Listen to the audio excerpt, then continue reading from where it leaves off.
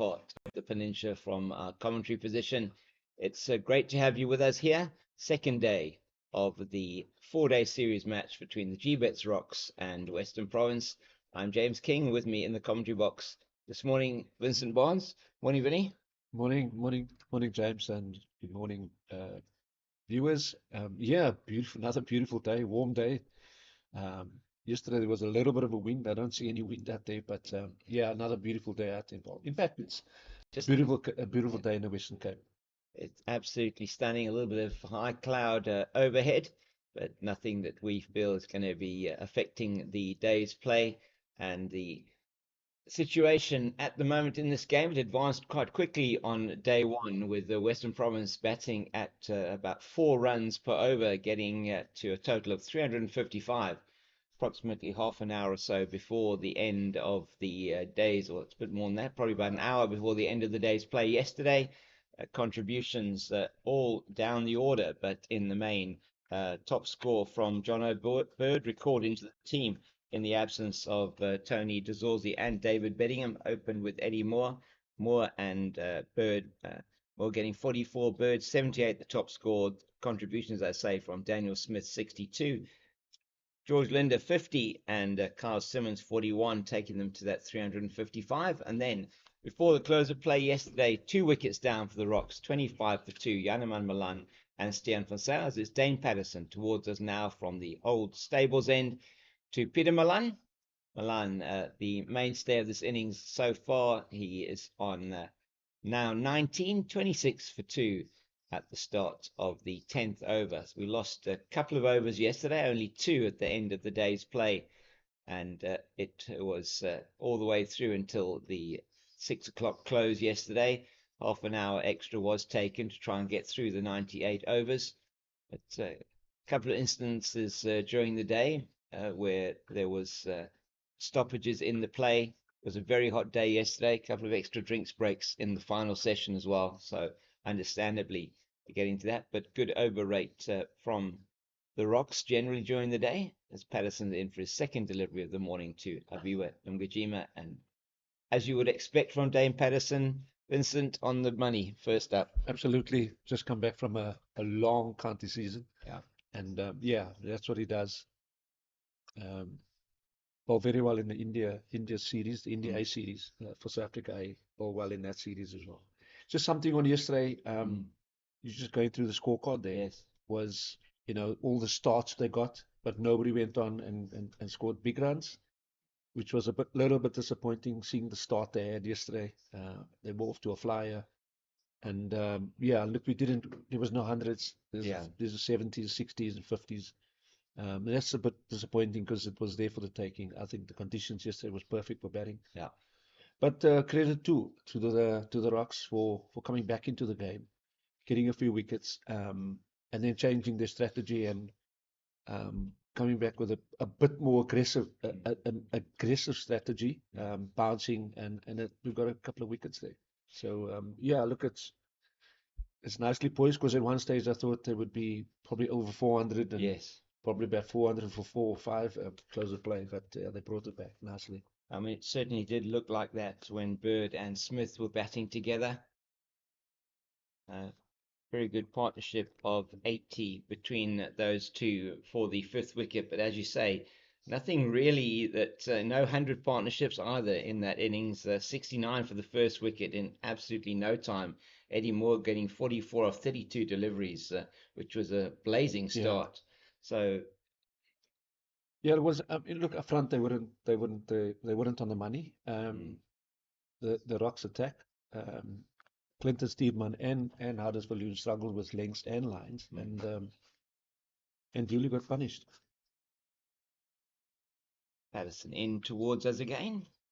And that's going to be, would have been an even bigger shout had they not hit the inside edge. That certainly sounded like 2 noises from here. And we're joining you here from the northern end of the ground, our commentary position in the media centre here at Boland Park, and the Nederburg end and southern end, the old stables end. It really is a picturesque ground. Those of you who are listening to us from South Africa and around the world, set in the heart of the Cape Winelands. near to the picturesque city of Paarl, and off to our right behind us, we can't actually see them, the basalt domes of the Paarl rocks, and that is why the team here is called the Gbets rocks. It is a really beautiful setting for cricket. Lovely to come to the grass banks and watch cricket. Nicely played off his hip there. Down to Carl Simmons, who's doing duty in front of us at fine leg. So that's 2 runs off the opening over, and just no real drama as we've seen this morning. 25 for 2 after 10. Ball still quite new this morning, Vincent. Something in it for the fast bowlers, maybe first up. Yeah, there's not a lot of swing. Just watching also before close of play, not a lot of swing. There's not a lot of sieve movement, but you're obviously got to use the newer ball, which is now 10 overs old, and see what they can extract out of it. But it's such a good batting strip, and it's probably going to be the best day to bat on it.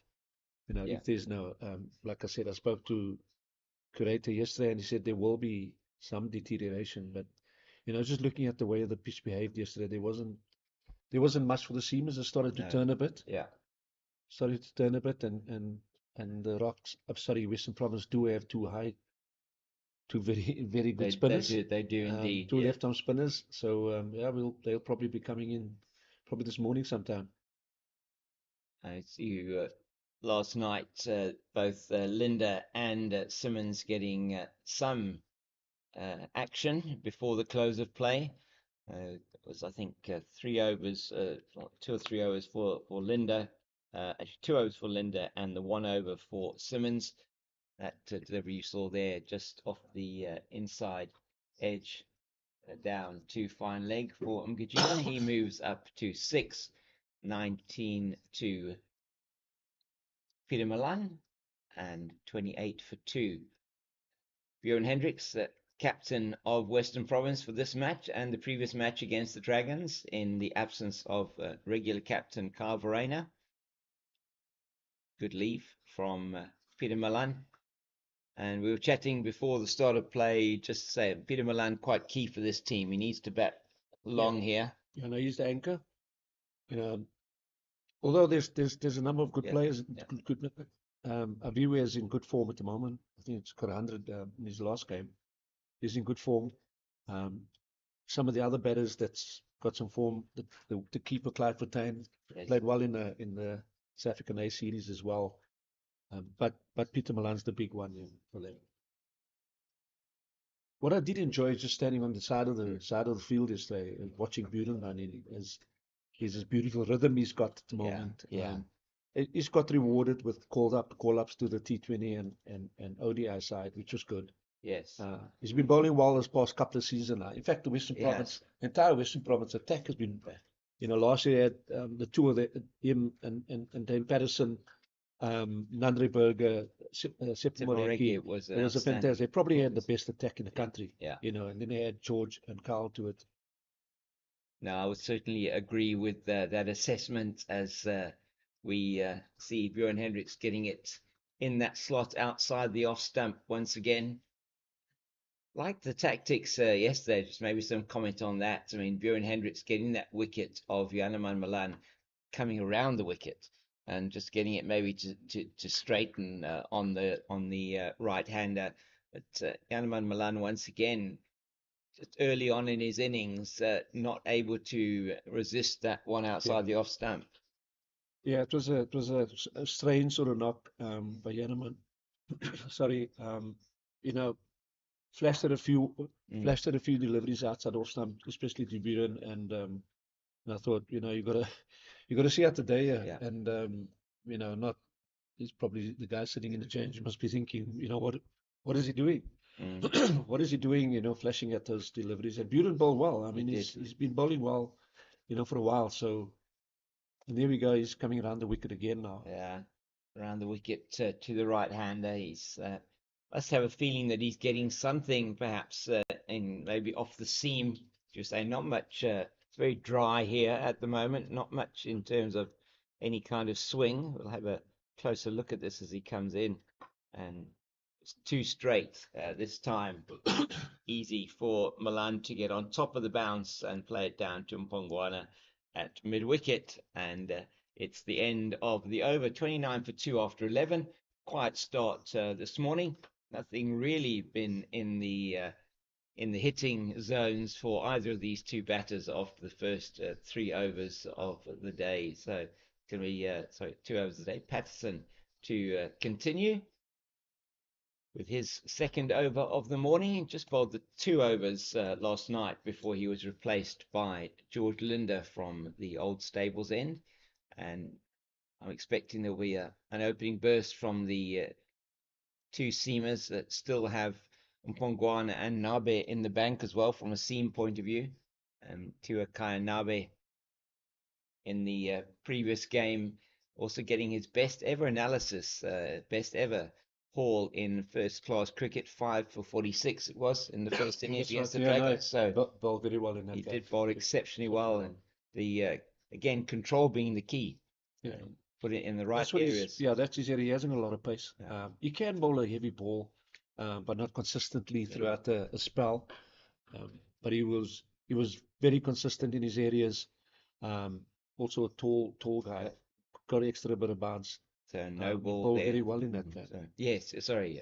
Yeah, he did bowl exceptionally well in that game, and backed up his strike bowlers, backed up Bjorn Hendricks because he was really in that game the not even really the reserve bowler. Him and Bjorn Hendricks, the strike bowlers for Western Province, and first extra in terms of no balls on the board. It's unusual for Western Province to bowl no balls. Dane Patterson, the guilty party on this occasion, and went through the entire one-day series, Vincent. I don't know if we had a chance to discuss this yesterday, but only 2 no balls bowled by Western Province in that entire series, which was outstanding discipline. Yeah, no, absolutely. I mean, you also mentioned in the last match, the last 4-day match at Durban. Yeah, that's good. I mean, there's no doubt.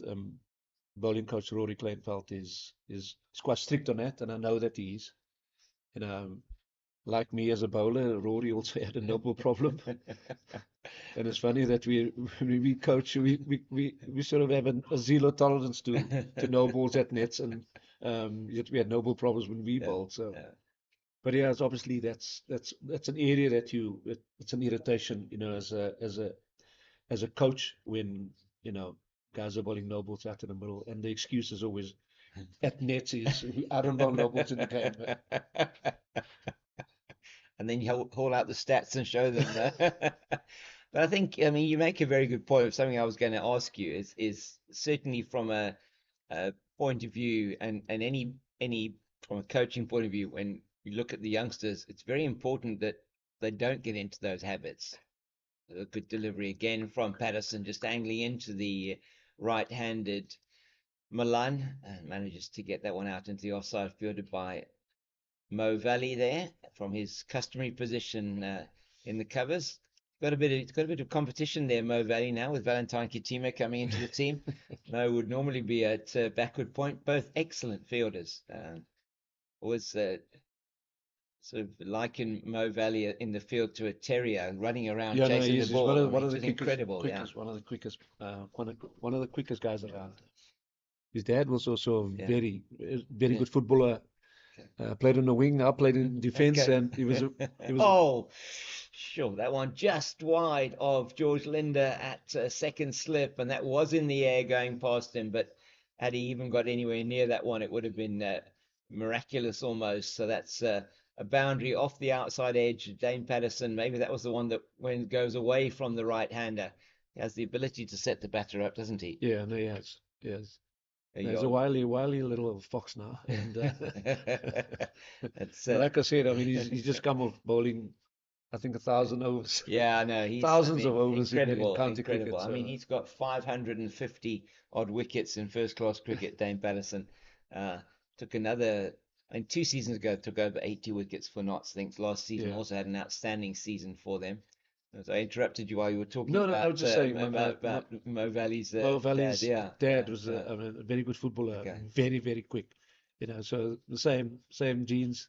Yes. And Mo's, I've always known Mo to be exceptionally quick. Yeah, So, but Vals as well is a very good fielder. he is. Yeah, very good. I I mean, just so saw in the last game because Northwest took a very good catch, wasn't it? I saw yes, it he took a brilliant catch, sort of square at the diving wicket. catch. Yeah, Yes, that's right. Yeah, absolutely. Yeah, it was outstanding. In fact, a couple of catches in that match, which I think set the scene in the second innings for Western Province to dismiss them quite cheaply.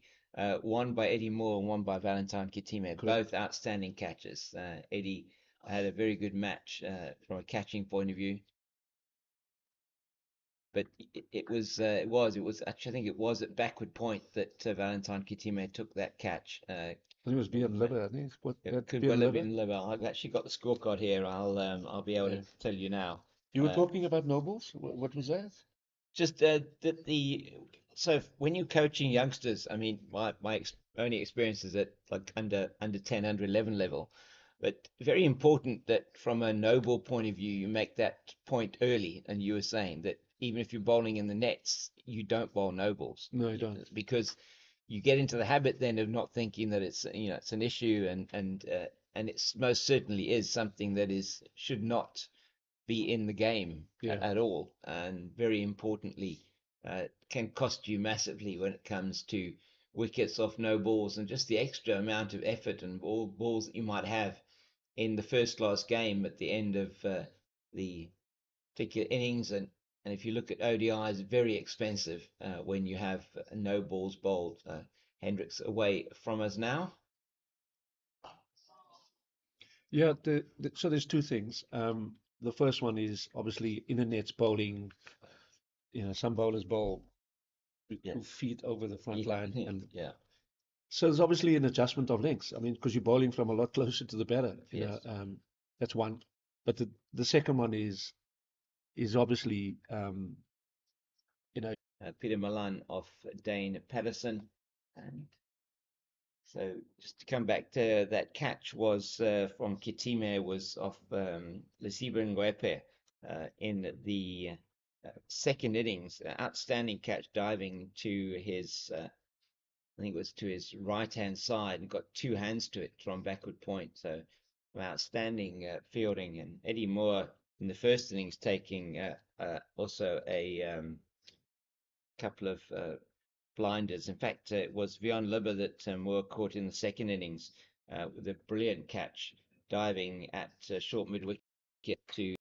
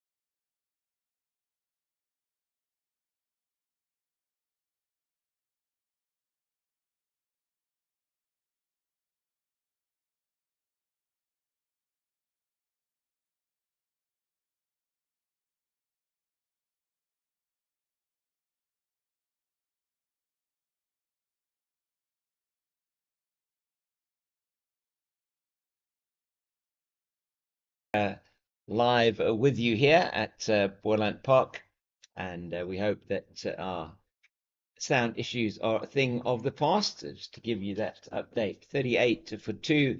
We're in the 16th over, and it has been very quiet this morning so far. 7 overs bowled this morning, addition of only 13 runs, and it's been good work from the two quicks from Western Province, opening the bowling, Bjorn Hendricks and Dane Patterson. It's Patterson towards us now from the old stables end, and Peter Milan's going to do that all day. Just leave that one outside of the off stump. Run rate 2.4. It's not about the run rate today for the Rocks. It's about making sure that they preserve the wickets. 2 down overnight. 2 quick strikes in succession in Bjorn Hendricks' second over, when he got Janneman Malan and the wicket of Stiaan van Zyl. Stiaan in his 200th first-class match. Vincent, that's a lot of cricket. Yeah, look, Stiaan also plays overseas. Yeah. A few years. Is he still playing for Sussex? I don't know if he is still playing for Sussex. Actually, you can have a look and see if he did play for Sussex in the last season. But as you say, I mean, he's been around a long time, 200 matches, and I just want to get some numbers up here as well. And then I'll have a look on Cricinfo and see what that position is. So yeah, just 12 runs short of 12,500 runs in first class cricket, average of 42.76. Then good movement. Yeah, this has there. been it's been a good battle between Dane Patterson and Peter Milan. You know, it's about who gives in first, really.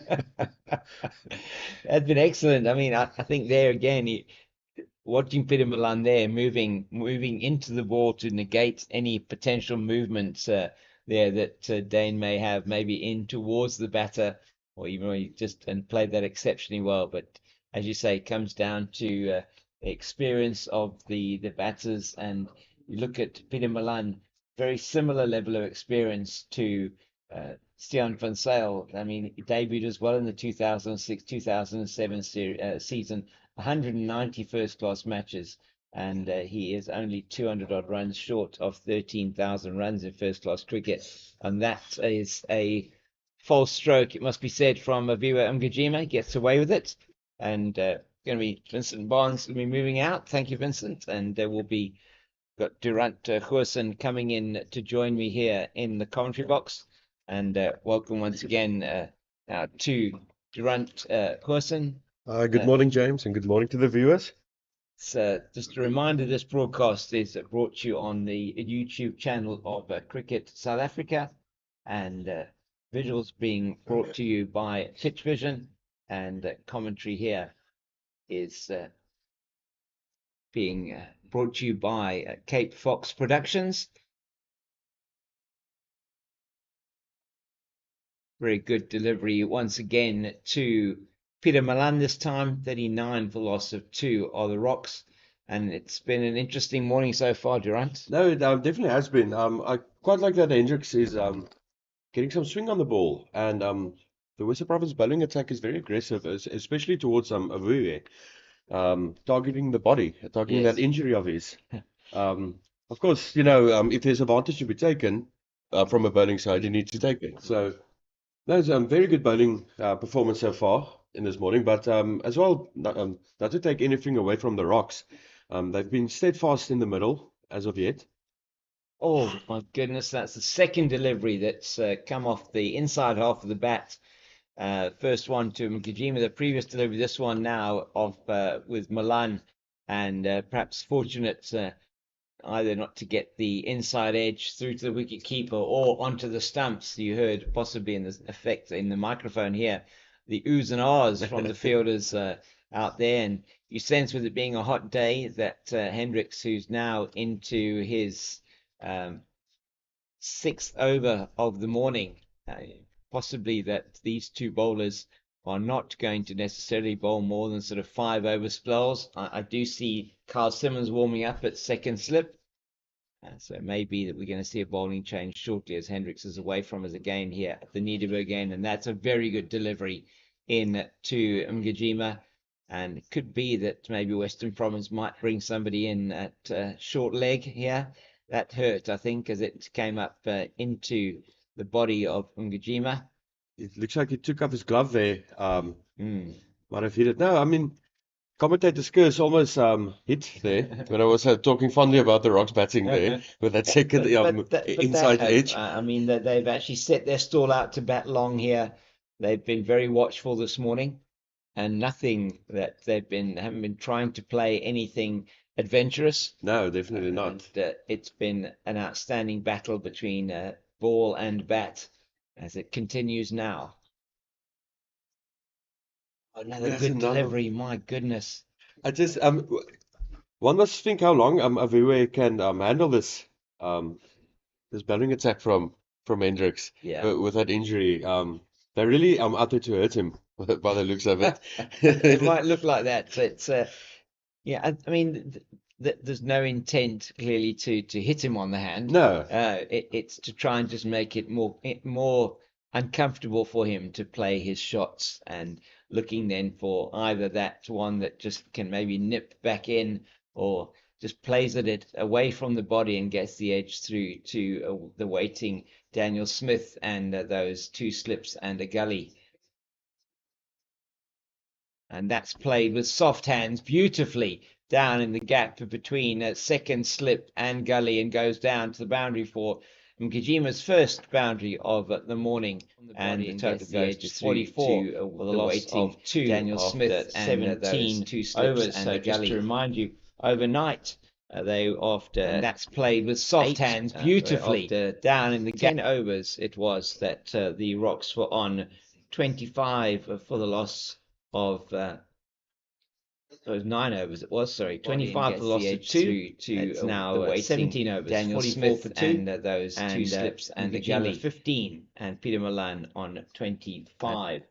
And just a few other matches that are underway at the moment throughout the country here in South Africa. Others taking place around the world, and the match taking place, test match in Centurion, South Africa, who are continuing with their first innings and currently 283 for the loss of 5.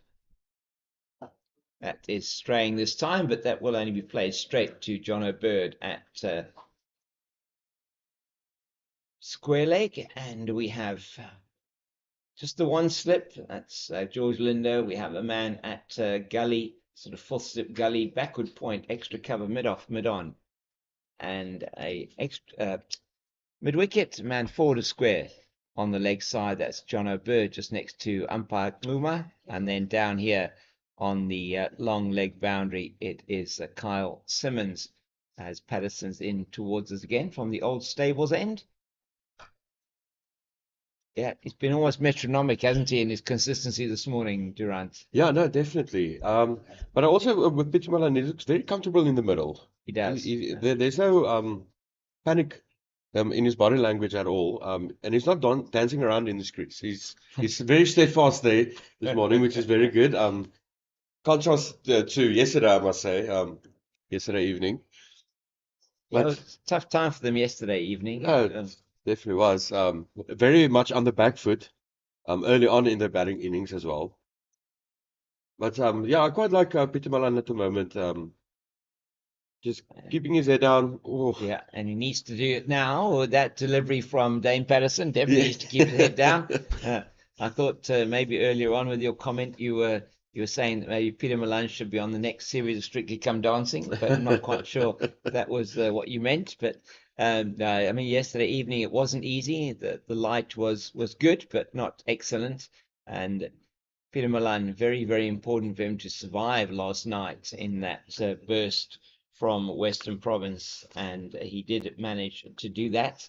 And Mgijima as well coming in. Very difficult conditions for them. A very good delivery from Patterson, angling into the pads this time, but Bird does the work at square leg. And you had a look at the pitch this morning, Durant. Yes, no, I'm quite surprised that there's no damage yet from yesterday. It is more hard than it was. They put out the heavy roller early this morning and had a roll about 10 minutes before start of play.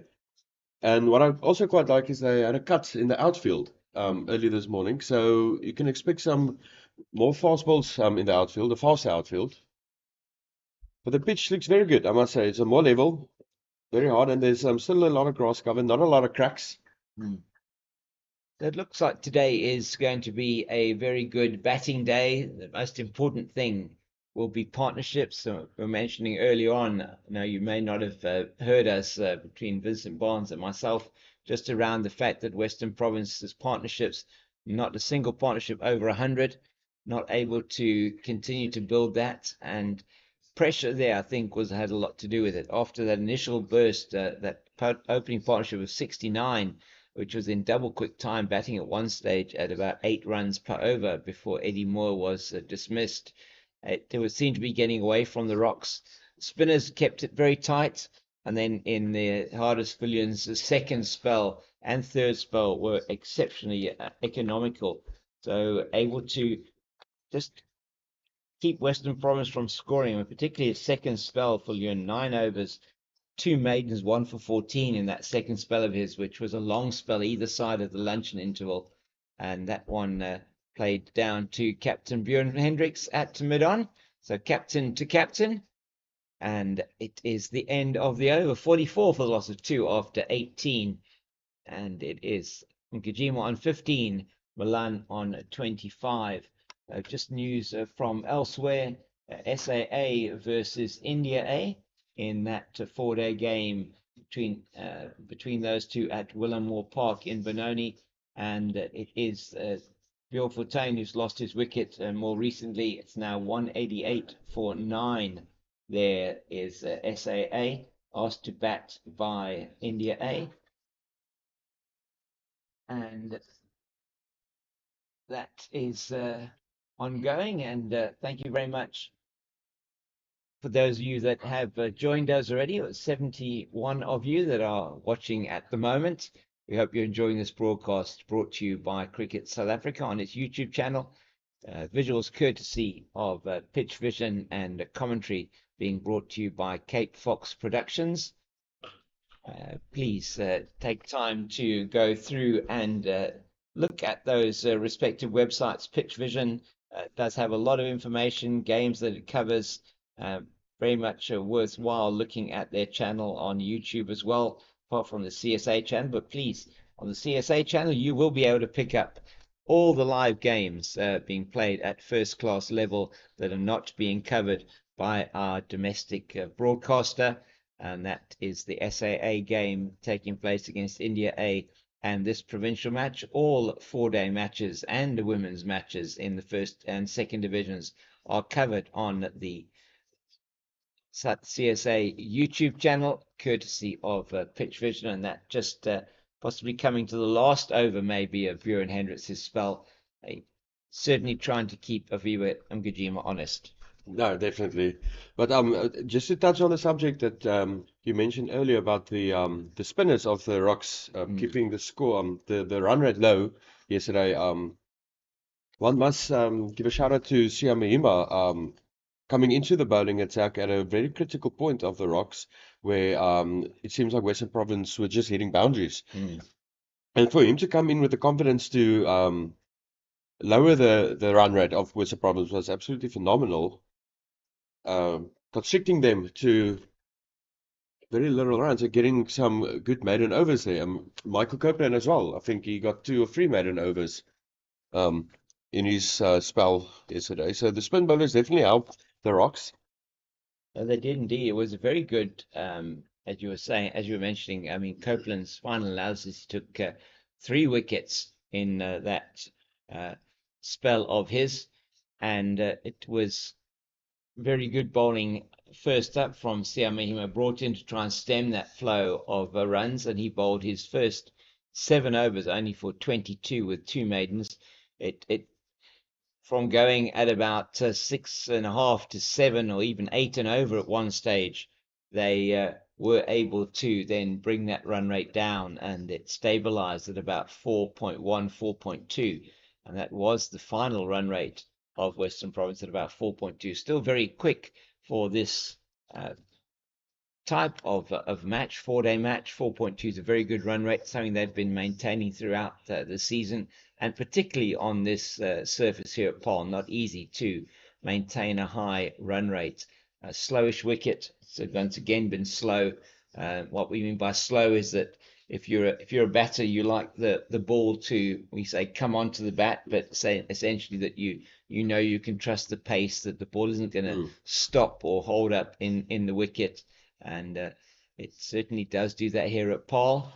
And you really got to put your back in, as Bjorn Hendricks has been doing in this spell, to Aviwa and Gwajima to get that ball to zip through to the wicketkeeper, Daniel Smith. We saw some excellent fast bowling yesterday from Haris Viljoen, particularly in that second spell of his. It was very good from Haris yesterday. And like I said during the evening session, it just shows you the mental strength of Haris Viljoen, where he can come back into his second session or second spell after that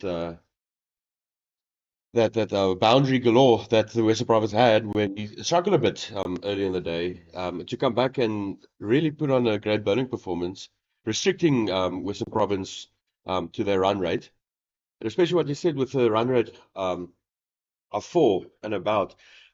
It's quite high for Boland Park in a 4-day match. Yeah. So props to Western Province for their batting, but I definitely think Haris Viljoen in his second and third spell help the Rocks to maintain a average of a 4 run rate, where you could have easily looked at a 6 run rate. I think it's very important, from that point of view, it was very important for them to be able to stem the flow of runs, and when you are bowling tight like this and you're trying to keep that run rate going, which I know Western Province's brand of cricket this season has been very much like that, to be positive, it's important to be able to put those batters under the pressure to make them be looking for where their next run is going to be coming from. And that did make a difference, as we are going to see a bowling change, as we expected this morning, and chatting with Vincent Barnes earlier on, just talking about the man who's going to be coming into bowl now, and Tiwakaya Nabe. And Nabe, who took his best ever analysis in his best ever figures in the first class cricket in the previous match against the Dragons, and he's towards us now. That's down the leg side to Boland. Hasn't had too many of those today. He's just practicing, helping it around the corner there. And Nabe taking 5 for 46 in his previous match, and was really outstanding bowling from him when his team most needed him. 5 for 46 against the Dragons in that particular match, and that's phenomenal. Only his second 5-wicket haul. His previous best was 5 for 60, so really good bowling from him. Quite like his first delivery of the day. Was a very good delivery to Pieter Malan. So I hope that's a teaser of things to come from him today. Yeah, he's the sort of bowler that keeps it tight. He's bowling mainly in the channel, in or around off stump. Doesn't give you generally that much to hit. You look at his career economy rate, maybe it's a little bit higher than one would expect at 3.68, but he's a workman-like bowler, and that's just fielded by John O'Bird out there at square leg. I'm just trying to get you some other information. It's not coming through at the moment. So he's been impressive this season. Important that he's come through into the team, having lost the likes of Seppo Moreki, who was lost to the Western Province setup and gone up to the Lions, as we will also see Ashley Flotman from Gallo Images, who's here taking some pictures for us today. Always nice to see Ashley here at the grounds in the Western Cape. Does fantastic work both for cricket and for rugby and other sports, soccer as well here in the Western Cape, together with his other photographers, Grant Pitcher and Sean, I think of his name now. So all really, really good photographers. Sean Roy it is that does the photography with him and covers our games for us here, puts outstanding images together. A lot of those you'll see in the press or on social media. As that one again, short from Nabe, just a surprise delivery perhaps that he's going to bowl to Peter Malan. You wouldn't expect him to be using that all the time. Not at all. That was quite unexpected for me. I didn't think you will do that, especially in his first over against Peter Milan, to bowl a delivery like that. Yeah, Just shows you his confidence at the moment. Again, his confidence should be high. To say after that outstanding performance against the Dragons in the previous match, and he really did run through that top order of the Dragons. At one stage, Dragons were sitting at 87 for the loss of 6 in that first innings as he went through their top order. Just some rearguard action from Mikael Prince and Michael Pretorius that got them through to a total of 200 and I think it was 234 in their first innings in that match. So it really has been a good season for him. And somewhere here? I'll get that for you now. But it was good bowling by Mtua Kayanabe, and they'll be looking for something similar from him today. And that was a maiden, in fact, his first over. Still 44 for 2 after 20, and it's a double change as we expected. Bjorn Hendricks is going off after his spell. Carl Simmons is coming on from the Nederburg end, and he's so far bowled 1 over, and he's bowled for just the 1 run, and it was George Linder who was bowling with him last night, and at the moment, Simmons is about to start bowling his second over of the match here from the Nederburg end, and it's going to be interesting to see if he does get purchase on this wicket. He certainly does get more purchase than George Linder. There's 2 slips in place there, Eddie Moore and Bjorn Hendricks. And that is up front a very, very good delivery from Simmons. And going back to that, Ngajima left it alone eventually outside the off stump, but it wasn't far from that off stump of Abiwe Ngajima. You may have had a look at that perhaps in the replay. So Simmons again into him. That one also getting quite a nice amount of turn from a straightish one, pitching on about 4th stump outside the off stump. Carl Simmons has played in 52 first-class matches, just in the air for a little while, and that might bring about some kind of thought of maybe bringing somebody in close there. Ball does hold up a little bit on the surface here. It seems like it. But you've got a better view through your binoculars, so yeah. Does it from my angle? Yeah, I can't see if he gets a lot of purchase. That was a good delivery. It's getting quite a bit of turn already outside that off stump, and we'll what I'll do is give you the glasses for the last 2 balls of the over. Just to have a closer look at that. Carl Simmons, 208 wickets, average of 26.93. He's been in outstanding form for Western Province over the last few seasons. And that is an absolute peach. That was a great delivery, I must say. Yeah. It just went over the middle stump there. Yeah, it looks like the pitch is doing something here for the spinners, which is surprising. When I was there in the middle, I didn't think this early in the morning it will help them this much. No, it has certainly is doing something for the spinners, and that's beautifully played out into the cover region. But the man at a deepish cover, Yassine Valley, does the fielding, and that is the end of the over. Very good one from Carl Simmons, just a single off it. He's now bowled 2 overs, 0 for 2. And just some news from elsewhere. South Africa just gone to their 300 At Centurion, 300 for the loss of 5. Janssen, 26. Elgar, 159, getting to his 150 there. And Dean Elgar with a top score of 199 in Test match cricket. I'm going to put the mockers on him now, aren't I? And saying there may well not be a better chance for him to get that elusive double 100 in his second last Test match. So, but batting exceptionally well there in Centurion, as it's going to be Tiwakaya Nabe is going to be coming in for his second over of the innings. 1 over, 1 maiden so far. And so towards us now, and that's into the body of Ngajima, and I'm sure he'll be happy to get off strike. That one into the body, fielded down here at long leg by Kyle Simmons, and there is just the single. So That was very good from Kajima to just get that ball away from him and take the single. Get Peter Malan on strike here to face Nabe. Did ride that particularly nicely to get it down to that fine leg region. So there's quite a lot of cricket happening around the world at the moment, and a couple of important matches taking place here in South Africa. Just up, down to the ground and to the man at backward point. That is Valentine Kitime.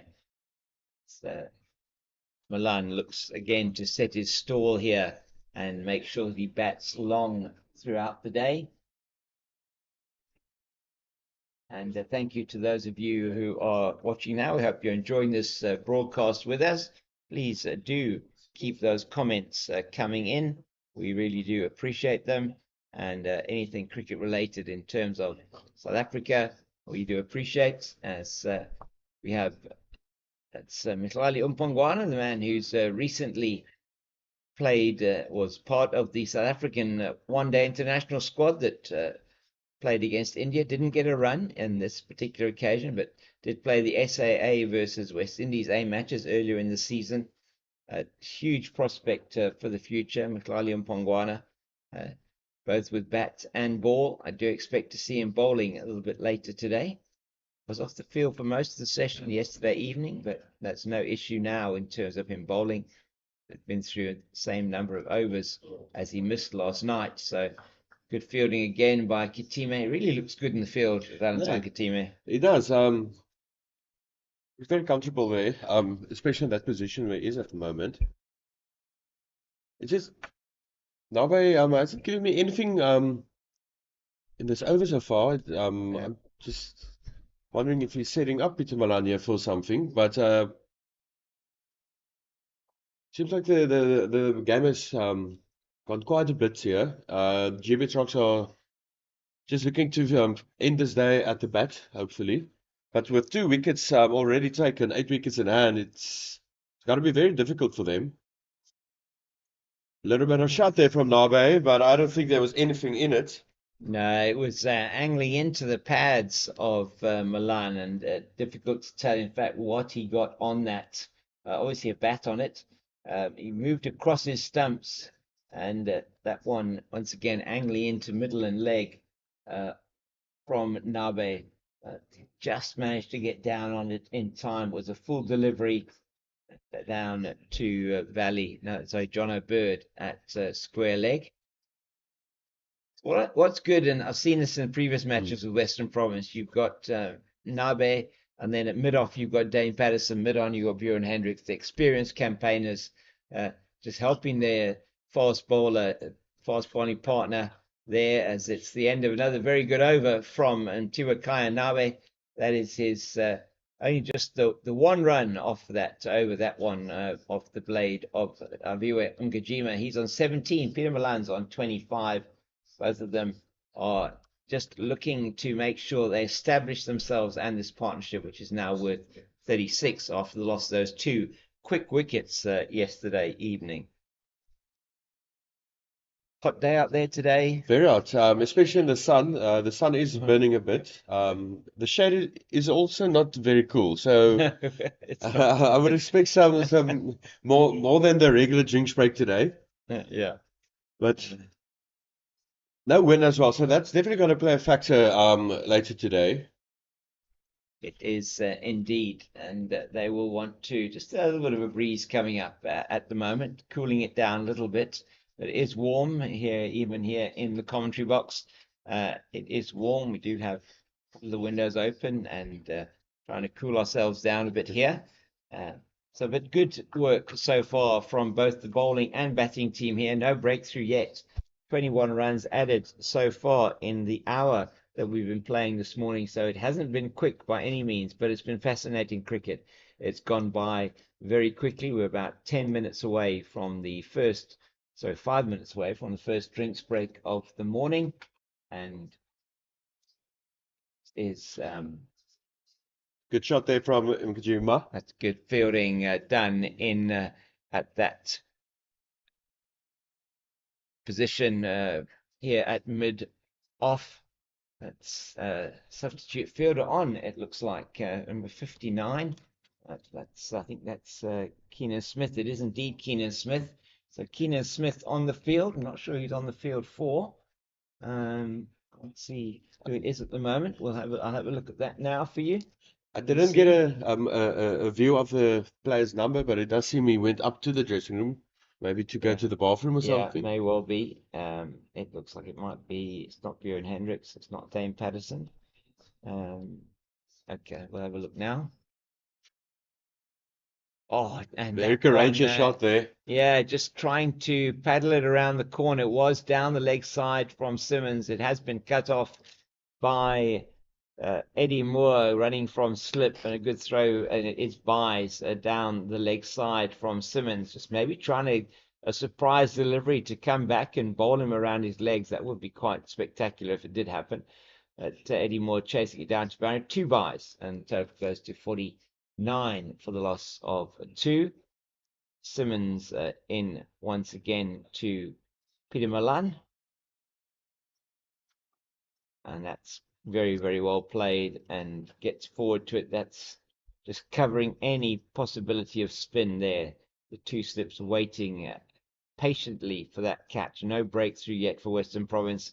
Good batting here from these 2 for the Rocks. That's up in the air. I don't think it's going to be caught. It's gone a bit too far, and it cannot be caught there by Keenan Smith. He chased it down, but over his shoulder, not able to get there, but not a convincing shot from Peter Malan. That was Took him on, but he nearly perished. Was a very risky shot. He took the gamble there. Just was a bit too far from the fielder.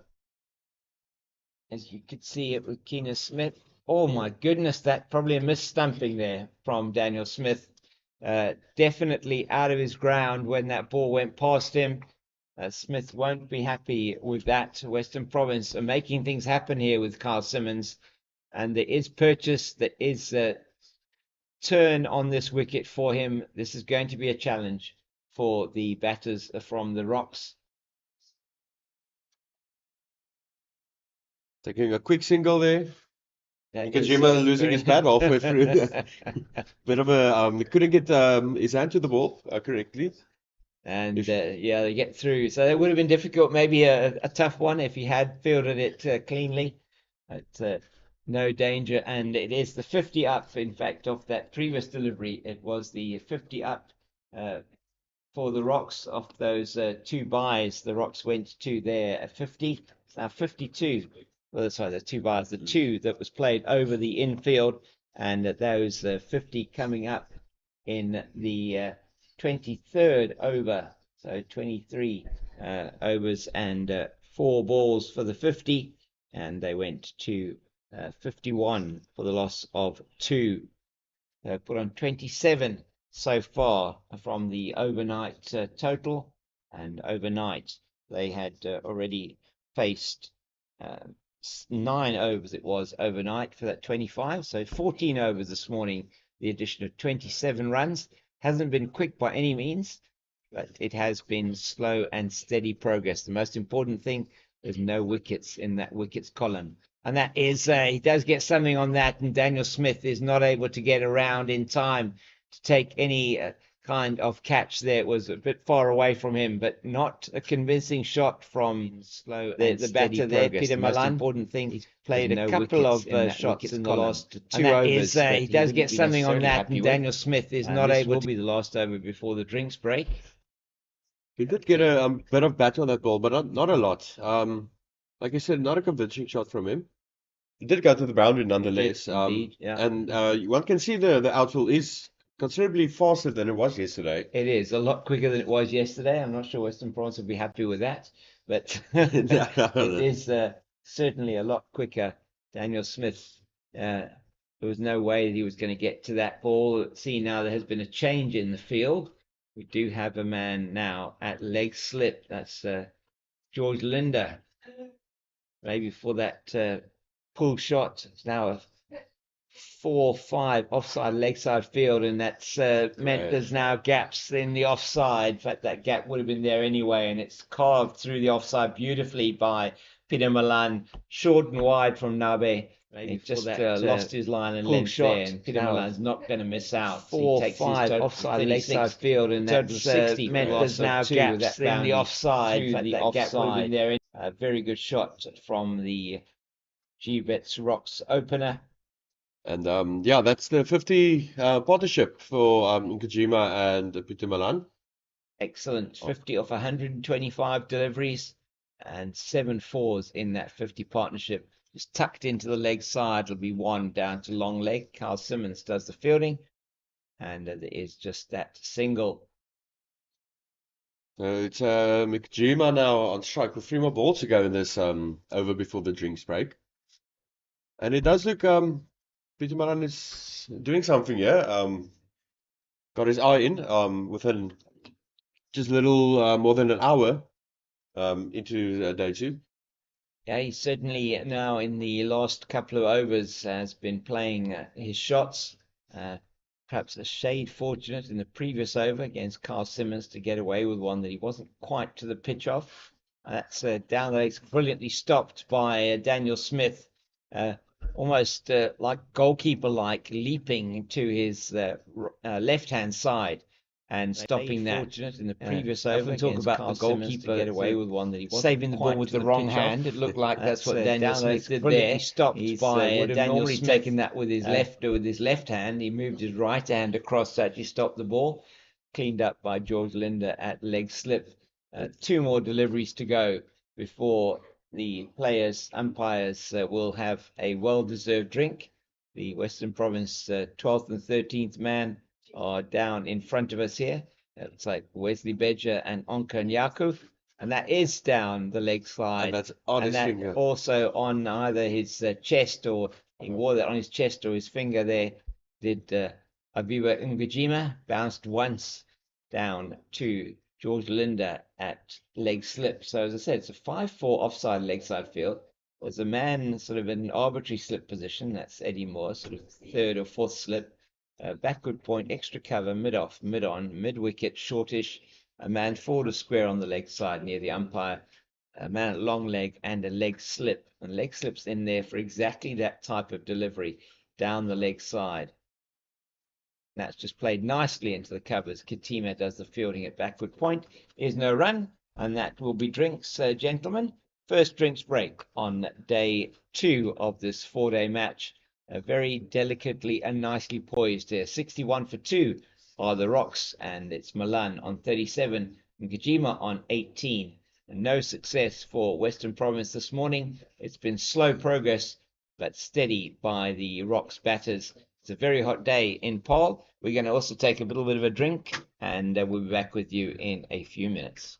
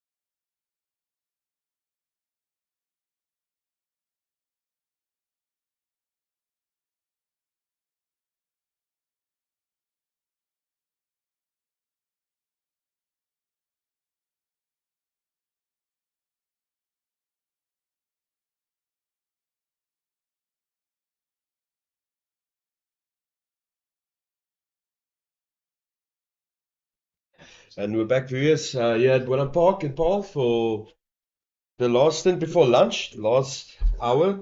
36 runs from that first session. It's 61 for 2 here for the Gbets Rocks, and thus far it's been good batting from them, I would say.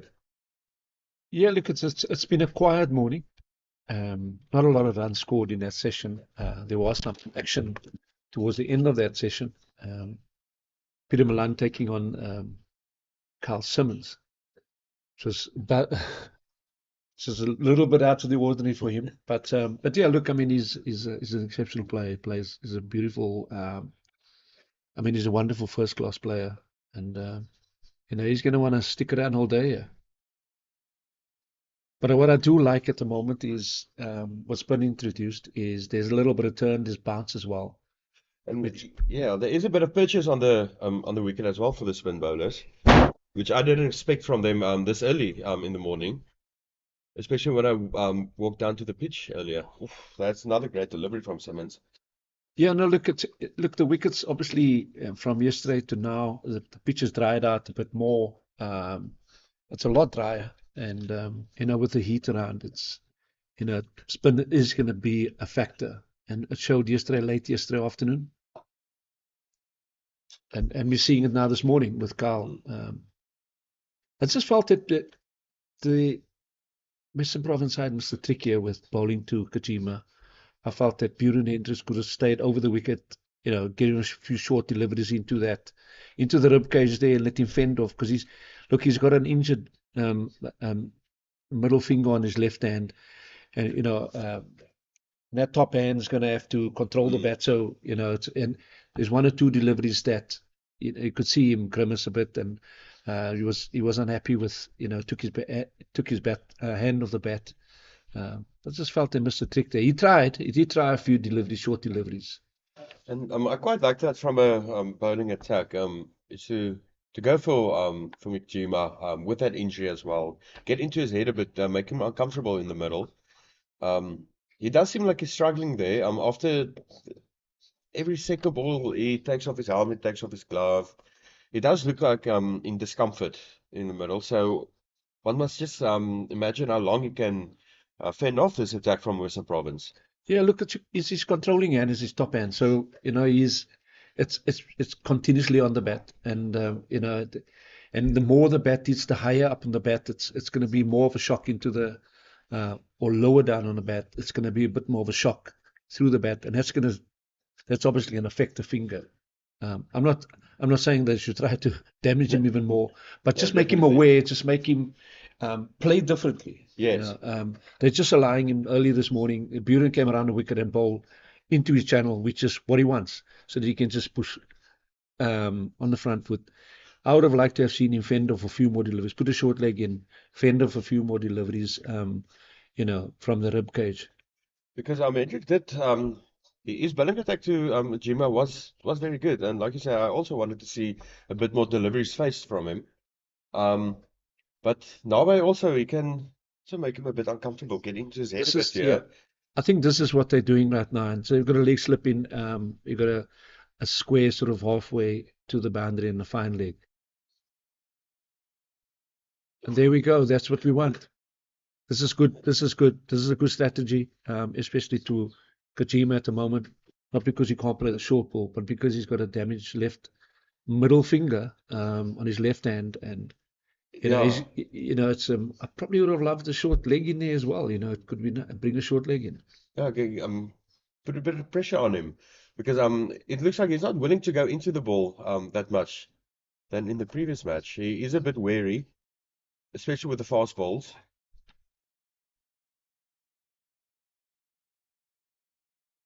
Oh, that's 6. I have no idea where that ball went. I tried to see what's going on. Okay, no, so Jima with a 6 there. So everything we said thus far is basically null avoided in this over.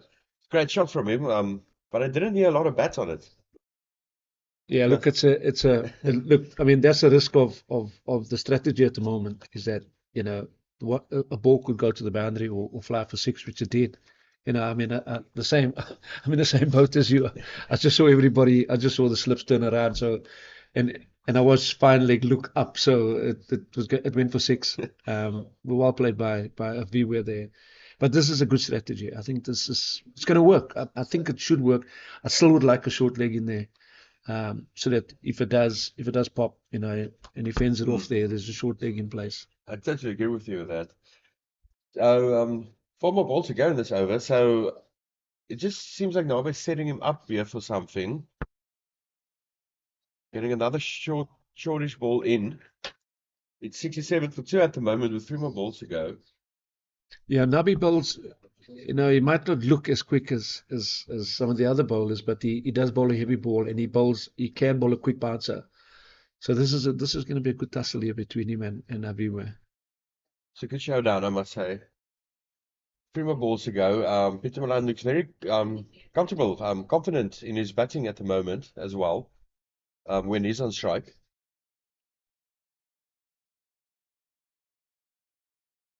That's another great delivery from Nabe.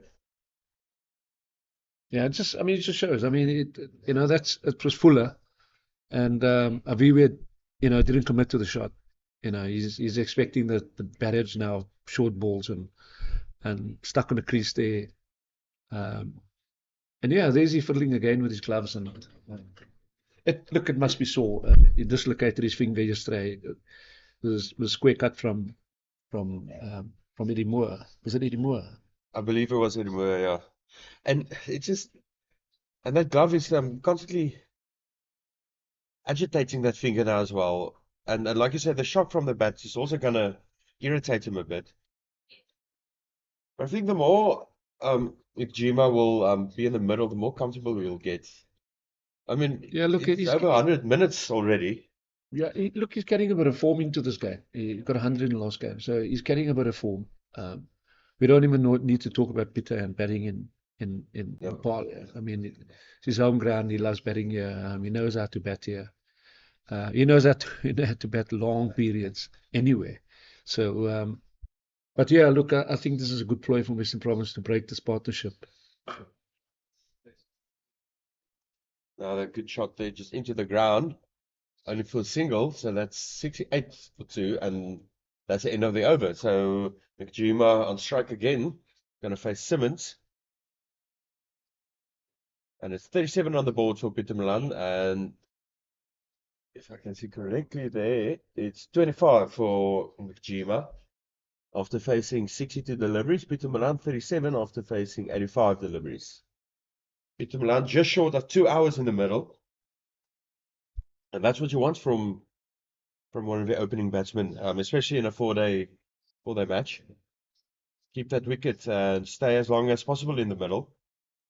It's just unfortunate that Janneman Milan got out so early, especially and Sian van Sail. So it's Simmons now to Aviwe. Yeah, this is another. Just watching Aviwe play. He's the way he played against Spin earlier. He looked unsure of himself, not sure where to go back or forward. Yeah, so there's going to be another good battle. This. Good shot there from McJima.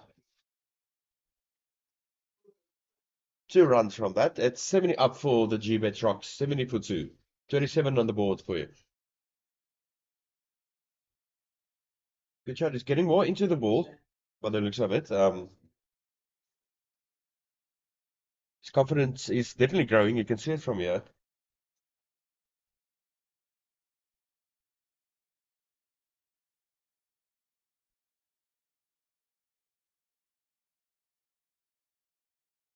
Almost the same shot there. Only a dot ball.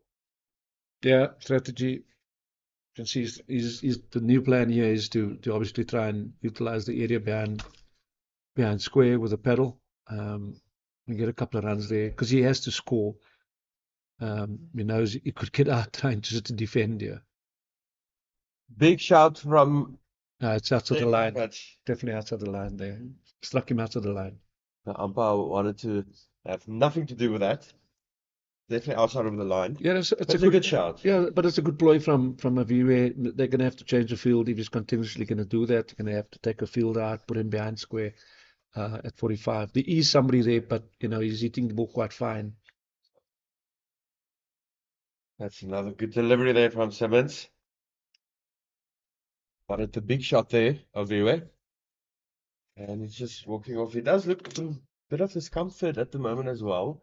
It is very hot out there as well, so that's also something you need to take in consideration. But there is a bit of a breeze now coming over the ground, which would help. It's an interesting field position that. Yeah, it's basically now just telling him, try and do the paddle again, and you're going to get out. So Another that's great a better delivery. that's a better option for the bowling side. Getting Aviwe to play to the offside. He's missed a few deliveries there. The paddle, I'm a little bit concerned about the paddle with the fielder there. I would have probably liked to see him wear a helmet. If he does paddle, which he shouldn't be doing, he could the fielder could get hurt there.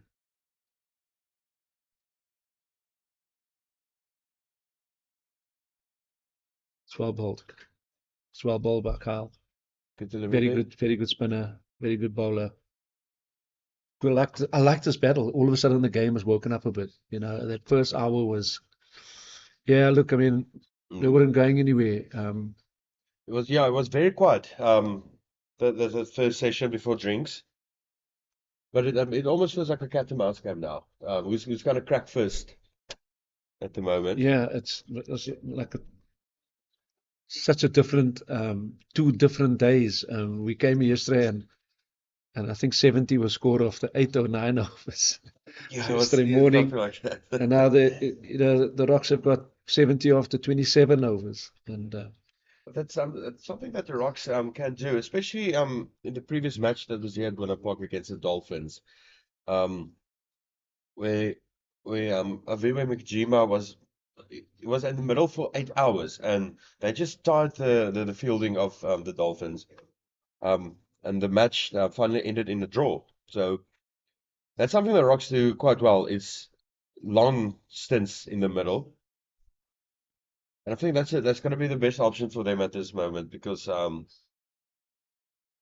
batting attack of Western Province is just phenomenal, and the pitch is just going to help them, especially with the fast outfield that we've got today. So the Rocks will definitely want to see the day in the middle. yeah, it's got a bowling change from it's Pongwana. Yeah, Pongwana's that's replaced Mtinabi. Of course, was selected in the ODI squad for the series against India, but unfortunately never got a start. I was disappointed, and I mentioned it yesterday. I was a bit disappointed. I thought it would have been. I thought we'd see him play in the final ODI here, probably in the place of Vian Mulder, and get an opportunity to play for his country. I mean, he got selected but didn't play, which I thought was, there was an opportunity for him to play. He's a very good player. He's had a couple of good seasons. He just spent the winter now at the National Academy, did well there. So, I really rate him as a cricketer.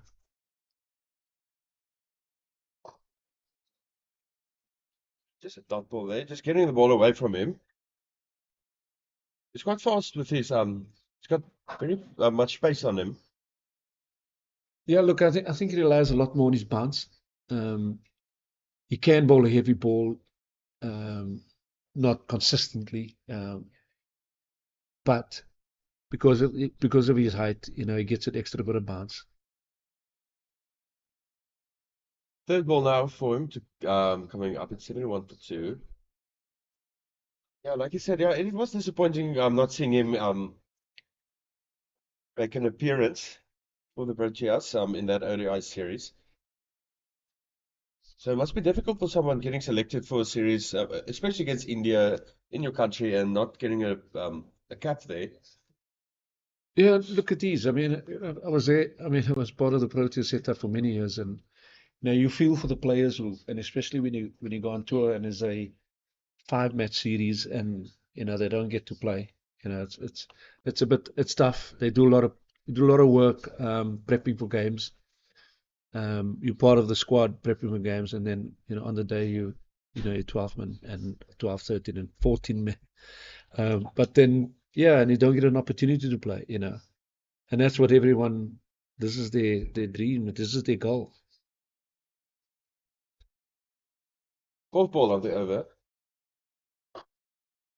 And that's been called a no ball. It's your favorite, isn't it? Stepping over. Yeah, no, we talked extensively about the no balls This is yesterday the and goal. all of the extras. I think we've beat Fourth that ball of ball the over. too much. That's And only that's the been called second a no no ball ball. from Western Province. It's your favorite. Yeah, look, I mean, from a seamer's point of view, the Western Province bowling attack is has been a lot more disciplined. I'm just talking about the seamers, a lot more disciplined. But this is a bowling attack, it's a very experienced bowling attack, and they've been doing very well for Western Province. Great delivery from Pongwana. Yorker, which we played very well. That was a wonderful delivery, I must say. Yeah, so if we compare the two mornings, yesterday morning to today, yesterday it was Eddie Moore in great form. Anything loose he was severe on anything loose, and so was John O'Bird. But they were allowed to do that because of the inconsistency of Yarman, of Huddersfield and Clinton Steedman yesterday. The difference, it's a great shot. Brilliant. Straight and ground, only going to be single. So yeah, and then the difference here is Buren Hendricks and Dane Patterson, doing what they do. They know, and they just quiet the game down completely. The game was actually going nowhere this morning. But look, it's not really, in order for the game to move forward, the batter would have had to take a risk, and the type of bowling that was, I just felt they maybe could have been looking to score a bit quicker than they did this morning. Just stand there and block over after over out. Another good delivery there from Mpungwana, which ends the over. Only 3 runs. 8 runs, excuse me. It seems like the scoreboard just updated there. 8 runs from the over. No, 3. Sorry, the scoreboard here by the stadium is constantly updating. So it's a good over from him. Good opening over. 73 for 2 after 28 overs. A very low run rate, 2.6 run rate. That's kind of what you expect from a 4-day series here at a 4-day match here at Boland Park. Just shows you that the Western Province batting was phenomenal yesterday. I think getting a 4.1, 4.2 run. Yeah, well, Boland, the Gbets Rocks bowlers eventually dragged it back from, at one stage it was 7.5 runs and over. And for most of the day, over 5. This is a good battle. I'm enjoying this. Wonderful bowling by Carl Simmons. They've blocked out the run scoring option now for Abi. They put like a leg slip in there now to stop the paddle. So he's got to find another gap to score. And he's looking at the offside, and that's also covered. So they've got 2 slips in there. It is going to be difficult for him to pick a gap here with Simmons getting purchased from the pitch. And he gets a gap. 4 runs all the way. 77 on the board now. That was a great delivery. Short. Just set up beautifully for Avi to crack the covers. To pick a gap here with Simmons getting 32 purchased on from the board pitch. for Avi. For Avi Mujima. And he gets a gap. 8. 4 runs all the Good way. partnership thus far. 77, 67. Good fielding, committed to get that ball. Western Province, they would like a wicket or 2 here before lunch, which is in about half an hour. For another wonderful delivery. Yeah, Avi's not comfortable with this. With his field at the moment, he's not sure other than the poor ball that Carl bowled him, he's not sure where he's going to score, other than take a risk. And that ends the over. I like this. I mean, I like what I've seen here. There's turn now, and there's nothing in it really for the seamers. They've just got to stay nice and disciplined. But for this obviously been, look at Georgie probably come on for a couple of overs before lunch. I quite like Georgie the, Linda. yeah. Sorry. Excuse me. No, I said no. I agree with that. I quite like this battle between the batter ball. There is some life in the pitch from a batting and a bowling side. Just for me, it's like who's gonna crack first. It's on a knife edge now at the moment in this session. So, okay, I don't want to put the markers on Peter Milan, but Peter Milan won't crack first. No. Let's see if the commentator's curse is is real today. And it's Mpungwana with his second over, bowling towards Peter Milan from the old stables end. It's 77 for 2. Yeah, just reset the field there. Took out, I think Slip has just gone into like a very straight mid-on, silly mid-on, very straight. Tells you a story that, Pongwana is probably looking to bowl a lot straighter now, and force Peter to hit the ball up the ground. It's a good delivery there from him, nonetheless. Looks like he's going to put the pressure on him here.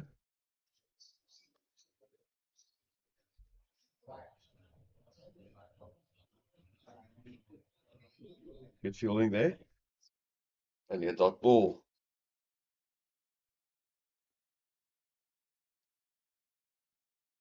Peter Milan currently 38 runs on the board after 89 delivery space. 77 for 2.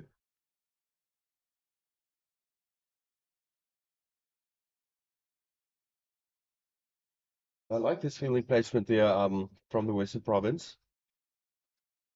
Not a lot of options for Peter.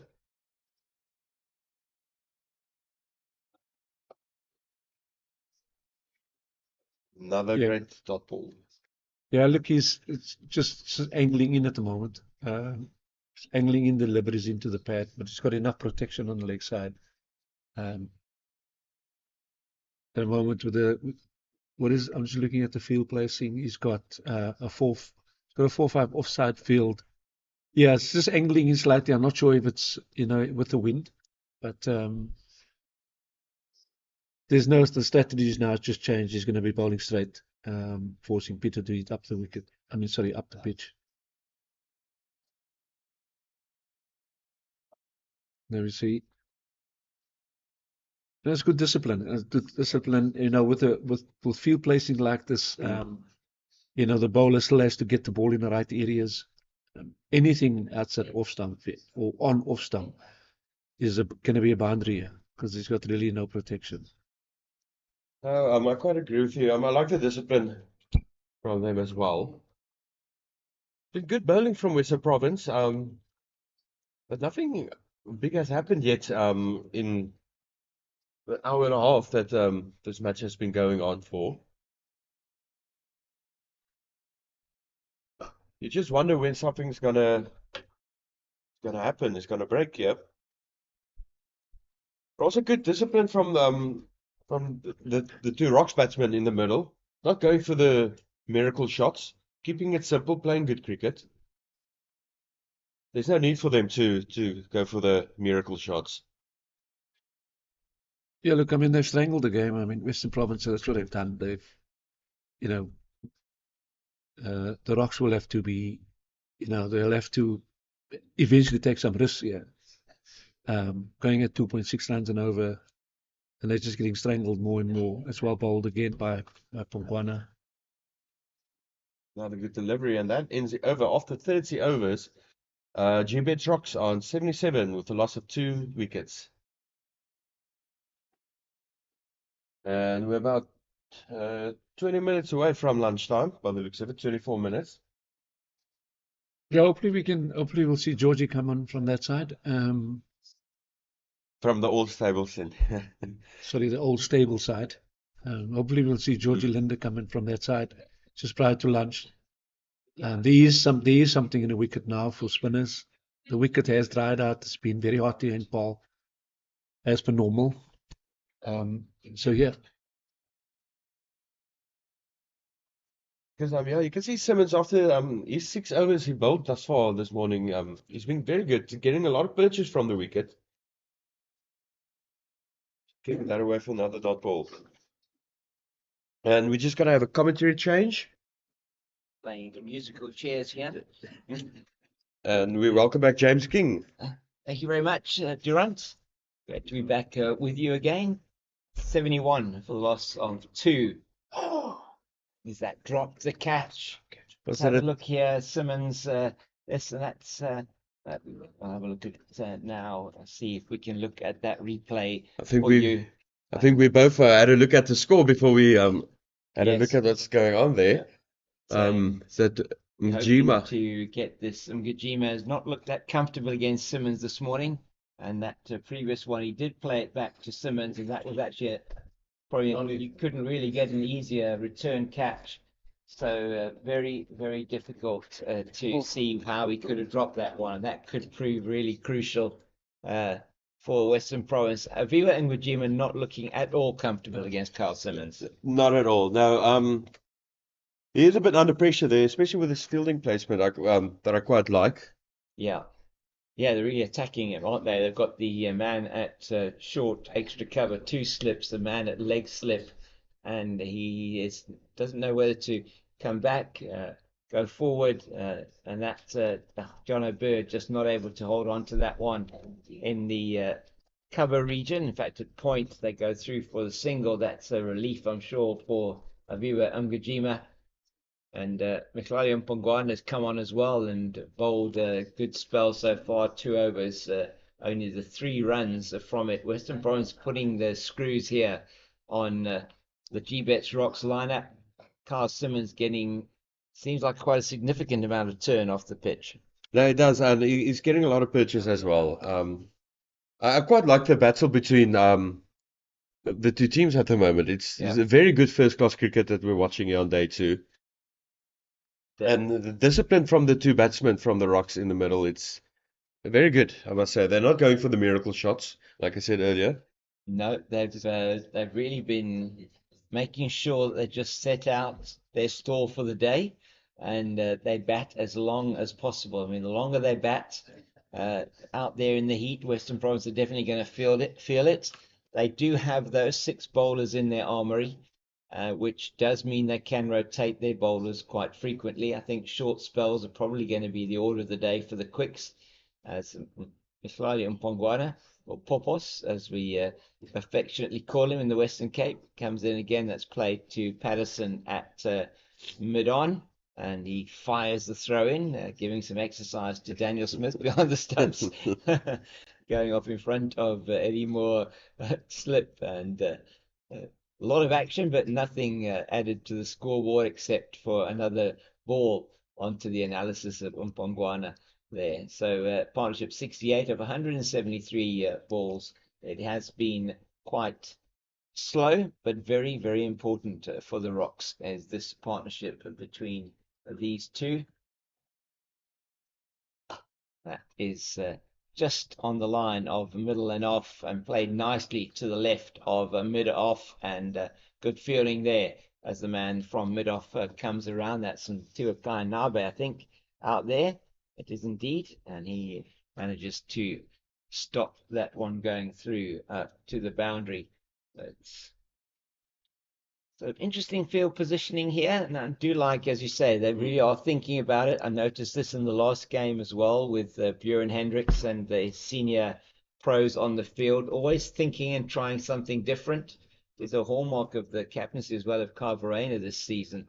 It's just too much on the legs of Milan, and he's able to tickle it down to Simmons at fine leg. So just to make a note of that particular drop catch in the last over. So Simmons dropping Ngajima in the middle of the 31st over was, I think, 30.2 overs. Ngajima since then moving from his score of 33 to 34. He is on strike again to Mpongwana. Mpongwana back from a stint in the ODI squad for South Africa. That is way wide outside the off stump. Very well played on the up by Ngajima, but he can't pierce the field. That's Valley at extra cover doing some excellent fielding. Just losing his line a bit here, Mhlali Mpongwana. Not been a great over so far for him. He hasn't been punished yet, though, significantly. Not yet, no, but it's great fielding from Western Province thus far. Especially last night, last evening with the session. Yeah. They're really disciplined in the fielding. They will be very disappointed that catch went down in the last over, and that's beautifully played. This time Kitima can't get there, and it's wide again from Mpongwana, this time full, and beautifully played by Aviwe Ngajima through the covers for 4. As you say, has been in good form. They will be very disappointed that catch went down in the last over. That I've beautifully played. This time Kitima can't get there, and it's wide again. Just one behind his captain, and that 38 coming off just 68 deliveries. Milan with him 39 off 95. And it is a very, very good partnership between these two. 74 now for this third wicket. It's the type of pitch where if you lose one, you could lose 2 wickets. So it's very important that they do keep this partnership going. And it's already a very good partnership. 74 partnership thus far. It's excellent partnership between these two. It's not quite the size of the partnership between Elgar and Janssen at Centurion. Marco Janssen going to 50 there in Centurion. He's 50 not out. Dean Elgar 179 not out. They put on 95 in 27.2 overs for the 6th wicket for South Africa. South Africa's lead now 99. Over India. South Africa yet to lose a wicket this morning, and it has been really, really good play from these two. Those two there in Centurion for South Africa, and we'll give you more on that shortly. As it's once again Kyle Simmons into his 7th over of his spell here in the morning session. Just the 26 minutes to go until the luncheon interval, and the morning seems to have flown by. Another good delivery, slightly in the air. It's going to be Bird coming around from his position at almost a conventional cover down to a deepish area just to his right, and he manages to prevent any more than one. So this interesting battle continues between Ngajima and Simmons, and it's Simmons into Aviwe Ngajima, and that's shortage. Oh, he nearly bowled him again. Oh. That one went on with the arm again, and if there'd been another coat of varnish on those stumps, I think it would have hit them. One was thicker on that stump. I think so. That was really close. It was incredibly close to the off stump, as you would have seen on your screen as he's in again. This one just probably just too much leg side this time. Aviwe Ngajima is having a torrid time out there. Should have been out in the previous over off Simmons, dropping what would be regarded as an easy caught and bowled chance. Perhaps thinking it was coming quicker to him, I'm not sure, but it went down. I think he didn't expect it to go to come so neatly to it. Could well have been. It was just too easy, almost. Yeah. Wanted it to be a more difficult catch. Yeah, it's too good to be true, almost. Yes. It just was, yeah, just held up a little bit again in the surface and just popped it back to the bowler. Bound to one slip and a leg slip now. Hendricks goes to leg slip. Mpongwana goes into mid-wicket for Milan. Milan wisely leaves that one alone outside the off stump. And Simmons finishes yet another over. 8 overs, one made 0 for 15. So very economical. Run rate 2.6 runs to the over, and Carl Simmons into his 2nd spell, and he bowled just the 1 over last night. George Linder yet to be introduced into the attack. He's bowled 2 overs for 11, and This morning it was Hendricks and Patterson that opened the bowling for Western Province, and it's been Milan and Mgijima who've been there since the start of play. 25 for the loss of 2 it was at start of play today. They've added 61 runs without loss in 24 overs this morning, as it's Mhlali Mpongwana towards us from the old stables end, and that is played into the ground to that man at a very straight, short mid-on position, standing right next to the pitch, almost in front of the non-striker, in fact, where the non-striker would normally stand. And he's there for exactly that type of shot. Just popped up, though, perhaps off a delivery that is slightly over pitch, trying to drive it into the onside. So we've got a 4-5 offside leg side field. Gully, point, extra cover, mid-off, mid-on, mid-wicket. Fine or straight mid-on, a man at mid-wicket, conventional mid-wicket, and a man at long leg. It seems like Still hurting that finger. Yeah, he looks in discomfort there. I think the shot from the bat is really agitating that injury of his middle finger. And Mhlali Mpongwana does bowl a heavy ball, tall man. He can hit the ball really hard. Just developing his game, particularly from a bowling and batting point of view. South Africa go to 350 a Centurion.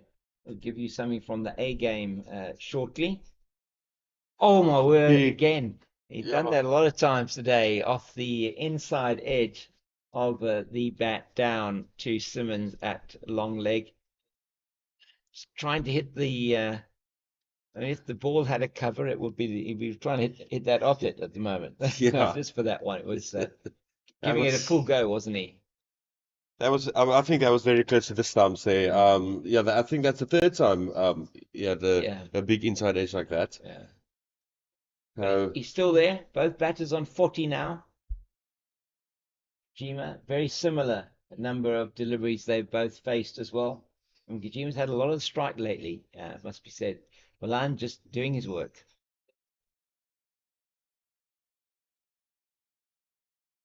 It's a good delivery from Mpongwana. Wicket to wicket stuff from him.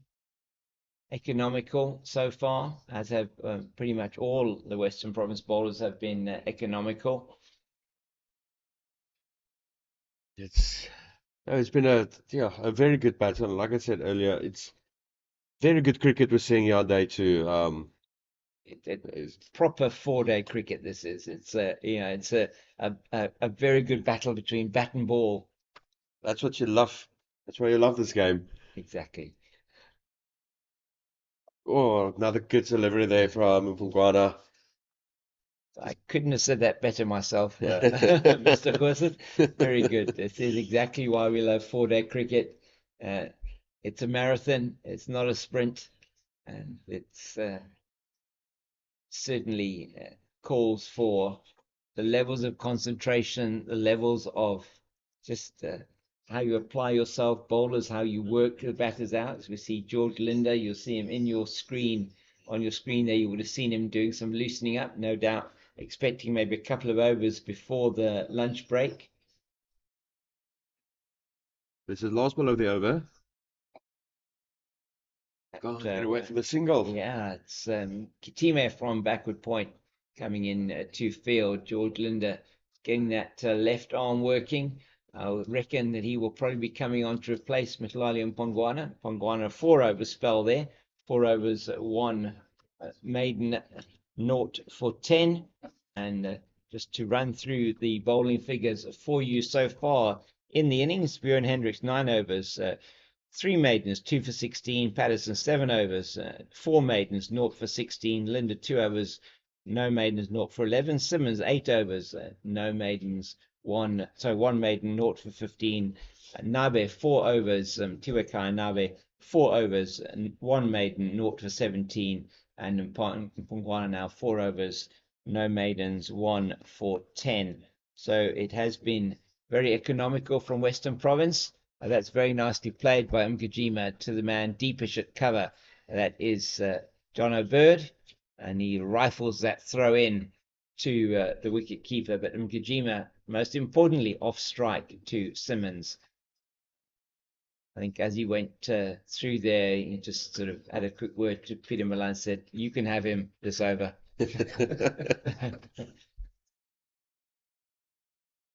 I like the tactics that the Western Province are using now, with the bowling partnership of Simmons and Mpongwana. Yeah. Yeah, batting well together, these two. I think they had a chance to bat together for some time also during the season. Good innings from both of them. These are the two form batters for the Rocks at the moment. Oh, just to the right. Bounce, though, before it got anywhere near Eddie Moore. Good fielding from the slip fielder from Western Province. He really works hard on his fielding, Eddie Moore. An outstanding fielder. A very good delivery from Simmons. Nothing really that Malan could do other than defend that. 2 more balls remaining in this over. And it just looks like Simmons is going to get a breakthrough here. Whoa. Oh, it's off the edge, I think, of the bat, up in the air. It falls in no man's land behind the slip. So that one, buys, we're given as buys. So probably came off the pad of Daniel Smith. There was interest for a while from the players behind the stumps, and they go through for a buy. So 3 buys so far. 2 that went past down the leg side earlier in the morning. In faster and played straight to Bird at backward point. Him and Yassine Valley changing positions there at the end of the over. It's 35 gone, 89 for the loss of 2.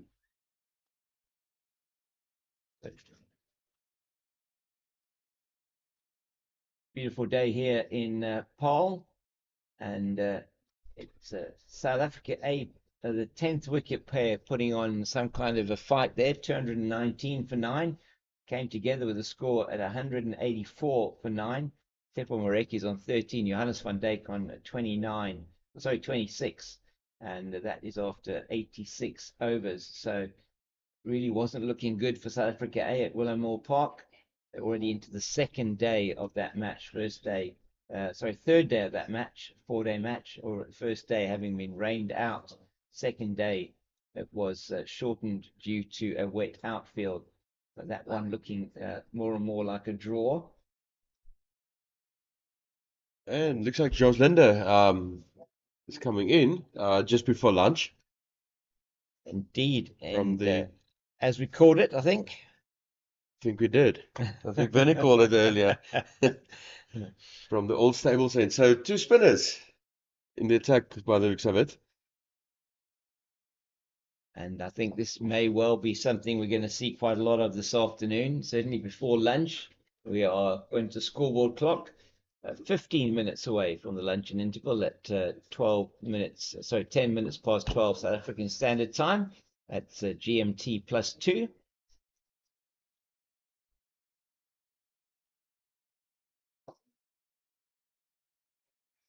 Getting a bit from the pitch, I must say, Linda. Yeah, you're gonna have a look at him through the glasses for us there, Durant, just to see if we can pick up exactly what's happening. May get a better view of it.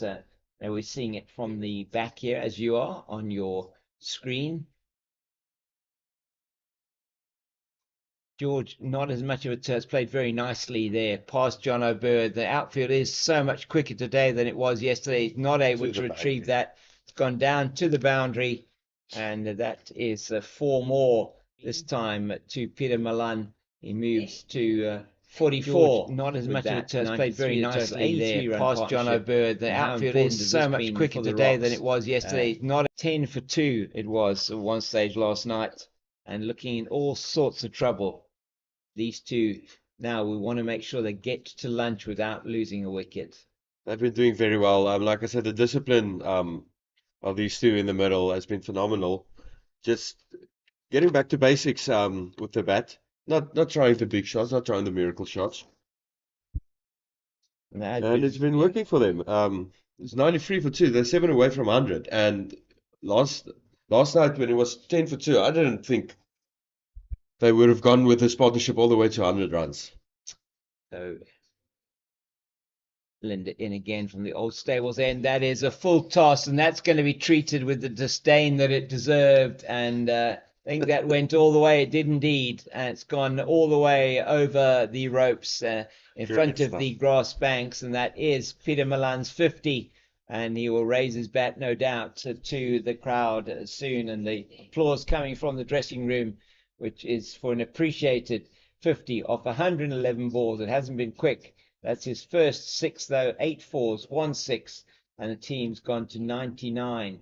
This partnership 89, just on the cusp of that 100. This has been a much faster second 50 for the team from Paarl. It's Linda in again.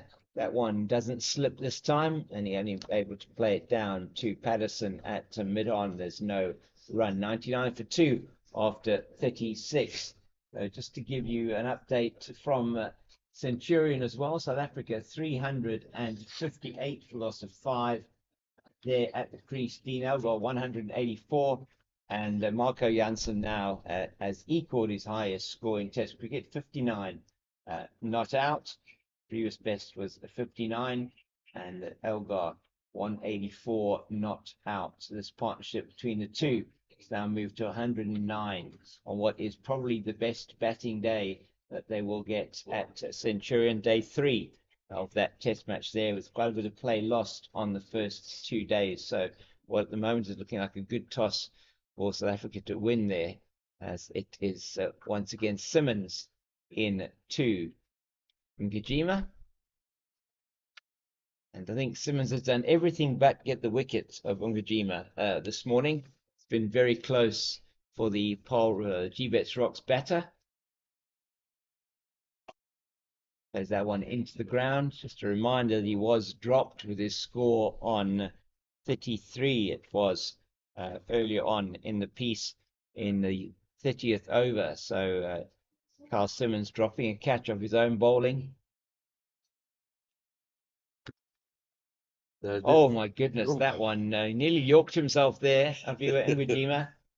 Given a lovely amount of air by Carl Simmons. So he does have the ability to vary the ball, vary his delivery quite a bit. He's also got the sort of slinging arm ball, almost Lasith Malinga-like, that he sometimes pulls out with almost a horizontal arm going out. These over the wicket, sorry, round the wicket now to the right-handed Ngijima, and that one pitches on leg stump, straightening, significant amount of turn, and nearly takes the edge of, well, it does take the outer half of the bat. Very good from Peter Milan. 50 runs from 111 deliveries faced, and over 2 hours, almost 3 hours in the middle. Outstanding stuff from the Gbets Rocks captain, leading from the front, Peter Milan, a man who has got just shy, I think it was, of 23,000 runs in first-class cricket.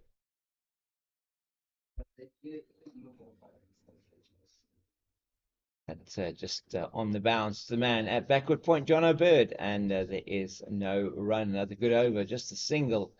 Sorry, it was the 6, was it? And a single off it. In fact, it was 6 off Linda in the previous over, so just a single off the over.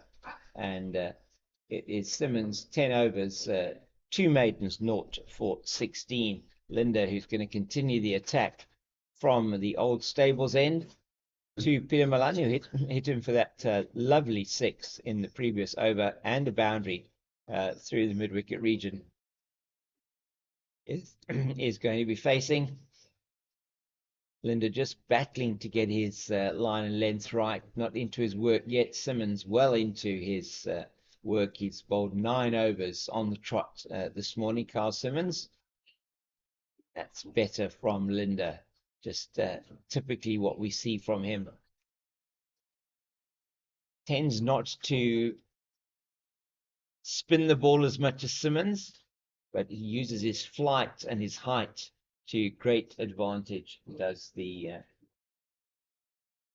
South African all-rounder. Nicely played straight to mid-off.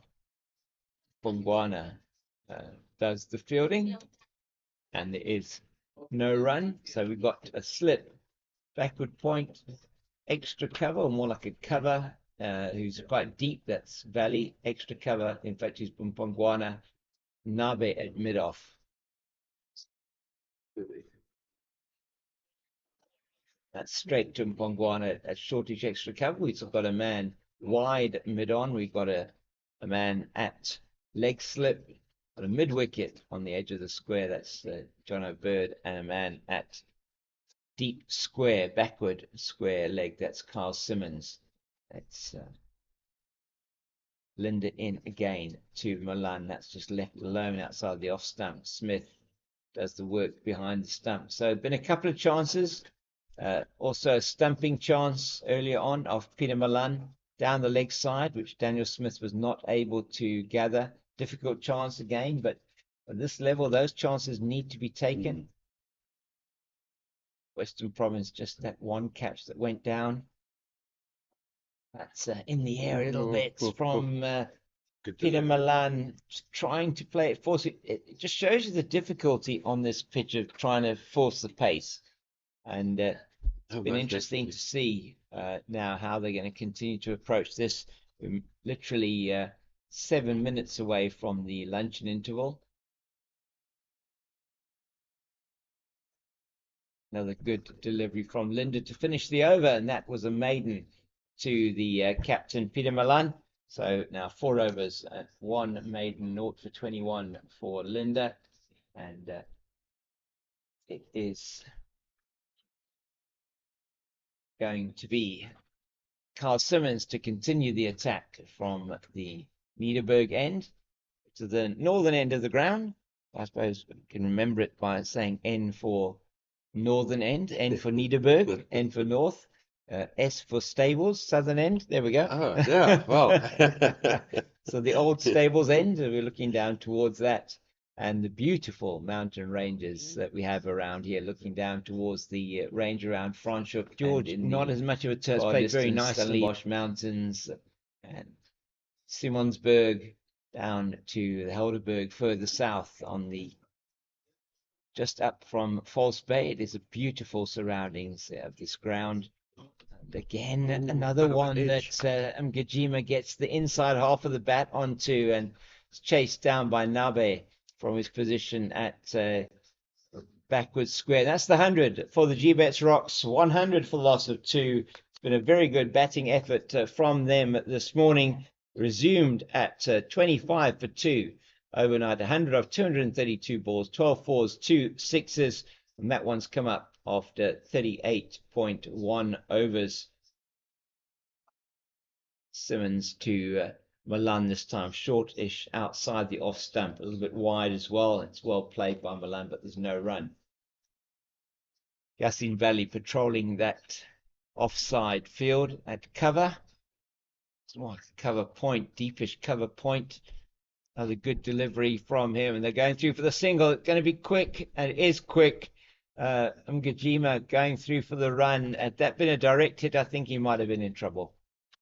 So Yasin Valley exceptionally quick over the ground, and you might have seen that in your replay or as you were looking at it, just picking the ball up and throwing it in almost in one motion. And Abiwa Ngajima was really not even in the frame. You didn't see that in the replay, but very good work by our cameraman Scott upstairs here to show you that pick up and throw from the young man, Yasin Valley. Say young man, he's still a young man, although he's a seasoned campaigner. I know last year when Western Province was sponsored by a certain company, we used to use seasoned campaigner quite a lot. Don't do that anymore. It's Simmons in to him again. This goes out once again to Valley, but they're not going to take a chance this time to take a run to Mo Valley out in the covers. Just having a look at that purchase there. Durant's got the binoculars out here to give you some more fascinating insights onto what's happening here at the ground. does get a lot of pitches. You get a bit of a spin on the deck as well. But Nkajima looks like is getting more comfortable with Simmons delivering those balls to him. So it's 101 for 2 after 39, and Kajima 42. Milan has just gone to, let's give you those numbers in terms of his 50. I think that's like his 58th 50 in first class cricket. So let me give you that number now, 54th 50 in first class cricket for Peter Milan. So very good innings from him that go with his 3800s, and Steon Pansa's has got the 57 50s in first class cricket, and that is really outstanding stuff from these two Rocks batters, just 8 runs away from the 100 partnership. Yeah, oh dear. So just heard now from Vincent that Dean Elgar has just been caught down the leg side of Shardul Thakur, and he doesn't get his double 100. He's gone for 185. What an outstanding innings by the player from the Momentum Multiply Titans. So this is very well played down the ground by Peter Milan for 4 off George Linder. Just a beautiful on drive and straight down to the boundary. 2 fielders converging on it. They just cannot get there. He moves to 55. So 105. So, and it's Dean Elgar, after an amazing innings there at Centurion, 185 he scored. A partnership, outstanding partnership with Marco Jansen. Jansen's gone to his highest test score of 60 off 111 balls, and Gerald Coetzee, not Temba Bavuma, has now joined Marco Jansen in the middle. 360 for 6 are South Africa, their lead of 115 that may well prove crucial in that match. Ooh, good delivery there from Linda. Just trying to play that one against the spin down the leg side, and you can understand that the leg side field in the region he's trying to play it into, there is nobody. Just a long, well, a deep backward square, almost between deep backward square and long leg, which is Carl Simmons. The angle that George Linder's bowling straight out to Mo Valley in that cover point position, deepish cover point. Maybe conventional sort of almost deep cover. He's halfway between the wicket and the boundary. Was a slip, backward point, that man at deep cover, extra cover in shortish, and a man at wideish and mid-off on the offside. That's another full toss from George Linder. He certainly hasn't got his line and length worked out today yet, and that's also been played into the banks on to the left of us here in front of Castle Corner. There is nobody really at Castle Corner today. No beverages being served from there, and that is the 100 partnership. 111 for 2 with that 6, and Milan moves into the 60s. 101 runs off 225 balls, 11 fours, and 3 sixes. Milan's contribution 53, Mkajima's 42, 6 extras in that partnership. Congratulations to these two. This has been a really, really good partnership, and bringing the Rocks into the game when last night it looked like they were really, really struggling. That's a much better delivery from Linda, and that will be lunch. And lunch on day 2 of this 4-day match. This broadcast brought to you by Cricket South Africa on their YouTube channel. Visuals courtesy of Pitch Vision, and this commentary being brought to you by Kate Fox Productions. And we invite you to go to the YouTube channels for all 3 of those entities, and just to have a look and see. And Pitch Vision gives you excellent coverage of all domestic cricket in South Africa. And just as they go, something nice there from Mhlali Mpongwana, just giving George Linder a pat on the back, saying, don't worry, George, come back after the lunch break and we'll make sure this happens. As it's 111 for 2 after 40 overs. It's been a good morning, 30 overs in the morning, and with the addition of 86 runs by the Rocks this morning. Some more runs coming towards the end of the day's play, and the two batters clapped off, unsurprisingly, by their teammates in the dugout or under the umbrella outside on this warm day here in Paarl. We'll be back with you in about 30 minutes or so for the second session of the day. It's been really great having you with us. We hope you'll join us this afternoon.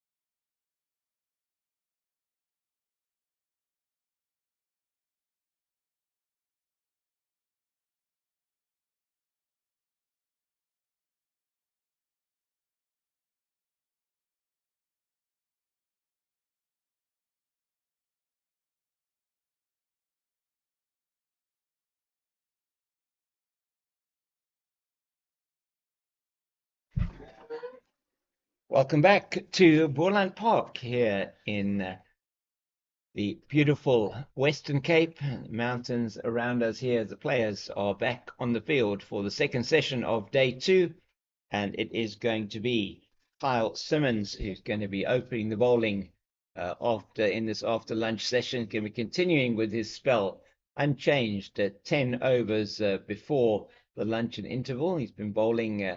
He came on after the first spell of the morning by Björn Hendricks from the side, and he's continued to bowl, throughout the morning, and he'll be continuing from the Nederburg end of the ground, and having sat with their feet up the entire lunch session, because they're on 111 for 2, feet off the ground for the entire lunch session, Vincent. Yeah, it's good to see. Carl's bowled very well here, especially to Kojima. He sort of almost blocked all his scoring areas, and other than that, other than the short ball, just a loosener outside the off stump, which hasn't really bowled too many loose deliveries today, Carl Simmons. He's been very good. Yeah, there's another short ball. It wasn't a great delivery. Second ball after lunch. You want to come back after lunch and set the tone again for the afternoon. And I think but he has bowled very well to Aviwe. That leg slip position in there has obviously stopped the paddle. Yes. I think that's the point. Stopped him even thinking of going down to play against the spin. Got the 2 slips in there. They're waiting for it, and the man in. They did have a man in at it's a shortage. They've got that short cover or short extra cover position in there. Looks like the ball has taken some damage there from that shot going out into the deep boundary. Had cover. While they're busy having a look at that, just a bit of a recap on the morning's play, and really good batting effort from the Rocks this morning. Yeah. After losing 2 wickets last night, they had to obviously dig deep and ensure they get through the first session, with the least amount of damage done, and which they did. It wasn't at time, not a lot of runs being scored, but they've done very well to get to the position that they are in now. But now they've got to capitalize and get, set up the afternoon. Kojima, as you're saying, been struggling against the spin of Simmons. In fact, give him a caught and bowl chance in the 31st over, so 10 overs ago off his bowling. Just Simmons almost looked like a regulation catch going back to him, which he put down. I think it was too easy. I think it was too easy. Just fumbled and went down to the ground, and he's just not got his lines right straight after the lunch interval. Kyle Simmons, maybe just take him an over or so to get back into his work. But once he gets that line and length going, he can be a very difficult customer, particularly to the right-hander. He's getting some turn off the pitch. He does get a bit more. He gets more turn than George Linder, just in terms of the comparison between the two. Different type of bowler. Yeah, George is a bit quicker through the air. Yeah. And Kyle is obviously getting some good drift. Just the odd short ball, which is a little bit of a problem. That's better from him there. Yeah, but there's a little bit of windiness is obviously aiding his drift. But he's bowled very well this morning. Well, the whole morning. And yes. And I think he's bowling a lot of overs this afternoon.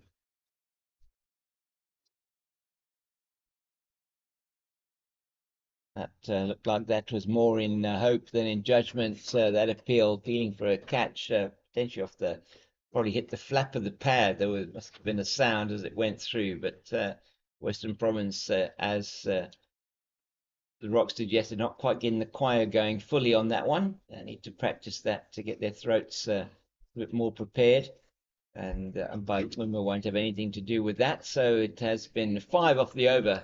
The first one after the luncheon interval, and scores moved on to 116 for the loss of 2 after 41. 106 is the partnership. It is Peter Milan on 61 and 47 to Aviwa Ngujima. Aviwa Ngujima continuing his good form of the season so far. He's really been in very good batting form. Something that I know we didn't necessarily haven't seen him bat as well as this probably for a couple of seasons. Yeah, I was a bit worried about him. Even early in the season, really had no form. Struggling, moved up and down. At one stage, opened the batting when Peter wasn't available. Opened the batting, then it was down to 5 and 6, and but he seemed to have settled down nicely in at 3 and sorry, at 4. Mm. And yeah, and has played very well. Got 100 in the last game, and But that's excellent he was in the match here against the Dolphins when he scored 132 not out in the first game, in the first innings, and 71 not out in the second, out of 108 for 2. So he's been in really good form at home this season. And Hendricks is back on from the old stables end.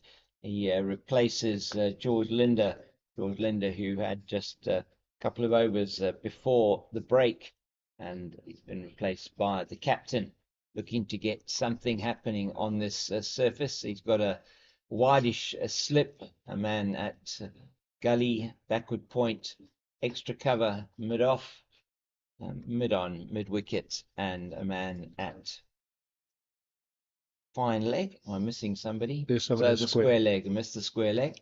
I just played a little bit away from the body there by Mgajima. But nothing much happening now for the Pacers. I would think that almost the best chance of a wicket for Western Province would be the spinner. Simmons has looked the most likely almost to take a wicket this morning. Even with the opening spell from the quicks, that the pitch looking quite docile, it must be said. absolutely, yeah, it's got a bit flatter today. Obviously dried out, the sun and the wind around. But yeah, look, I probably preferred this. One of the seamers coming back. Yeah. Georgie seemed to struggle with his lengths just prior to lunch, so it's good. Get the seamers back on. See if we're going to make a breakthrough, and so this combination is quite good. Carl Simmons has been bowling very well, and the captain taking the responsibility here. Absolutely right. And he was the one last night that took the responsibility and the wickets, as his opening spell was 4 overs, 1 maiden, 2 for 4. And then this morning's spell also incredibly economical, 5 overs, 2 maidens, 0 for 12. So he has been on the money, as he is there again. Bjorn Hendricks coming back from a spell where he represented South Africa again at ODI level, playing in the 2 ODIs, was called up to the T20 squad, and then as a replacement in the ODIs, and got those 2 matches both in St. George's Park, and then the one down here also at Paarl, a winning match at St. George's. Good to see him back in the green and gold. Yeah, it was. He deserves it. They've got an excellent, like I said earlier, they've got an excellent bowling attack, and they've all bowled very well. It's, even Sepo Moreki was part of their bowling unit last year, is getting a lot of recognition now with the South African A side. Nandre Burke has pushed on into the nationals, playing all 3 formats now, and but the big thing for me is having this type of experience around, especially some of your young bowlers. When you think back to Buren making debuts, you had Vernon Verlander and Charles Langeveld on either side of him. That makes such a big difference to your bowling. And so some of the younger bowlers, the Nandre Burgers, the Sepo Morekis, having bowling with bowlers like Buren and Pato, makes such a big difference. And them being around, standing next to you at mid-on and mid-off. Absolutely, and that's been a feature of Western Province both this season, and you say the 2 seasons before that, and particularly last season, Pato coming back again made a massive difference to that attack. Last year, certainly their sort of position on the log at the end of the 4-day competition belied the fact that they were dominant probably in the first half of the competition. Just failed to get over the line in a couple of matches there. The one in Durban really springs to mind as being probably the key match for them, where I think it was Parsons and I'm trying to think who the other player was, Rulofsson it might have been, that held them off for I think the third or fourth wicket when they then closed it out for a victory for the Dolphins, where it looked like they weren't going to get there. Yeah. So it's been really good to see how they've also bowled in partnerships. And talk to any of the fast bowlers from Western Province. Just see, watch this delivery. That's a beauty. That is a beauty, and they've got the choir going here. And umpire Nguma can't, is not giving that, and they can't understand why. They're just still standing looking at the umpire. And what happened now? Did you give him out? No, no. I don't know what's going on here. I don't think This doesn't standing look, around is no, it's not going going to to help. change. Standing around not going to correct. help their cause here. We're trying Yeah. to, unfortunately, yeah, we can't. No, was it for LBW or the catch? I think it was for the catch. So, yeah, I can't actually see. Was definitely for the catch. And we're trying to have a look at. I'll have a look at it again. Yeah, it was definitely for the catch. It came off the edge of the, well, say off the edge. It could only have actually gone if there was anything off the edge, ricocheted off the keeper up into the air, and then Eddie Moore took what they believed was the catch at slip. Western Province not happy with that at all, and that ball, it did hit anything, could only have hit the bat. It went past the outside edge of the bat and looped up off the keeper to slip, but no edge, according to umpire Boland Nguma, and Western Province will have to keep trying, and that goes straight to the man at backward point. Trying to see who's that. Must be that's Valentine Kitima in there at backward point. Mo Valley is in at extra, or more like a cover position. So Western Province will feel aggrieved about that, and certainly stood for a long time looking at the umpire. It was almost as if there was like a static picture for a moment. They didn't move for at least 10 seconds. That match referee might have something to say about that after the day's proceedings today. So, but umpire not moved, and the batter also not moved. There's no obligation, obviously, for him to leave the crease if he's not given out by the umpire. So, very interesting situation there to develop. But yes, as you say, Vincent, staring at the umpire is not going to make any difference. Yeah, just interesting. Just talking again about the bowling. I just watched during the lunch break. Rory Kleinveld, the bowling coach of Western Province, had some of his younger. Oh, it's over the head of John O'Bird at a square leg, and that is the 50 for Aviwe Mgijima, and he goes to his 51 now, Aviwe Mgijima, and I'll give you his numbers around that. So now it's 51 off 116 balls, 6 fours and 1 6, and his career record in terms of first class, that is his 17th first class 50, and well done to Aviwe. A really good innings, so when it was needed the most, coming in at a very difficult time last night, and he's also seen off very much, had a tough time against Carl Simmons this morning, 120 for 2. And just to carry on with your story, Rory, I was just looking at the bowlers that the bowling coach Rory Kleinveld had out, the Western Province young bowlers. I'm pretty impressed with, there were 3 or 4 of them out there, and I'm pretty impressed with with the backup seamers that they have. They're young, but yes. One of the youngsters got introduced, the Badger. That's right, Wesley Badger, yeah, got introduced in. And again, it's such a good time to come in when you got such a lot of experience around you. You're bowling with a lot of experience. They take a lot of pressure off you. Bowling with inexperience, that can create a bit of a problem. But it was just good to see them, and I was really impressed with the pace of some of them. Oh, that hurt into the chest. We heard that from up here. Viewer taking that one, a heavy blow from Buren Hendricks, and he didn't like being hit for that 4 over Square Leg's head previously.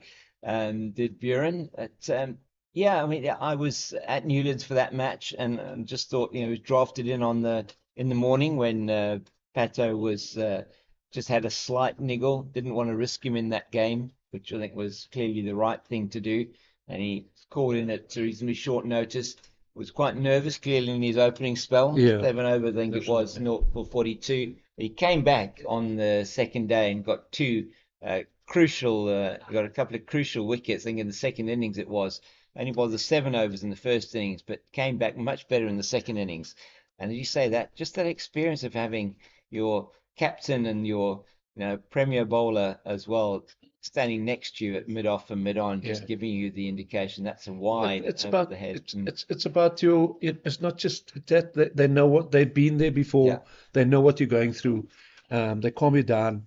You get the ball, you're running up against the Southeaster upfield at Newlands, and you haven't had this experience before, and they're just there to calm you down, and they understand that you're under pressure, and not only the pressure of the game itself, but obviously you're bowling you could be bowling to an international batter. Absolutely right, and that Dragons lineup, not a bad batting lineup at all. That's nicely played by Mgijima. He's hitting the ball most as often in the middle of the bat in this innings now. He's seeing it very, very well, and he's looking as confident as I've ever seen him batting. Really good to see him get some scores under his belt and moving to yet another half century.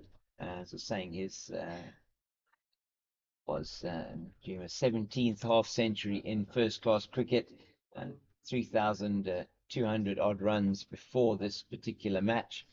It's been around the scene for some time. Abiu Ngajima, that's way over the head of the man at long leg for 6, and he got hold of that one very well, and that's another 6 for the Rocks. 127 now for the loss of 2. Ngajima moves to 57.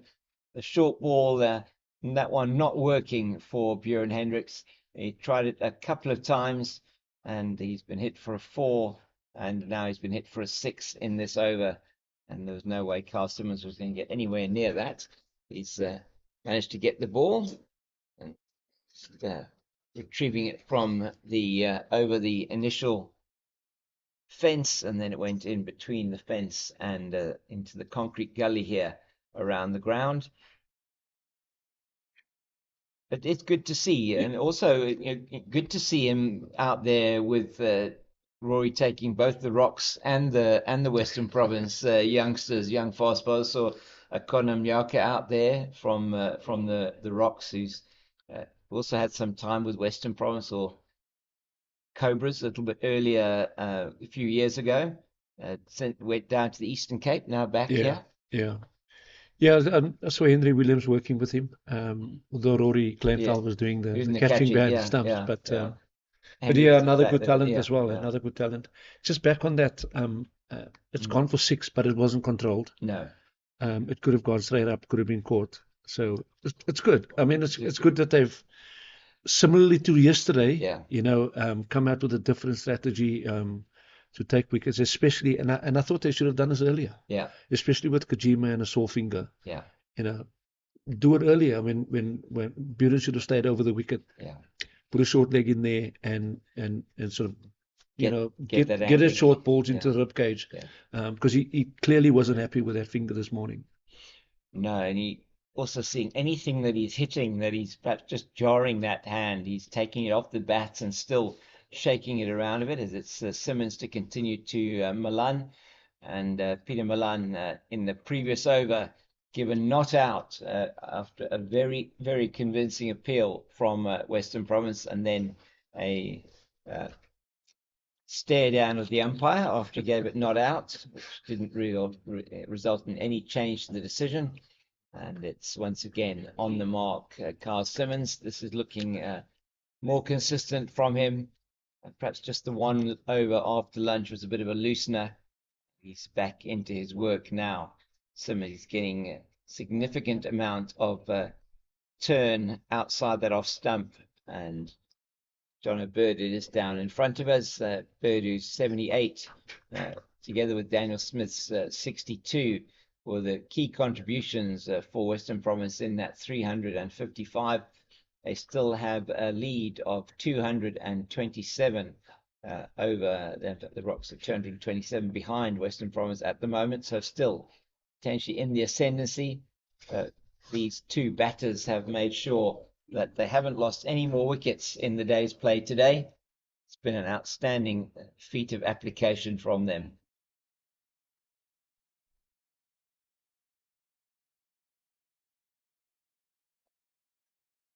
That's the length he hasn't looked that comfortable with them, Jima.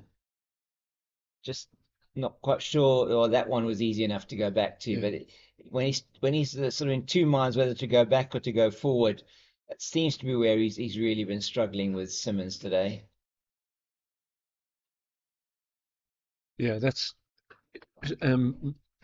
Carl's got to drag him onto the front foot. Yeah. That's where he's going to get him out. He started lapping earlier, getting a couple of runs behind square, but they've put the leg slip in there, so he can't lap anymore. Yeah. Because if he does, I mean, it's obviously a risk shot now. Yeah. High risk shot. Big risk. Yes. But I still feel that on the front foot is probably the best because he didn't look comfortable. Interesting. That's quite interesting. Yeah, it is interesting. After a couple of overs from Björn Hendricks after the lunch break, in fact, it was only a 2-over spell. He had bowled up until lunch, had bowled 9 overs, 2 for 16. He's just taken himself off and he's bringing George Linder back on for his third spell. Linder in his second spell, just the 3 overs, 1 maiden, 0 for 20. That is interesting that he's bringing him back on now when it seemed like pace was actually doing something for him. No, I thought something was happening here when he was bowling, especially to Kojima. And it's not like, I mean, Kojima was in control of the 6. No. I thought there's an opportunity there, and I'm surprised that he's taken himself off. Does So here we've got Georgie now. George is a different type of bowler, as we spoke about earlier. Very flatter, quicker through the air. And he's probably got to vary his pace a bit here on this deck. There is a little bit of turn. And that's what he's got to do. But he has bowled a few full deliveries, which has gone for full. I mean, which has gone to the boundary. A couple of 6s, and he's got to settle down. And that's it. Once he gets into that rhythm, very difficult bowler to no, absolutely. You can see right now he's trying to feel his way back, bowling very quickly, flat, just giving himself that to get the rhythm back. Oh, that's better. That's better, George. Different. Just change the pace there, and all of a sudden, the oohs and ahs. Yeah, a bit of a leading edge onto that one. He's trying to turn it into the leg side and still have that attacking leg slip and a slip. Man, at a shortish extra cover just for the one that perhaps pops up on the offside. Yeah, this is much better from George Linder. Just reset himself in the luncheon interval. Before lunch, two balls that were almost slipped out of the hand that went over the boundary for 6. Fascinating period of play that we have here. It's a maiden over to start his work after the luncheon interval for George Linder. So 6 overs, 2 maidens, 0 for 31 for him. Simmons will continue, I'm sure, from this end, or maybe not. No, he's not going to. So that's where the changes come in. Carl Simmons is not going to be continuing. And South Africa now, just to give you that indication of what's happening there after the luncheon interval. So Gerald Coetzee falling just before lunch. And now, as they come back from lunch, in fact, in the first over after the luncheon interval, it is Kagiso Rabada who's been bowled by Jasprit Bumrah for 1. And he does gets Rabada's off stump out of the ground. And it is Nandre Burger that's coming to bat with Marco Jansen. Burger will be looking at just trying to make sure that he holds up his end, as Marco Jansen on 72 not out, his highest score in Test match cricket, surpassing the previous 59. And so just a bit of a change of ends, maybe. That's a change of ends. Perhaps that could be that for with George coming on. But it is Kyle Simmons replaced now by Björn Hendricks. So this attack is going to continue to Abiwe Mgijima. and that, don't know what kind of shot that was actually. Um, just trying to ramp him away almost like a Yeah, flick. no, Yeah, I think he expected a short ball. He yes. was sort of, you know, he was caught in the crease there. Not sure. He was expecting the short ball. He still went ahead with the shot that he was intending to Yeah, play. no, it was a crazy shot. And could certainly have got himself into trouble. So just showing once again now, what's interesting to see, as you said, Vincent, that he's actually now coming over the wicket to the Yeah. right-hander. So previously from, I think even from the, and he was coming over the wicket as well from the old stables end. So here from this, the Nederburg end, running away from us now, it is Björn Hendricks.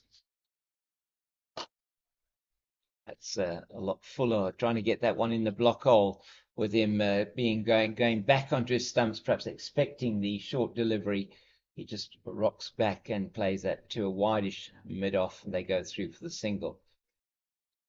Just coming back to the test match. I mean, we're looking at a 150 lead there, which is at the moment now absolutely invaluable. It is, yeah. Yeah, you know, I mean, if you've got something to bowl at, you know, it looks the way it looks like the wicket is flattened out a bit and not behaving as No, like it very did good on the batting first day. wicket on the third day of the test match. 396 for 8 South Africa. And Marco Jansen is on strike currently against the debutant Prashit Krishna. He's been quite expensive in his nearly 20 overs so far, going at 4.67 and over.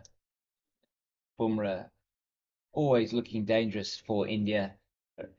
Incredible fast bowler. Yeah. And good to see him back. It'll give us opportunity now to attack, go at them. Leaders, you know, at the moment is 150. I'm not sure if Temba's going to bat, so yes. this is probably the last pair in at the moment. It does certainly look like that, and Marco probably trying to protect Nandre. South Africa have been batting at a very good rate at the moment, 3.88 for the duration of that innings, and with the wicket of Dean Elgar, a few wickets have fallen in the last 10 overs, 42 runs, 3 wickets for South Africa there. An amazing innings of 185 by Dean Elgar, just in his farewell test at Centurion. He's got one more test to play. That will be here at Newlands Cricket Ground in Cape Town. Oh, that's a really good delivery from Hendricks. Just coming back in slightly, but not close enough to the off stump to really give any trouble to Peter Malan. He's left the ball well outside that off stump today, and these two put on 119 for the third wicket, and has been really outstanding stuff from these two. 10 for 2 it was at some stage last night in the 9 overs that were bowled, got it to 25 for 2, so they put on 104 today in 37 overs that they have faced. Hendricks just testing him with the shorter one, but that's not close enough to him to get Peter Malan to play. And the end of the over, 129 for 2 after 47. These two, 58 to Ngujima, 62 to Malan, and both similar number of balls, 126 actually from Ngujima, 148 for Malan. And they will be looking to continue this partnership. We just feel, Vincent, that one wicket could cause more to go down though here. Yeah, look, they do have a couple of batters. You know, coming in was obviously can hang around. You know, Clive Fontaine he's done very well this season. Mickey Copeland, but yeah, opening up one India could get the Western Province back in and get stuck into the batting lineup. And it was a feature of the Western Province scorecard yesterday, where once there was nobody that really went on, and once wickets did start falling, maybe somebody would come in and get what looked like a very good quick 10 or 12, but wasn't able to actually push through and then create just those. I mean, there were 3 scores over 50, but nobody really. I mean, apart from John O'Bird, who looked like he was going to be pretty good to get to his third first-class century.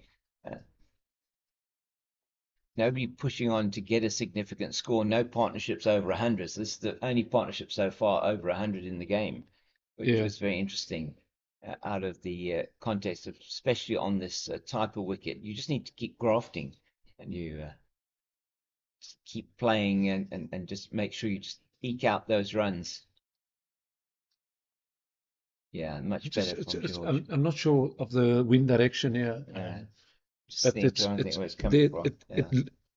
it looks like it was turning more from this side, Mm. you know, from a Niederberg Yes, it side, was. Yes, bowling from a definitely, Niederberg side. And definitely it's interesting turning that more. Buren is bowling from this side now, and George from that side. Yeah, Whereas I felt, it's you interesting. know, rather have George bowl from this side. Yeah, that's played out, and they'll get a single there to the right of that Mo Valley there at mid wicket. That is interesting because there was definitely a lot of turn for Carl Simmons on the surface from this side.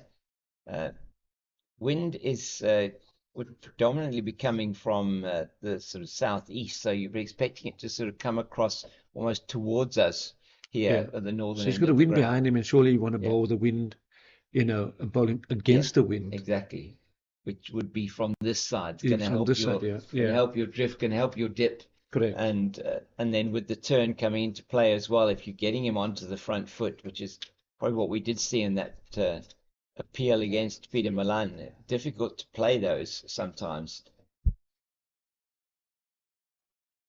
George bowling a lot quicker, isn't he? Yeah, no, he is. Yeah, no, this is too easy. It is. Yeah. I say it's too easy. When I say it's easier Yes. for the batters facing the spinner from that side. Yeah.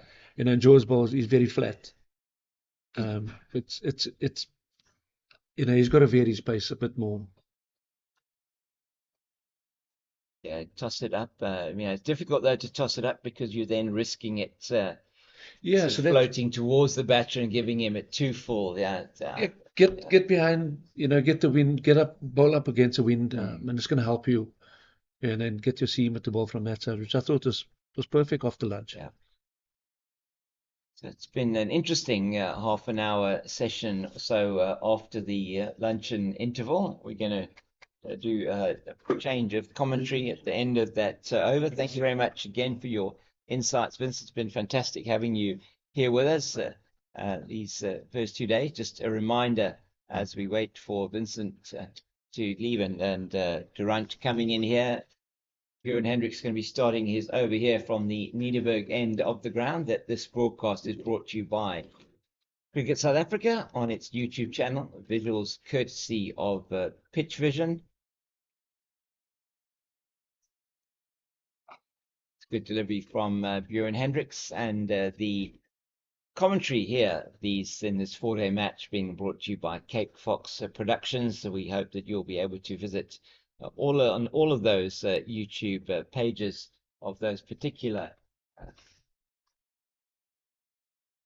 broadcast partners, and we thank you for watching us here and enjoying. Hope you're enjoying the game. Those over 100 of you that are watching at the moment. It's been a fascinating contest between bat and ball, and here with me to talk us through a bit more of that is Durant Goosen. Welcome, Durant. Hi, good afternoon, and good afternoon to all the viewers.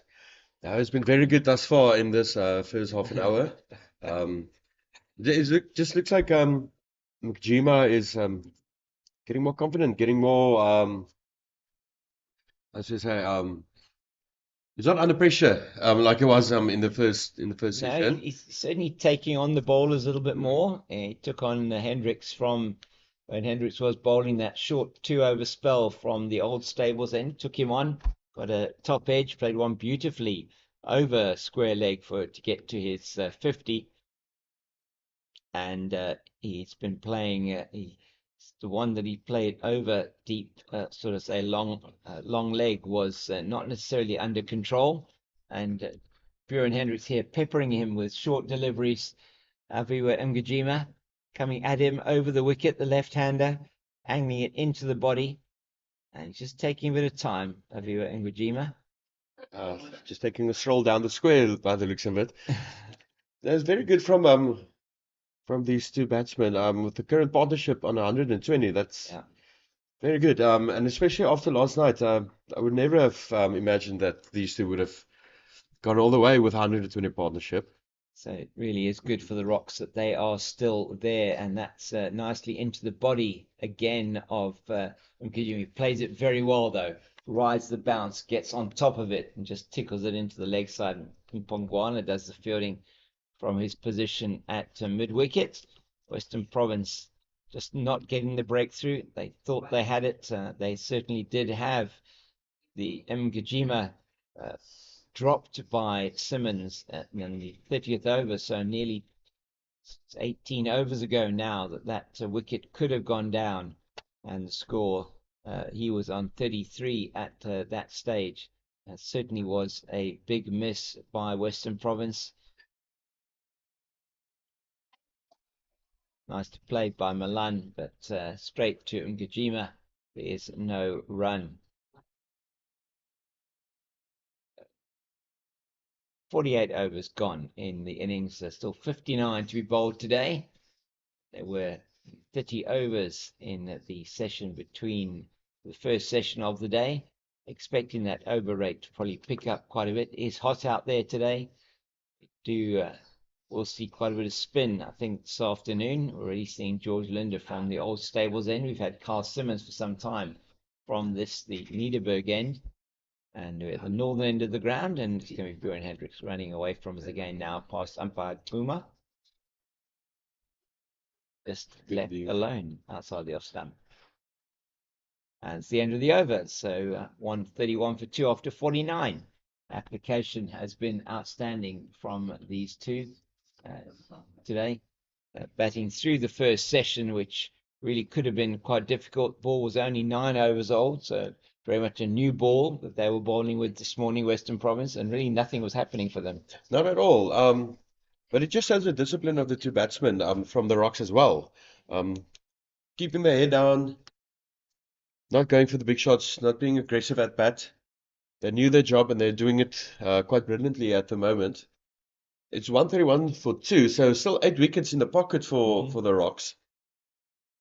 And just a little more than 200 runs they're trailing by, so it's looking good at the moment for them. The run rate is very low, so it's very good from Western Province bowling to keep the run rate low at 2.7. Yeah, good running there from Aviwa Mgijima. Ball played down to Dane Patterson at mid-on, and he was off the run straight away. Pato a little bit deep there at mid-on, and it will be George Linder once again from the old stables end in to Peter Milan. Played out to Valentine Kitime at backward point. So we've got a slip, backward point, cover, deepish, extra cover, shortish, a mid-off, mid-on, mid-wicket, leg slip, and a man at deep backward square. Linder outside the off stump, and there is nothing much to report there. 61 to Mgijima, 62 to Milan, 132 for 2, partnership 122. That's Linder again. And they're going to go through for the quick run there. Jono Bird is at that deepish cover position.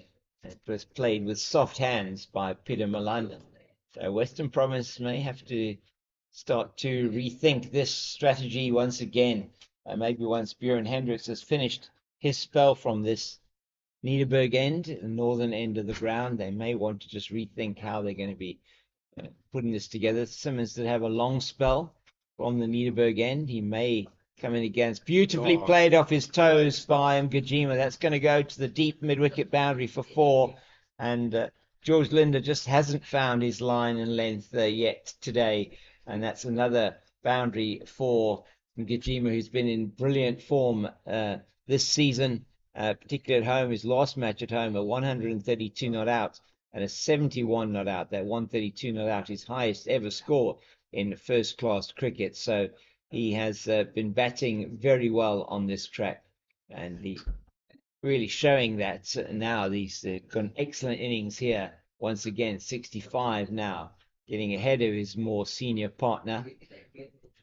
That's a great shot for him. He just picked the gap there. And like you said, no, he's been his batting performance this season has been phenomenal. Especially with that previous match that was here, the 132. Yeah. His highest, and he just keeps his wicket. Yeah, Very patient with his runs.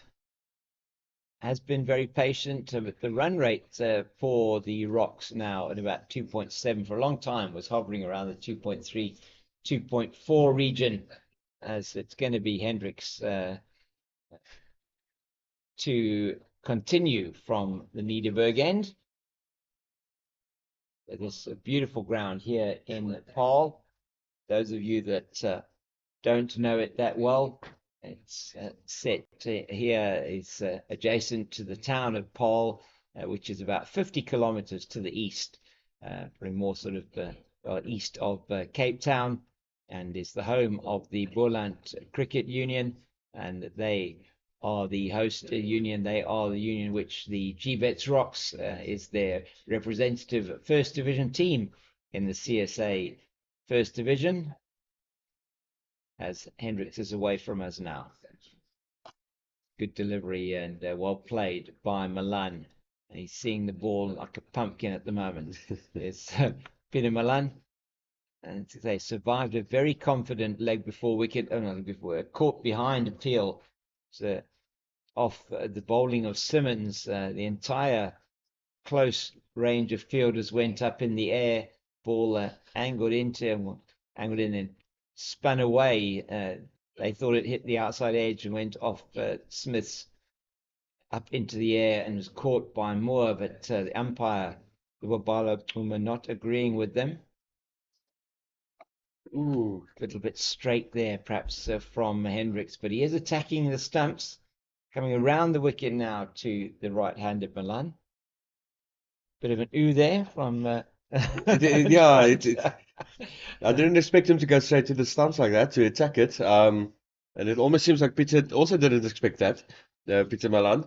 But it does look almost, I'm wondering if Western Province are getting a bit frustrated with this big partnership that they're trying to, since 10 o'clock this morning, to break. So, but at this stage, I don't want to jinx anything, but I can't see any cracks in this partnership.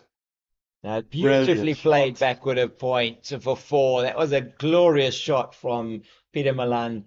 It really wasn't that short, maybe slightly short of a length from Hendricks, angling into the body, and maybe just a little bit of width on offer for him, but he really capitalized on it with an outstanding shot and flashed away to that backward point boundary for 4. He's on to 67, 141 for the loss of 2, and we're in the 51st over. Yes, I think you're right. I think they would have expected to get a breakthrough this morning. When you don't get that, you've got to just refocus after lunch. Once again, looking for the breakthrough. That decision not given is going to probably dishearten them. But Captain Courageous, Björn Hendricks, is in there, just tosses that one. That shows you the frustration they're experiencing. It does. Tosses that one back to the stumps and hits them. But nothing, no danger there for Peter Milan. And this is going to be quite critical here for Western Province to try and make something happen. And at the moment, with this particular field setting, you're sensing that although they have got the 2 men dropped back deep on the boundary,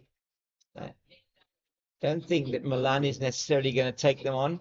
Certainly, Ngajima has had the tendency to want to take on those fielders and play the hook shot. Yes, took it out of his armory in the last over, though. A beautiful shot, over pitch from Hendricks. He knows what he wants to do with it, but it's just too wide and too full. And I don't think he'll be bowling the next over from this side. He's played beautifully through the offside for 4 by his opposing captain, Peter Milan. And in this battle of the captains at the moment, it's certainly Milan who is winning that battle. Into the 70s he goes, 71, partnership 135, and they trail by 210 runs. So Western Province, as you say, getting increasingly frustrated on a hot day here in Paarl, and they are being made to chase leather at the moment. And there he gets the edge. So that was a good delivery from Hendricks, and he'll be disappointed that that didn't quite carry to Linda at first, or the only slip, and it bounced probably half a meter or so in front of him. So not going Western Province's way this afternoon or this morning. And it will be George Linda, is it, to continue? No, it's not. So Linda isn't going to continue. It's going to be Dane Patterson to bowl from the old stables end, and I think we're going to see spin probably from this end. I don't think Hendricks will have another over, although he might have been encouraged by that last delivery. So you can expect some metronomic type bowling from Dane Patterson, with maybe the odd short ball thrown in as Paddo works out his run up there at the old stables end. And just to give you a score from the test match, 403 for the loss of 8 South Africa. They lead currently by 158, and it is Marco Jansen on 79 not out. With him, Andre Berger has faced 11 deliveries for his 0 so far, and in his first innings in Test cricket. 3 on debut in his first innings at Boland, and Andre Berger, and his first wicket in Test cricket, one that he will remember, I'm sure, forever. Very good bowling, straight up from Pato, as you'd expect. Very good delivery from him. I'm just wondering now, I recall something that happened earlier in the test match, where Virat Kohli took a tactic out of Stuart Broad's book and switched the bails on the stumps, and I think they got a wicket that over. So I'm wondering if Western Province is going to try that later if they can't get to practice partnership. Switch some bails over. So, but it's been very good from this partnership, 145 for 2, and it just it feels like the Rocks are back into this. Most certainly are. I mean, this is, say 210 runs behind Western Province's good first innings total of 355. They may have wanted more, but once again, that was a winning first innings total against the Dragons, and they will still be feeling with 210 behind that one wicket here, an opportunity to bowl to a new batter, is going to be something. So, it just takes the one, and as I say, sometimes in these sort of situations, wickets fall in pairs, and you may well be something that they will be looking at. They want to get a wicket, though, desperately here. From Gajima, just outside half of the bat, playing forcefully at that, and that's why you heard the oohs and ahs from the men in the field. Dane Patterson in to his work almost immediately here. That was a good shot from Pato and from Ngajima. And the news from Willamore Park, it looks like the South African A innings is finally over in that match. Now, I'll have to get that score for you shortly. SAA all out 263. Johannes or Joe van Dijk and Tefon Mareki putting on a very good partnership for the last wicket for them. And just to give you that information, maybe after the next delivery. It's been a beautiful day here today. It's a bit of cloud, maybe high cloud here, but not looking like we have any threat to a full day's play. Not at all. There was a bit of a gust of wind just before lunch, but it seems like it's died down again. It is quite hot out there, but by the looks of it now, I can't see any reason why there's going to be the threat of bad light or anything like that. And the over rates are going quite fast. 56 overs left in today's play. So we'll definitely make that comfortably. One would hope so, with maybe the spinners, no doubt. I think we're going to see spin from this end after this particular over. So one more ball in Dane Patterson's third spell, and his first 2 spells, 2 overs. 1 maiden 0 for 9 last night, and then this morning 5 overs, 3 maidens 0 for 7. And so you can see already this over has been so far no runs off this over from Dane Patterson. A good delivery to Aviwe Mgijima, and he managed to see that one off as well. It's 135 partnership, and with us going to lunch at 111 for two, they've added 34 runs after the luncheon interval. That was after 40 overs, so after 12 overs back at play here since lunch, added an additional 34 runs. So run rate approaching the 3 runs and over, as is for the entire innings so far. And it's going to be, is it Carl Simmons to come back on from this end, the Niederberg end, where he has been getting some success from a point of view of turn, nice flights, and a bit of dip, the wind coming across the ground from the southeast. And that means that he does get that ball holding up a bit in the air. He's been into his work and bowling well for so far.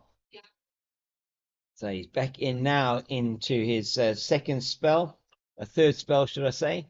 His second spell, he bowled 13 overs, 3 maidens, and 0 for 23. And he got him, has he got him this time? I No, think they so. I haven't. think he went down No. leg. And that off the pad and into the hands of slip. So no further appeal on that one. We're just going to have a look at that and see what that looked like. So not given out, so maybe hoping for more for the catch than for the leg before wicket. But good bowling from Simmons again as he comes back into his third spell. So very good first delivery from Simmons. Yeah, They got the choir going. they did indeed. They were appealing for the catch, and yeah, the man at deepish and mid-off just coming in quite quickly to prevent the single. The reason they didn't take the single there was it wasn't angled far enough away from Simmons, so weren't sure whether Simmons was going to actually field that one. Tucked into the leg side, and Pongwana does the fielding from mid-wicket.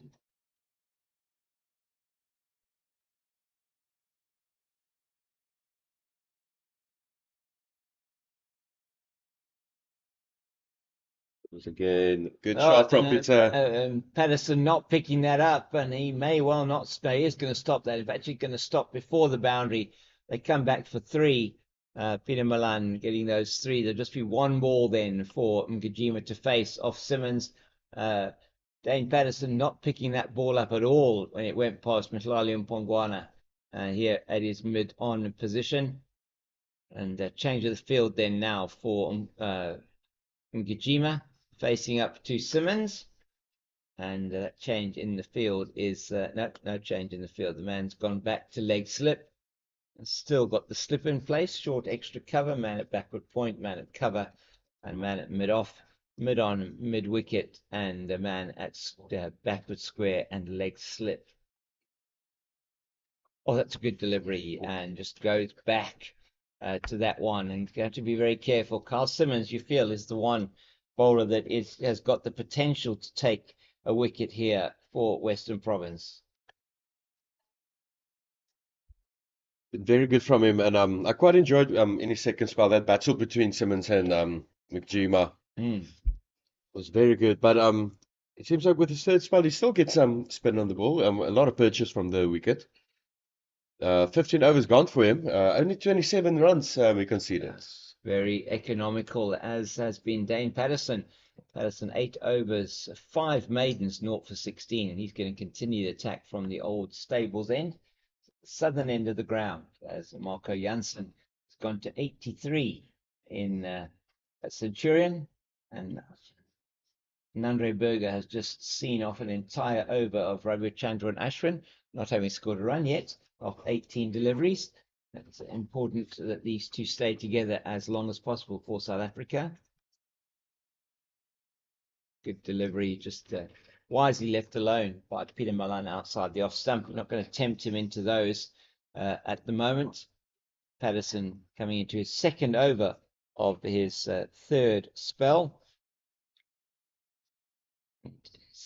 First two spells, very good bowling from the Nottinghamshire, South Africa South Africa, Western Province, Cobras. I think he played for the Warriors as well, Dane Patterson. He's played for a lot of teams in his time, and just a few test caps for him.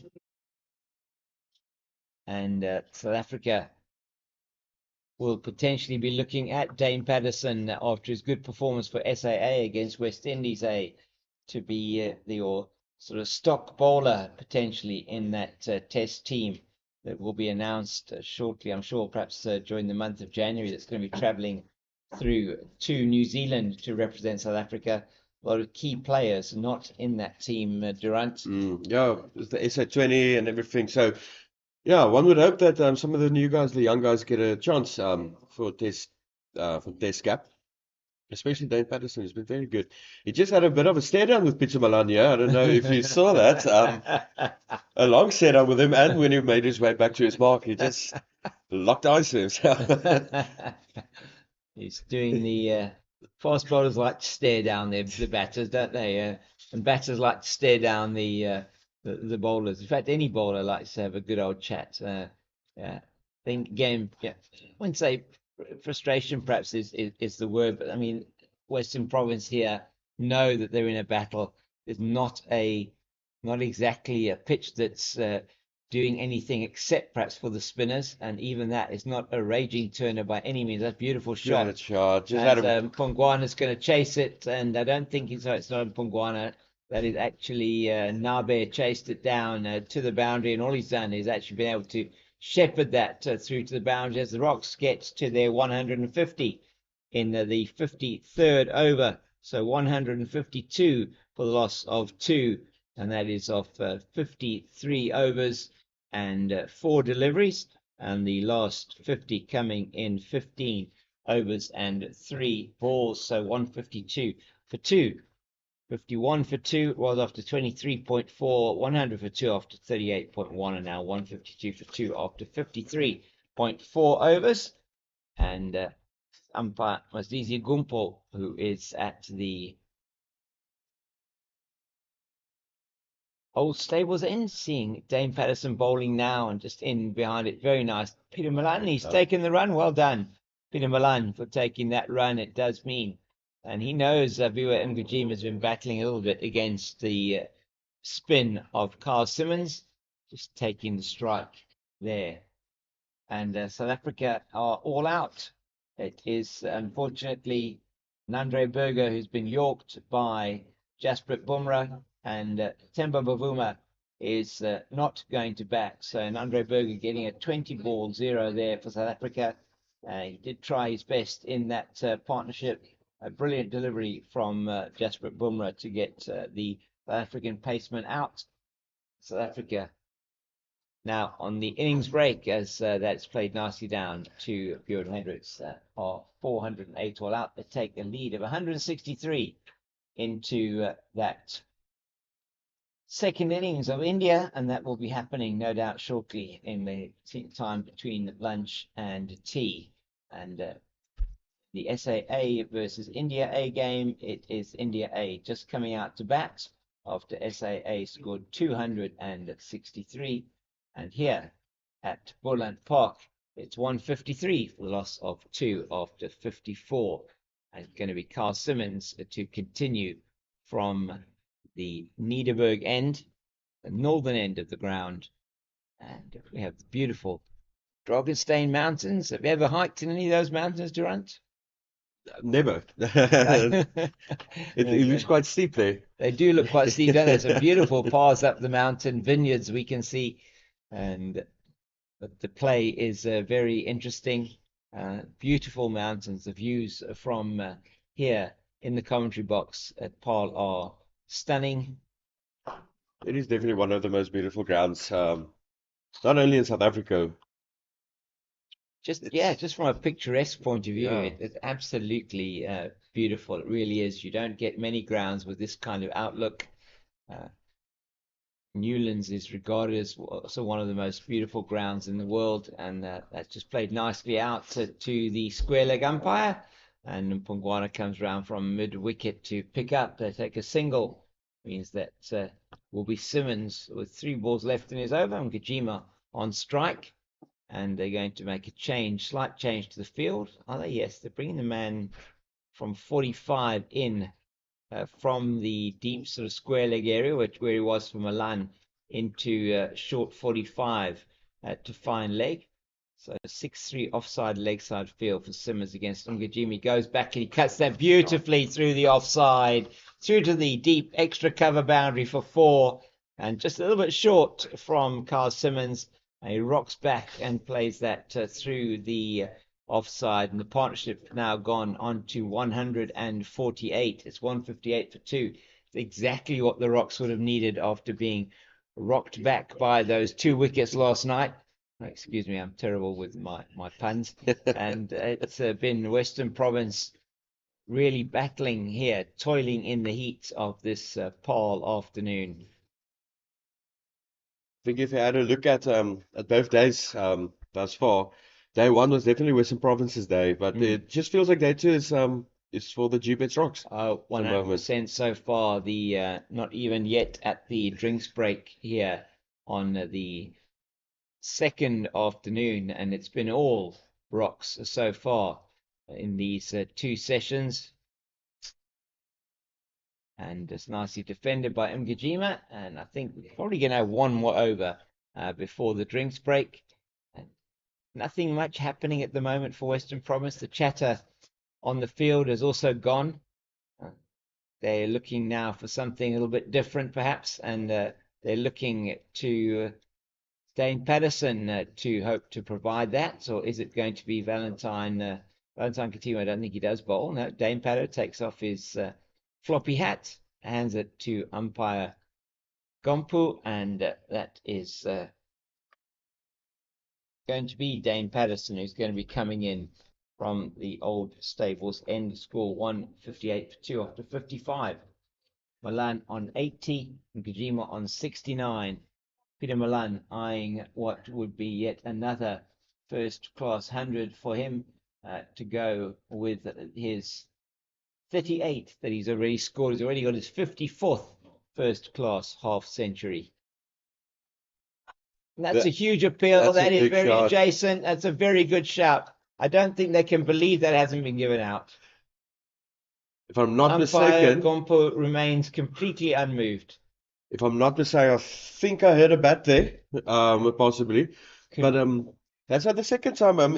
Peter Milan's previous boundary against Patterson, he also had a bit of a walk down the pitch. Same happened there. A bit of a walked across his stumps, and I think that probably was going down the leg side. Difficult to say. It was quite far forward. That might have had some impact on the decision made by the umpire in that particular instance. But it was really a good shout from Dane Patterson. It's nicely played by Milan, and they get through for the single. Now they're fielding at mid-off. So I think the frustrations are building for Western Province. They've been trying everything. They threw everything at this partnership now for today, and I think that's the 4th or 3rd big appeal from them, and still nothing. So yeah. I think the most confident appeal, the dismissal that they looked for of that catch, they believe that was taken off Carl Simmons earlier on. Simmons, though, could have had the wicket of Mgajima after 30.2 overs when he put him down this morning, and that's beautifully played off the outside half of the bat. So I think Eddie Moore will cut this off, though.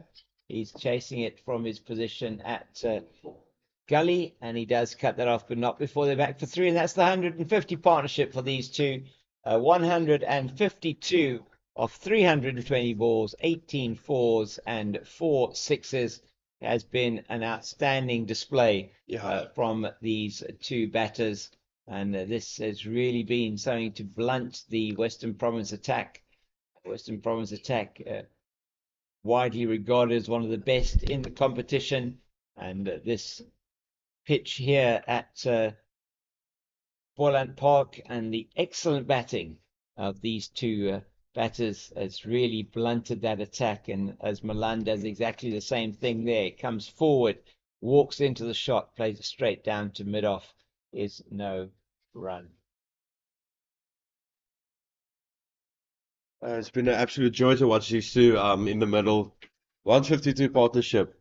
It's really unbelievable the way they've been batting and how patient they've been. Especially incredibly patient. I have these two, and now reaping the rewards of that patience. Milan again walking down the wicket to Patterson. He's decided this is the best way to play Patterson. Just make sure that Patterson can get no way of maybe keeping him on the crease. And so he's trying to get out there and just negate anything that perhaps Dane Patterson can throw at him in terms of the movement off the seam. As Pato tries to sort of set up his batter. It's been very economical again as Dane Patterson, 9.5 overs so far, 5 maidens, 0 for 25. What happened there? Dead ball that just slipped completely out of the hand as it came through. Dead ball signaled by the umpire. Oh my goodness, that was quite amusing. You don't see that very often on the cricket field. See it sometimes sort of fly out the hand as the bowler gets into his gather and bound, and signal dead ball. That was fielded on the bounce in the covers from the bowler. Yeah, one more ball to go for Patterson in this over, and it's been very good from Peter Milan facing him and Avi. Yeah, once again attacking the stumps and just coming in to negate so that any opportunity of them getting caught on the crease. And let me at his drinks, gentlemen. We will be having a commentary change during the drinks interval. It's 162 for the loss of 2 after 56. It's been a very good post-lunch session so far for the Rocks. It's Mkajima on 72, Milan on 81. No further wickets lost. Partnership now 152. We'll be back with you in a couple of minutes.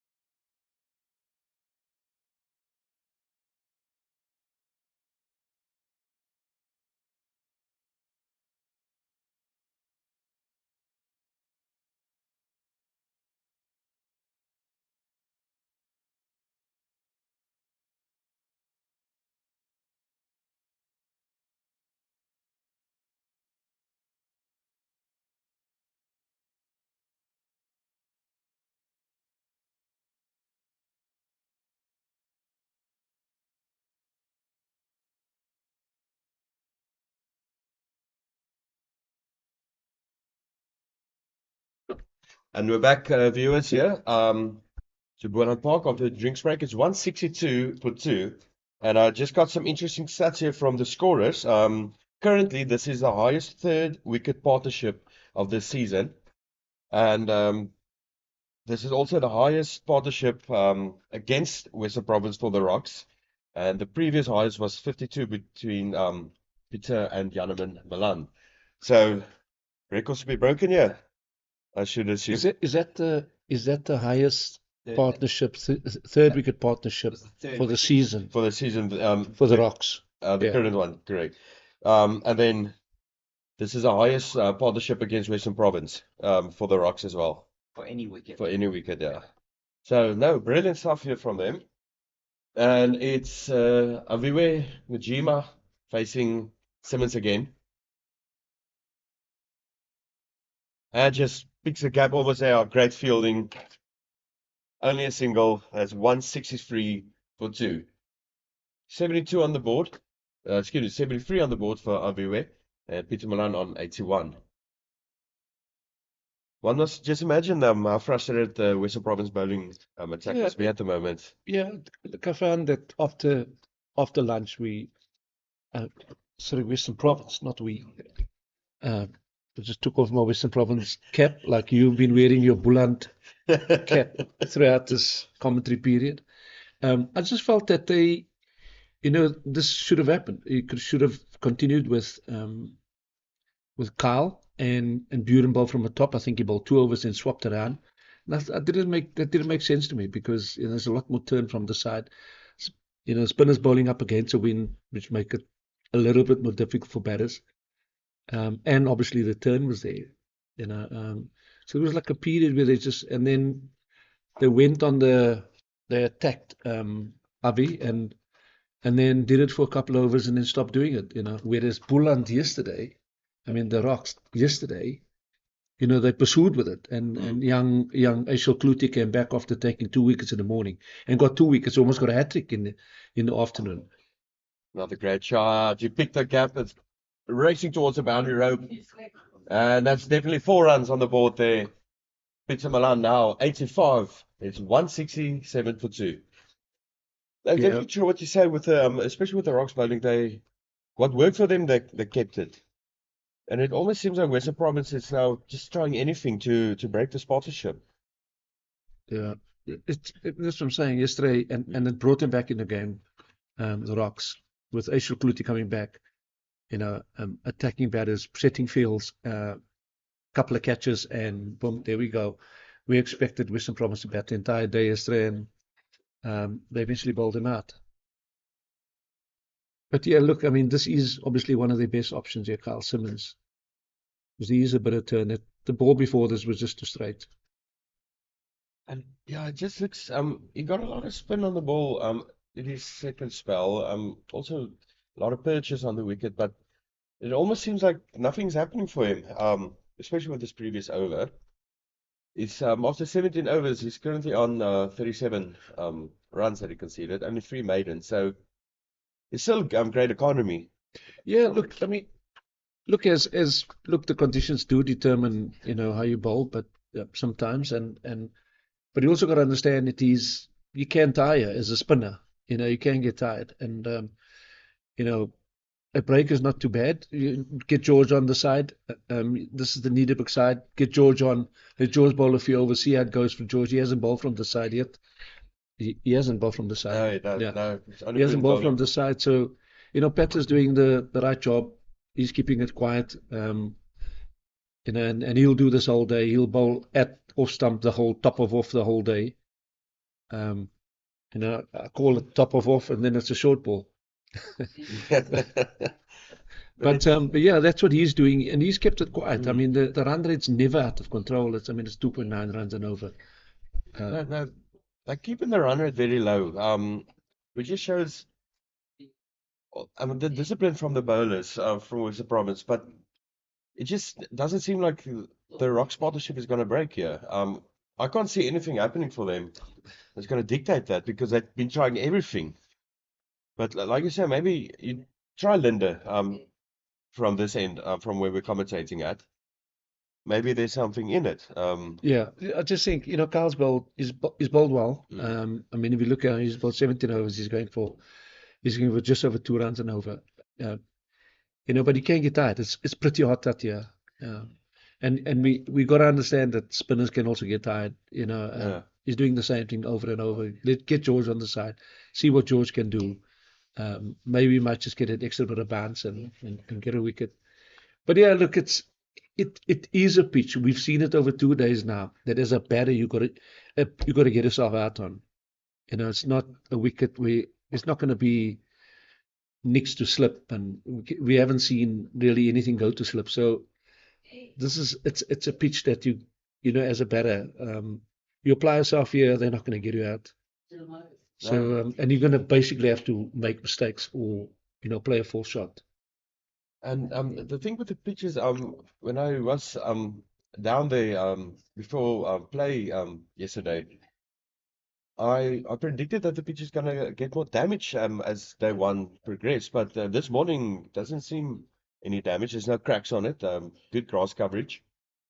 So I think that was perfect for the rocks. That nothing happened with the pitch. There is a bit of life in it, but like you said, the two batters they definitely applied themselves. They're very patient, and that's what you need from a partnership like this. Yeah, look, I And mean it's the very pitch, difficult. the pitch is playing well. I mean for batting, it's perfect at the moment. It has started to deteriorate. Excuse me. We've seen turn from from the Niederberg side, bowling up towards the old stables. There is a bit of turn there, but not excessive turn. But the pitch will deteriorate. That's a good delivery there from Patterson. But right now, I always just, I would never say this as a coach. I would never say that pitch is flat. I would never say it. Yes. But but saying this over a mic, I'm gonna say this pitch is flat. As a commentator, yes. No, it is. It's extremely fat and very hard. Like I said, they brought out the heavy roller this morning because yesterday was a bit soft to the touch. There was a lot of moisture in it. So I think, no, it's definitely very flat, very hard. It's perfect for the batsman, and that's perfect for Peter Milan and everywhere. 157 partnership thus far. And the highest partnership of the Gbets Rocks is 173. So they're staring down that record. Still very good delivery. Yeah, I've been very impressed. Very, very impressed. Look, I know Peter Milan. I've seen him many, many times do what he does, and this is what he does. He's just got all the patience in the world. He knows all his strengths, and that's how he plays. Many a time he set up innings, for his teams that he's playing in, whether it's South Africa A, or right here for I've seen him do it for Western Province. I'm very happy for Avi. He's had a tough start to the season, wasn't performing, was moving up and down the order. They sort of couldn't find a place for him, and Peter was injured. He was batting there. But the last couple of innings now, he's got 100, he's got a 70 odd not out. He's got another 70 odd not out, and hopefully he gets a 100 here, which will be good for him. His contribution to this team is obviously not just as a batter. He bowls off spin as well now, and he bowled well yesterday, but obviously got hurt. He got hurt when with standing at backward point there, and the ball got slashed to him, and he dropped the catch. And something that I mentioned to James earlier this session, it almost seems like he's very more comfortable. Doesn't seem like that injury is affecting him anymore. Yeah. There's no discomfort in the way he's playing, and he's actually going to the ball. He's committing. Yeah, somebody said this to me some time ago. Adrenaline is sometimes the best painkiller. So once adrenaline kicks in, Yes, I think that's definitely the case that's happening here. it's well bowled by Carl Simmons. Sort of caught bit on the crease there. I want to see through my binoculars here what that ball is doing on the pitch. Getting a bit of turn. Good It's delivery. interesting delivery there. A little bit round arm, Mm. almost round arms. I'm not sure if he tried the arm ball. A little bit more round arm instead of his normal higher arm action.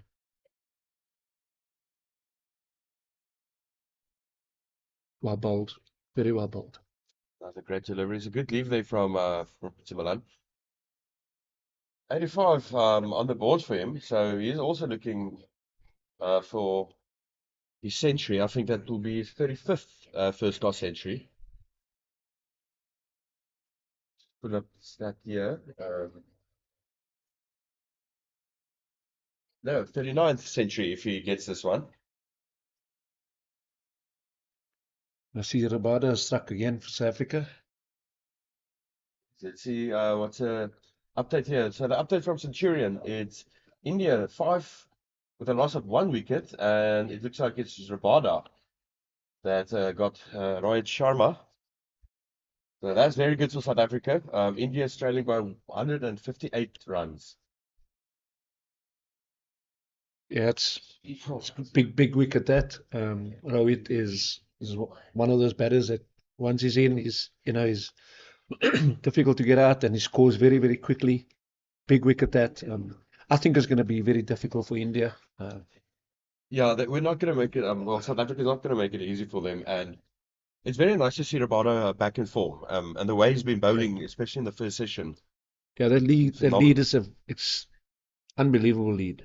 At one stage I didn't think they would get a massive lead, but obviously Dean Elgar's massive century and Marco Jansen's contribution at the end there, has given him a very good lead. And yeah, just some disciplined bowling. Just some disciplined bowling now, and it's going to be very difficult for India to save this game. Because yeah, that's like you said, it's such a big lead. I can't see them defending that. Leading by X amount and then defending that against the batting lineup of South Africa. And the bowling, yeah, because you still got Burger in the attack and Rabada, like I said, being very much on form. Bit of an edge. Gets it through the gap there at the slips. And they're coming back for 2.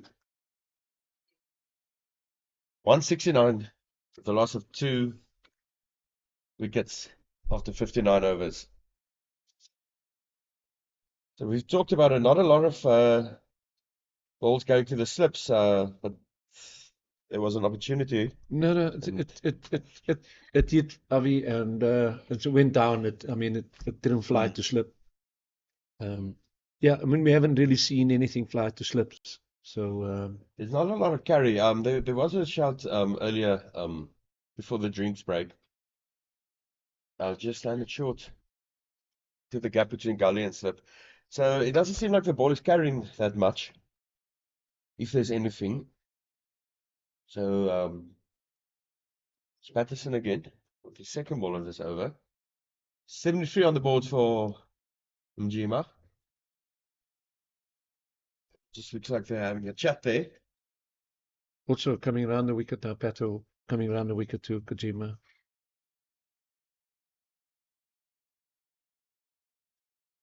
The fielders, the Western Province players look a bit dejected. Yeah, there are some heads hanging there. It was quite an interesting field. We've got 2 guys at mid-wicket catching now. Delivery from Patterson. Didn't phase everywhere much. And yeah, like you said, it's a very interesting field placement. But I can't, at this stage, I can't see anything happening. For Western Province. Is It's just a mistake. it you can't see, or is it you're hoping that anything is done? You're sitting. I'm need to be You're actually not hiding the fact that you're sitting with your Boland cap on you. That's a brilliant shot from Abiwe Mjima. 4 runs. If you're going to bowl there, then square's got to be out. You can't have him standing in a circle here. He's got to be out. So you've got to, there's a catching option there. So you can't have him on the circle.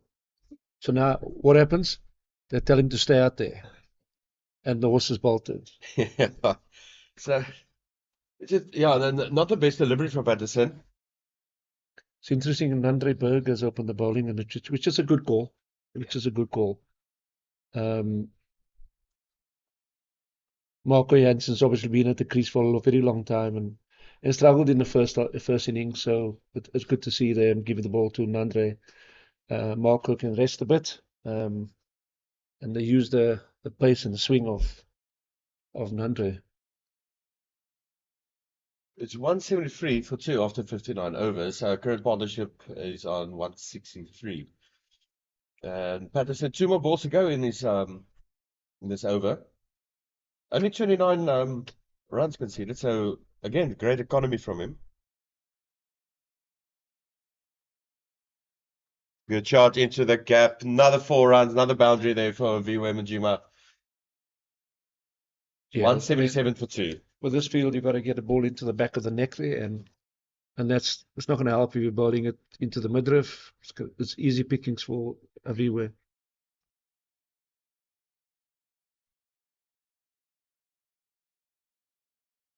That's 81 on the board for him.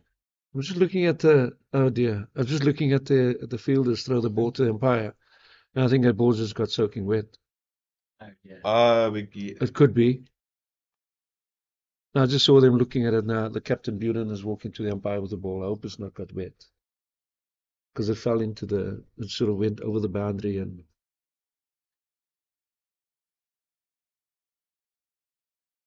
The umpire's having a good look at it.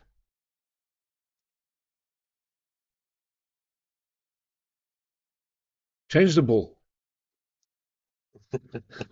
Get a ball on there with a better seam. Come on. Okay, so the umpire just going over to the square leg umpire. So it does look. They probably will change the ball if they have such a long look at it. Probably. Yeah, probably go wet, landed up in the gutter there, and there's probably some water line there. Yeah, there they go. Yeah, they have the irrigation system on now throughout this afternoon session. Yeah, and there's a match referee coming out with his briefcase full of kookaburras, full of cherries. Yeah, I hope they're getting one that's 15 overs old. with the kookaburra bird still on it. This is interesting. Another interesting development here in this match. I mean, you watch teams around the world, and England's probably the worst when it comes to that. Well, the worst and the best of getting a ball changed. When Jimmy doesn't get the ball to swing, then that ball gets changed quickly. Jimmy and Stuart Broad. The Duke's ball. Yeah, so there's not swinging. There's something wrong with his out of shape or something like that, and they get the ball changed. Am I right there? Definitely, yeah. Somehow something happens. Yeah. There's always a lot of moisture or something around in the UK that they can make sure. We played in a test match in India, and Dale was bowling at the time. I was actually sitting on the boundary on one of those cooler boxes, and Dale came to me and he said, the ball is actually breaking. The seam splitting. So I said, well, it's a good thing, we can get a ball change and never know. So eventually a couple of hours later, the ball does get changed because it's split. So the seam is split. So the ball came on, and I remember sitting there, Dale coming to me and saying, wow, we've got a good ball here. The ball looked like it's almost prepped for reverse. And it did. I mean, he got the ball to reverse. I mean, it's almost immediately, and got the breakthrough. And at the time, I think Dhoni was batting, and we got Dhoni out, and the ball was reversing. So sometimes it works, sometimes it doesn't. Well, having a look here through my binoculars, Vinny, sad to say for you, doesn't look that there's a kookaburra on that ball.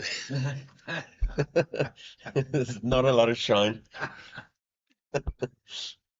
So here we go, last. But yeah, who knows? It could be the ball could be prepped for reverse swing. The first ball, Avi gets pitched outside off. Yes. Knocks Yeah. leg stump, back stump. I eh? can just imagine if a wicket's gonna fall with this ball, Peter Mann will have something to say to the umpire. So let's see. Last ball of the over is 177 for 2. They just got just well. Did Peter have a look at the ball though? I think he had a glance at it.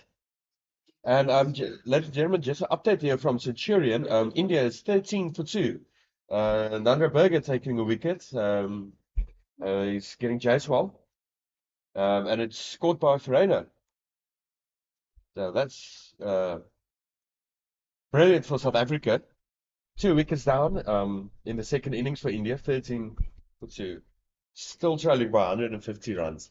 Yeah, it's going to be tough. Look, I mean, they do have a good batting lineup. I mean, you got the next few guys coming in, are all world-class batters there. But it's different pressure. We've got a bit of a lead here now, and we can go at them. It's quite a big lead considering the conditions, so we can have a full go at them. I still believe that, if we just stay disciplined enough, we don't want to be chasing an uncomfortable 220 or something like that. No, not at all. So definitely in our favour, against Centurion in the test match. I don't know, the game could be finished tonight or early tomorrow. By the way it's going now, yeah.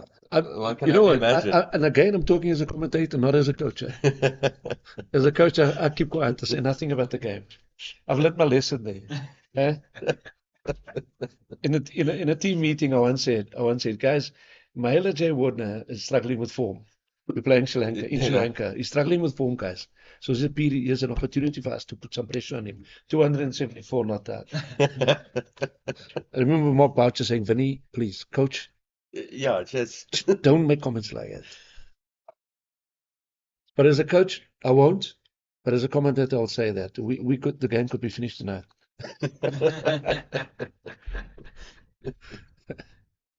No, it's really been absolutely phenomenal from South Africa with bat and ball. No, I think as a commentator, as well, I'm gonna say there is a chance. No. Look, I'm not being serious here. I mean, they're a world-class side, and they could recover. And the last thing I want is I don't want to see us chasing an uncomfortable 220 on a deteriorating wicket. Yeah. You don't want that. I know they got some bowlers who haven't performed very well, and it's quite interesting that I went with these guys. But yeah, so we don't want a situation where we got to chase an uncomfortable total, and we already got a batter out. So it looks like it's Virat Kohli and Gill, the current partnership there in We got to get Centurion. Virat out. We got to get Virat out. That's a big one. And then KL Rahul. KL, Rahul, Aya, they're all good players, very good players. This is interesting. Here we go. It's a bit of a change of angle. So let's see what happens. We've got a leg slip in, we've got a short leg in, backward square, 3/4 way to the boundary. It was a very good delivery there from Simmons. Another one just off the pad there from Avuwa Jima. And that brings it into the over after 61 overs. The score is 178 for 2 with the current partnership on 168 after 353 deliveries. And we're about, 34 minutes away from tea time. So it's looking good, yeah. Absolutely wonderful weather in Paarl. It's a very typical December afternoon in the Boland. Beautiful day for cricket. And it's Pieter Milan now to face, looks like Patterson again from the Old Stables end.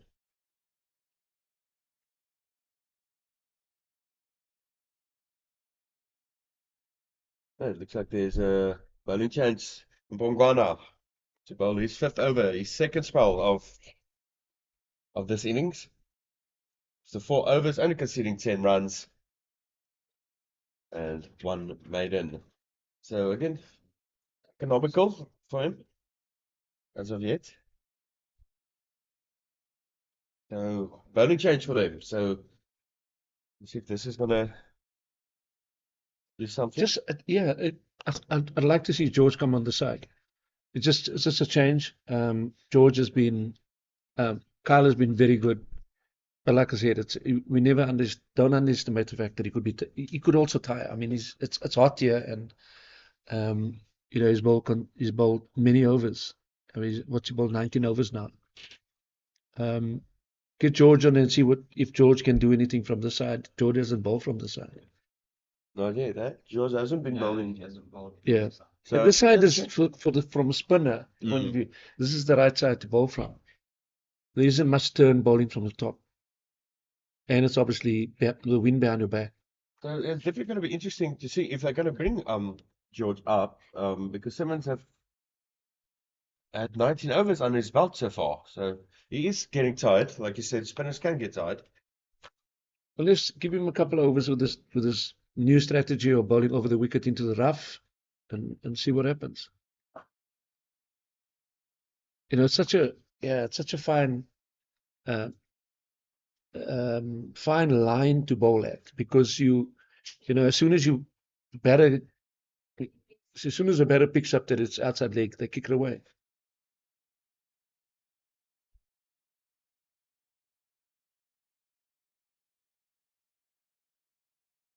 One of the only people you couldn't do that to was Shane Warne. Yeah.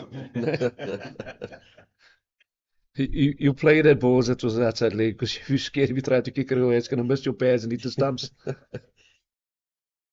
Straight towards the bowler at Ghana, Peter Milan. Wanted to go down the ground. Still 178 for the loss of 2 wickets, the Gbets Rocks. So 168 partnership. With halfway through this over. You know what I'd like to see Gill score some runs on his deck. You know, he's a serious player, very, very good player. But I'd like to see him get some runs. You know, there's a lot of talk about him, you know, being a flat wicket bully. So I'd like to see him get some runs here. But still lose the game. I mean, Virat's world class. He will score runs on any day. Gill is currently on 13. Virat yet to get off the mark after facing 4 deliveries. So it's 18 for 2 there at Centurion. And the update at Benoni and Willamore Park between South Africa and India A. I'll get that score up for you in a while. Second to last. Just giving that away. Just for a single. 179 for 2. 47 for 1. India A. And it's 47 for 1 for India A. It's also good. That last wicket of South Africa, that partnership, really helped them out a lot. Yeah, I mean it's Joe van Dijk and Seppo Moreki. What did Seppo Moreki end up with? This is his career best, isn't it? 42, I think. Career best. Maybe it'll be his career best. It could be, eh? Yeah. Brilliant stuff there from Aviwe Mujima, picking the gap, On the up. going towards the boundary rope, just crawling there at the last moment. 4 runs. It's 183 for 2. Yeah, it was a serious shot. That was it on the up, and you know, and obviously outside your eye line could easily have nicked that because of the nature of the pitch, and you know, it was quite a changing. Yeah, so half an hour to tea break. take, yeah. Yeah. Okay. You want to say? No, no, it's okay. Yeah. Just having a quick commentary change. Yeah. Just saying welcome back to James. Welcome back. Thank you very much. And these two have now equaled the highest third wicket stand for the Rocks in first class cricket at 173. Just get that number for you. It's that 173. Yes, that was Siam van Zyl and Janneman Milan, that partnership. So they're equal on that tournament. They were looking to break that at some stage in this Carl Simmons over. Simmons into his 20th over. And it's good to be back with you. This broadcast brought to you by Cricket South Africa on their YouTube channel, and visuals courtesy of Pitch Vision. With commentary brought to you by Cape Fox Productions. We hope you're enjoying the time with us here, with myself, James King, Geraint Goosen, and Vincent Barnes. It's been really a pleasure to commentate and bring you this match here from Boland Park, as that is not going to be the record partnership. It's to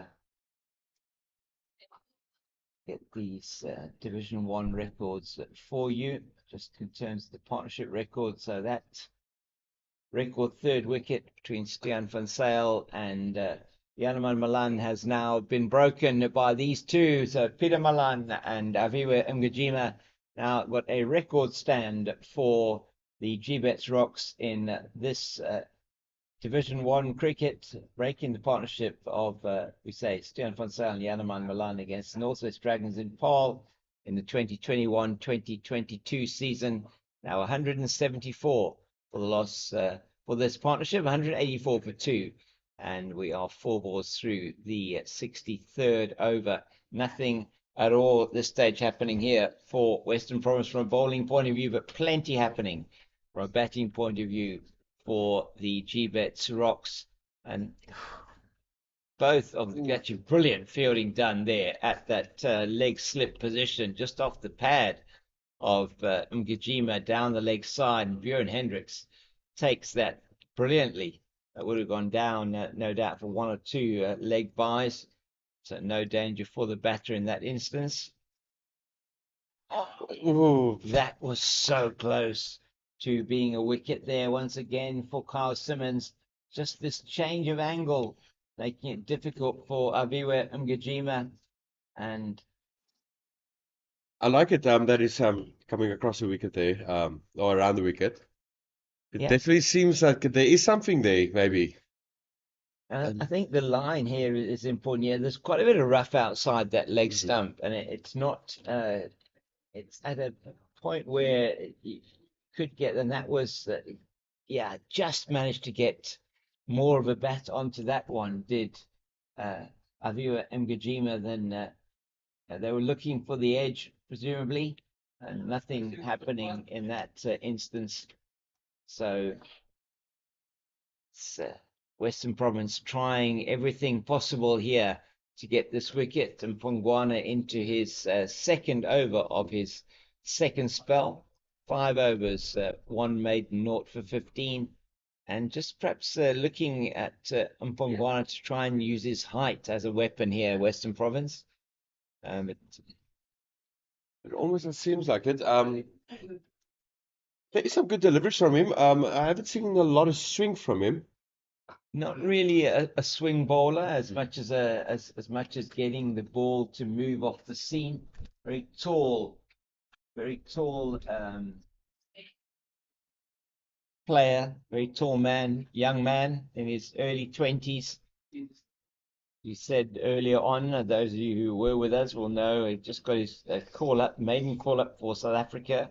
He was selected in the squad for the one-day international series. Didn't play a game, but he was chatting to me yesterday morning, saying that the experience was incredible just to be with the team. And but I think that is very important for young players who get chosen to your national side, to tour with them, be in that dressing room, be in that environment, on the team bus. You get a feel of what it's like to be in that camp. So when your time comes to make your debut, you're already settled in and you feel comfortable with. He's such a pleasant young man, very respectful, and a young man, really just a great role model for anybody coming up to look at in terms of how he approaches his game, both from a batting and bowling point of view. Always willing to learn and very, very humble. And so that one was a good delivery, in fact, on the pads of Malan. He's in now to Mgijima. And that one also on the pads. It's well fielded at mid-wicket, should I say, by Hendricks. And these two right-handers have done exceptionally well against this Western Province attack. In the morning session, Aviva Mgijima struggling against Kyle Simmons first up, managed to get through that, even though he was dropped in the 31st over by Simmons, and that has actually proven to be exceptionally expensive. He was only on 33 at the time, now on 85. It's beautifully played, but Great fielding. well, it's good fielding. He just held on to that ball, not releasing it. There was still, they were going through for the run. It's that quick takeoff that Mo Valley has. He's able to get to the ball exceptionally quickly, and I think perhaps just asking him why he didn't have a shot at the stumps. Western Province fielders all looking a little bit perplexed at the moment. Picked up the ball cleanly, not able to have a go, perhaps didn't have a full sighting of it, and this has been a very frustrating partnership for Western Province. And that comes off the pads fine here, and that won't be cut off by, it's actually 4 runs by the looks of things. So it didn't come off the pads, came off the blade of the bat from Peter Malan. Malan moves into the 90s with that shot. He's on 93, 190 for the loss of 2. They only trail now by 165. So this is going to be a very interesting game still. You sense if they don't get the breakthrough, still 17 overs to the new ball. Probably only 100 deficit by the time a new ball is taken. The Rocks have a very good opportunity of at least getting close to or equaling that first inning score of Western Province. And that could be a very, as I say, very, very interesting situation that could be developing there. And score still 2 down at Centurion, 19 for 2. Andre Berger into his 5th over there with spell. It's I mentioned it earlier to Vincent that Aviwe injury doesn't seem like it's bothering him anymore. He looks comfortable. He's actually going to the ball. And Vincent said something that actually makes a lot of sense. It's the adrenaline might be playing a part here. Yeah. I would think so. Most definitely, he is looking very comfortable out there indeed on a wicket that he looks like he knows particularly well. And Kajima's last ball of his 6th over. That's another good delivery. This time bounces. They're not going to take the run this time to Valley because he gets there a lot quicker. It wasn't quite. It was quick with a lot firmer this time out into the covers. And this is an outstanding partnership for the Rocks. And just want to go through these totals again. In fact, the highest ever partnership for the Rocks, funnily enough, is for the 8th wicket. Can you believe that? In franchise cricket, 260 between Yaneman Malan and Fariska Adams against the Knights in Bloemfontein 2 seasons ago. And the top order, the highest partnership, it's the 2nd wicket partnership of 197 between Van Sale and Fortuin against the Lions in Paarl last season. So most of these records have come in Paarl.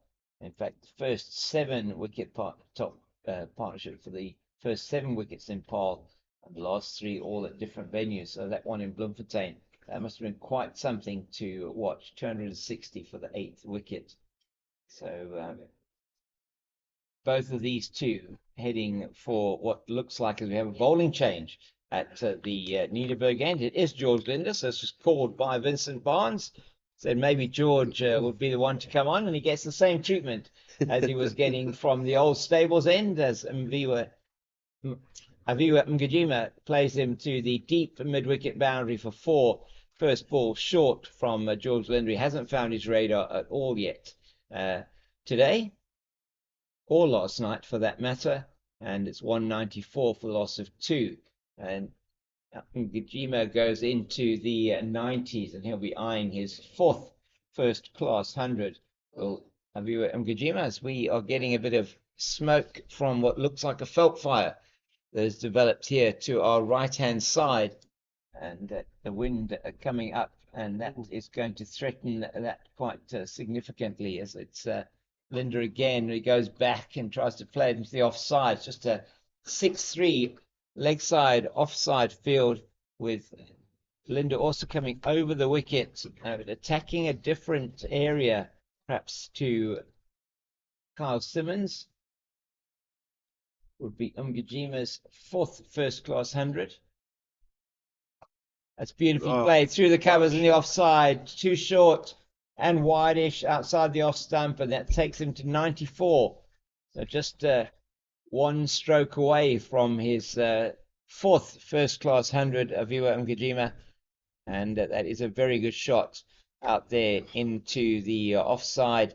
Just not getting his line and length right today is George Linder. He's been hit for 2 fours already in this particular over, and not on song at all. It's been absolutely phenomenal from everywhere, Majima. Especially with that dislocation you got yesterday, and to come back here on day 2 and 94 not out so far.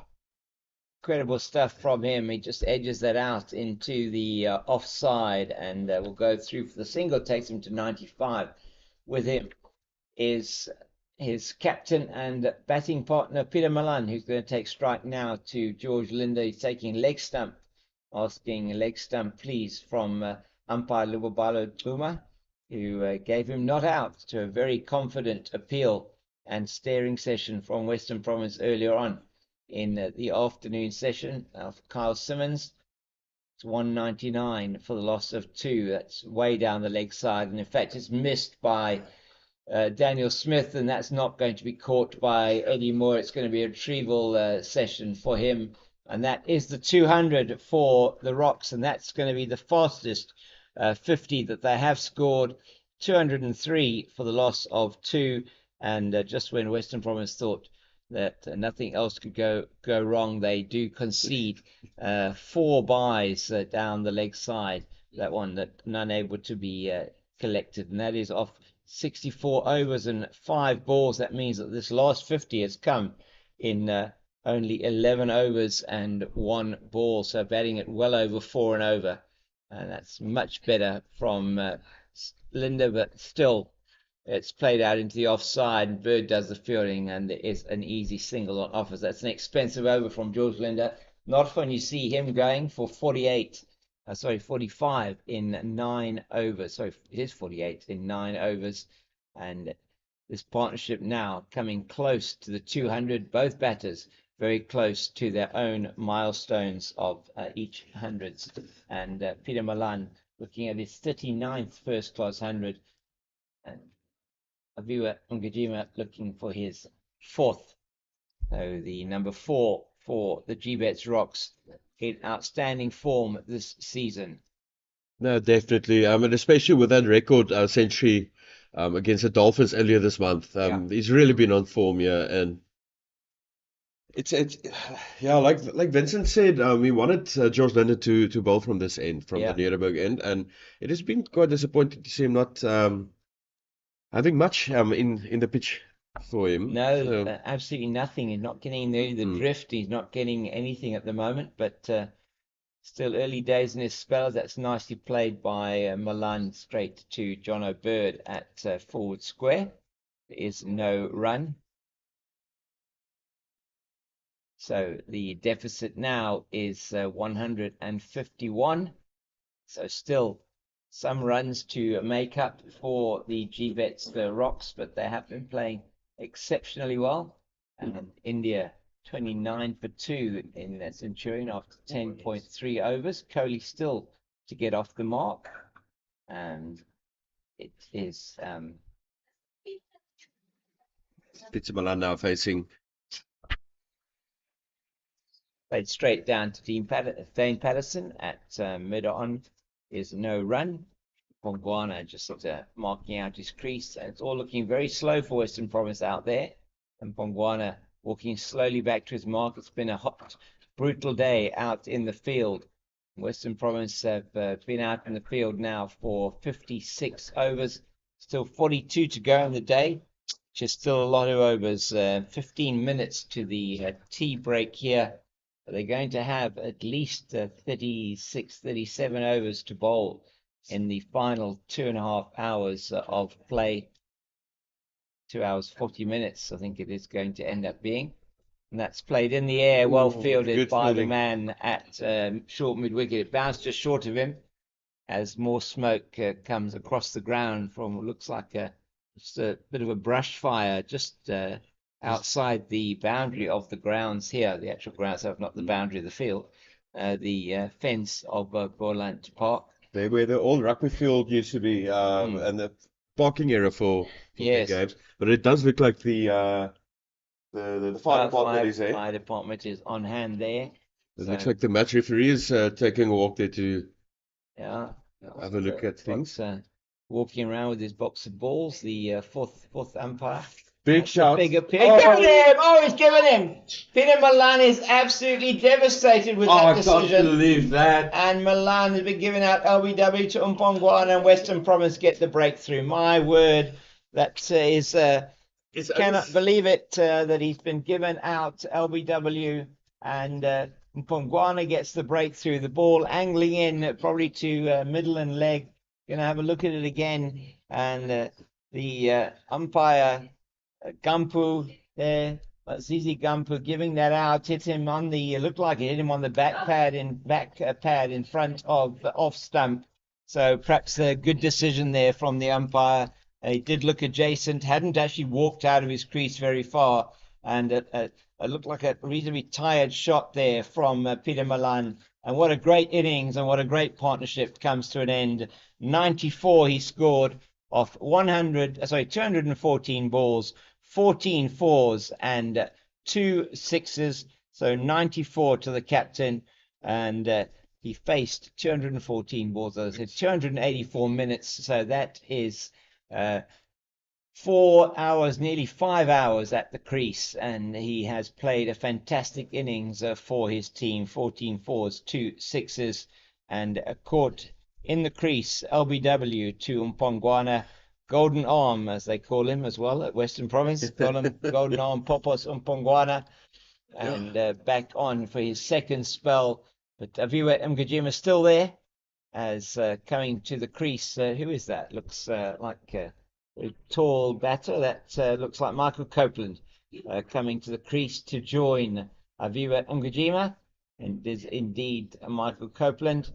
And he's played 9 matches, 150, 14 innings, 213 runs, an average of 16, with a high score of 55 for the Rocks in the previous season against the Knights. Back into the team after being out for a short while, and he is here because the captain Peter Milan has been trapped LBW by Mhlali Umpongwana off the 4th ball of his 7th over, his second spell it is, and Peter Milan, after a fantastic partnership of 194 between him and Aviwa Ngajima, goes only 6 runs short of his 100, and he must be gutted that he didn't quite get there to that 100. Good delivery though from Umpongwana, caught him on the crease. It's a wonderful delivery from Umpongwana, but no, I don't think Peter Milan must be very disappointed in himself, really.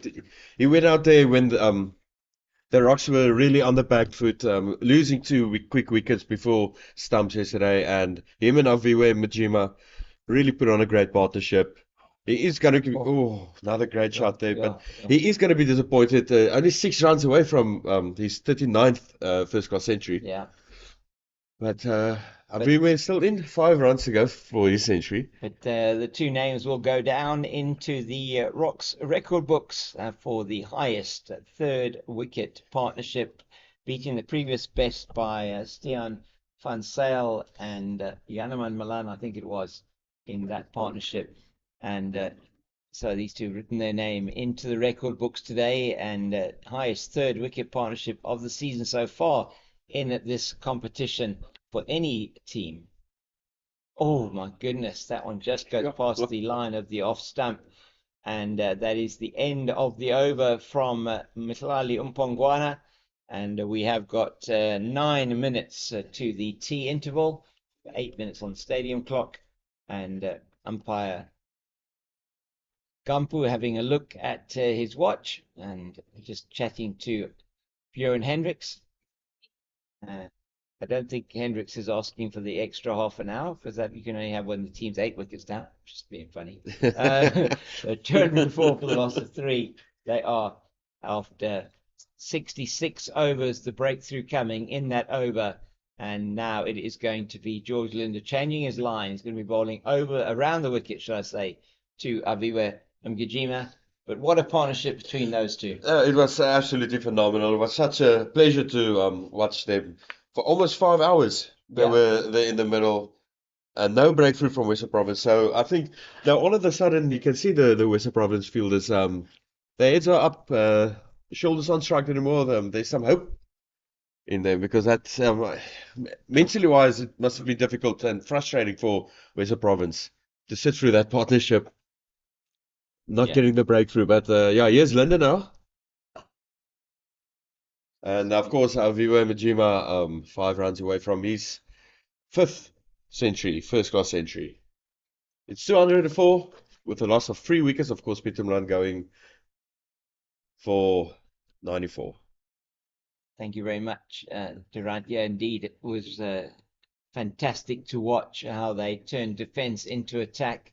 That's in the air, and second slip would have caught that potentially. It's going to go down to the boundary for 4. He's 1 run away from his 4th first-class 100 is Aviwe Mgijima, and that was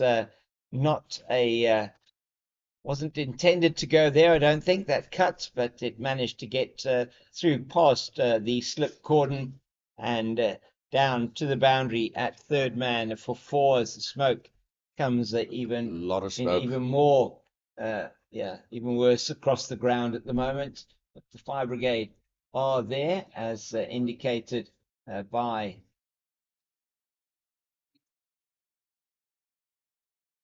Almost one. Durant, that he wanted a run there, but it's not there.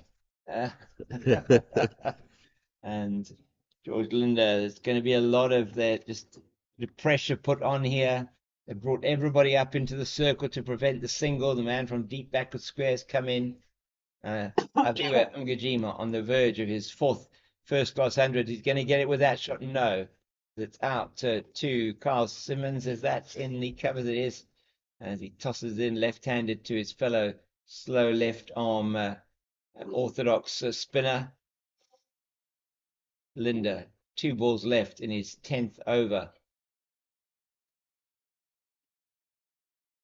Gives it flights, played straight to mid-wicket, no run there. Mgijima 1 run away from a milestone for him. And will be his 2nd century this season.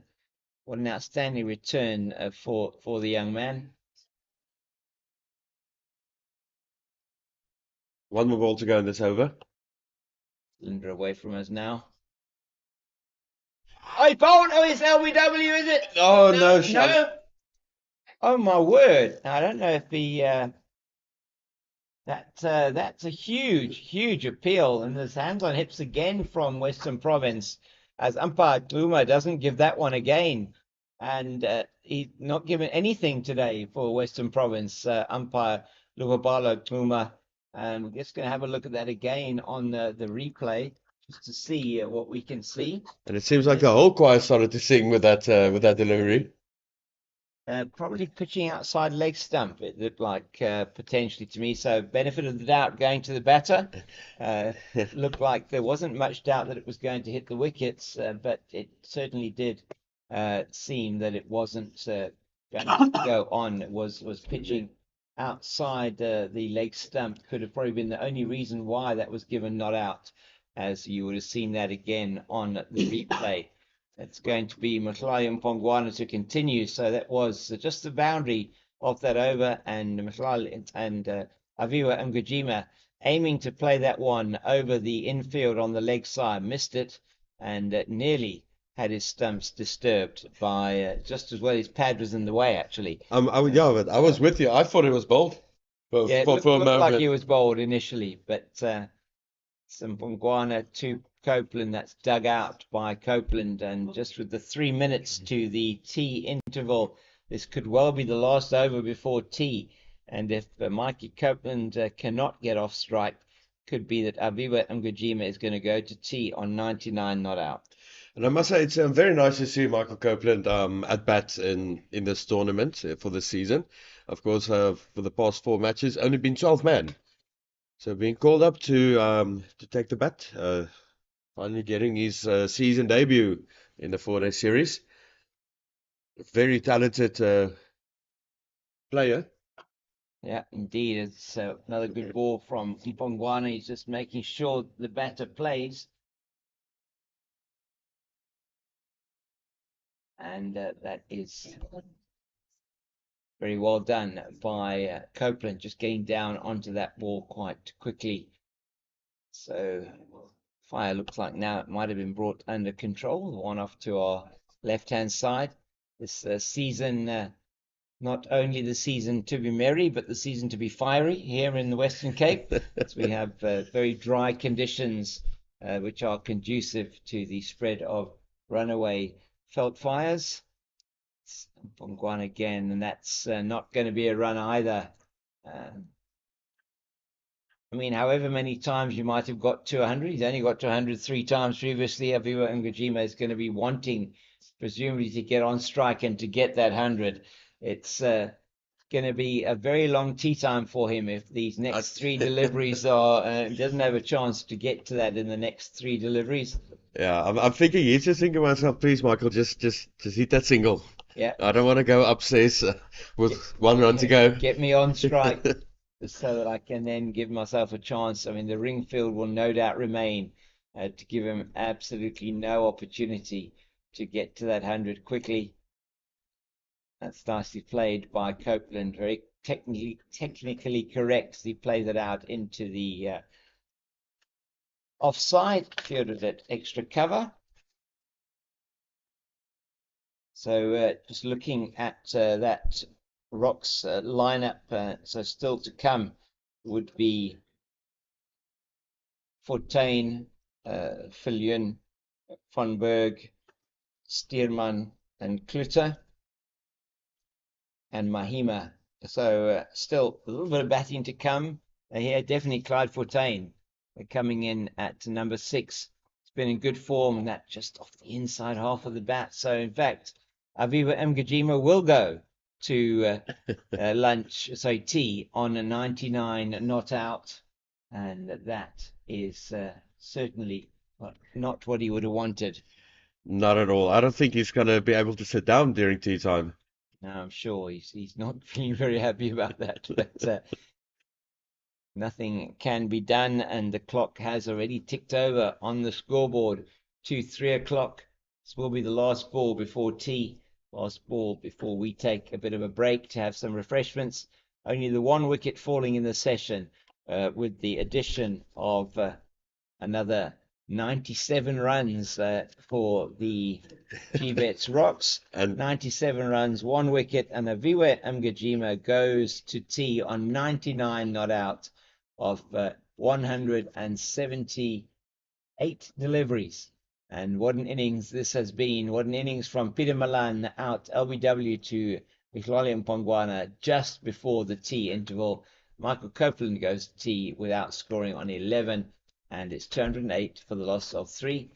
Thank you very much, Durant. We'll be back with you in the 3rd session of the tea interval, but for now, it's goodbye.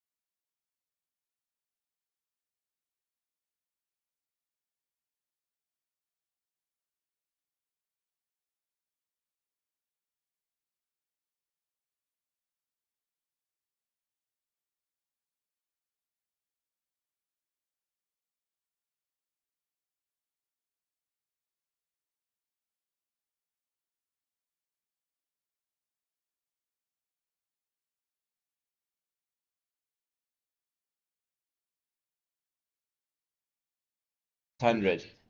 So back with you live here from Boland Park for the final session of the day on day 2.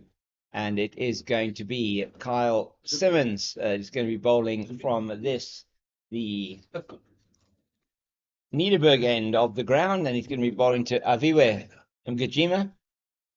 And Aviwe is on 99. He faced a maiden over in his previous over, and it is going to be, as I say, Kyle Simmons to take over for his third spell, taking over from George Linder here at the Niederberg end. Linder, who bowled then in his fourth spell, just the 2 overs that he bowled, and no maidens, and in that spell there, 19 runs was for George Linder. And here's Kyle Simmons to Aviwe Mgajima, and they do not take the run again. It's a ring field on the offside with a man short at shortish extra cover.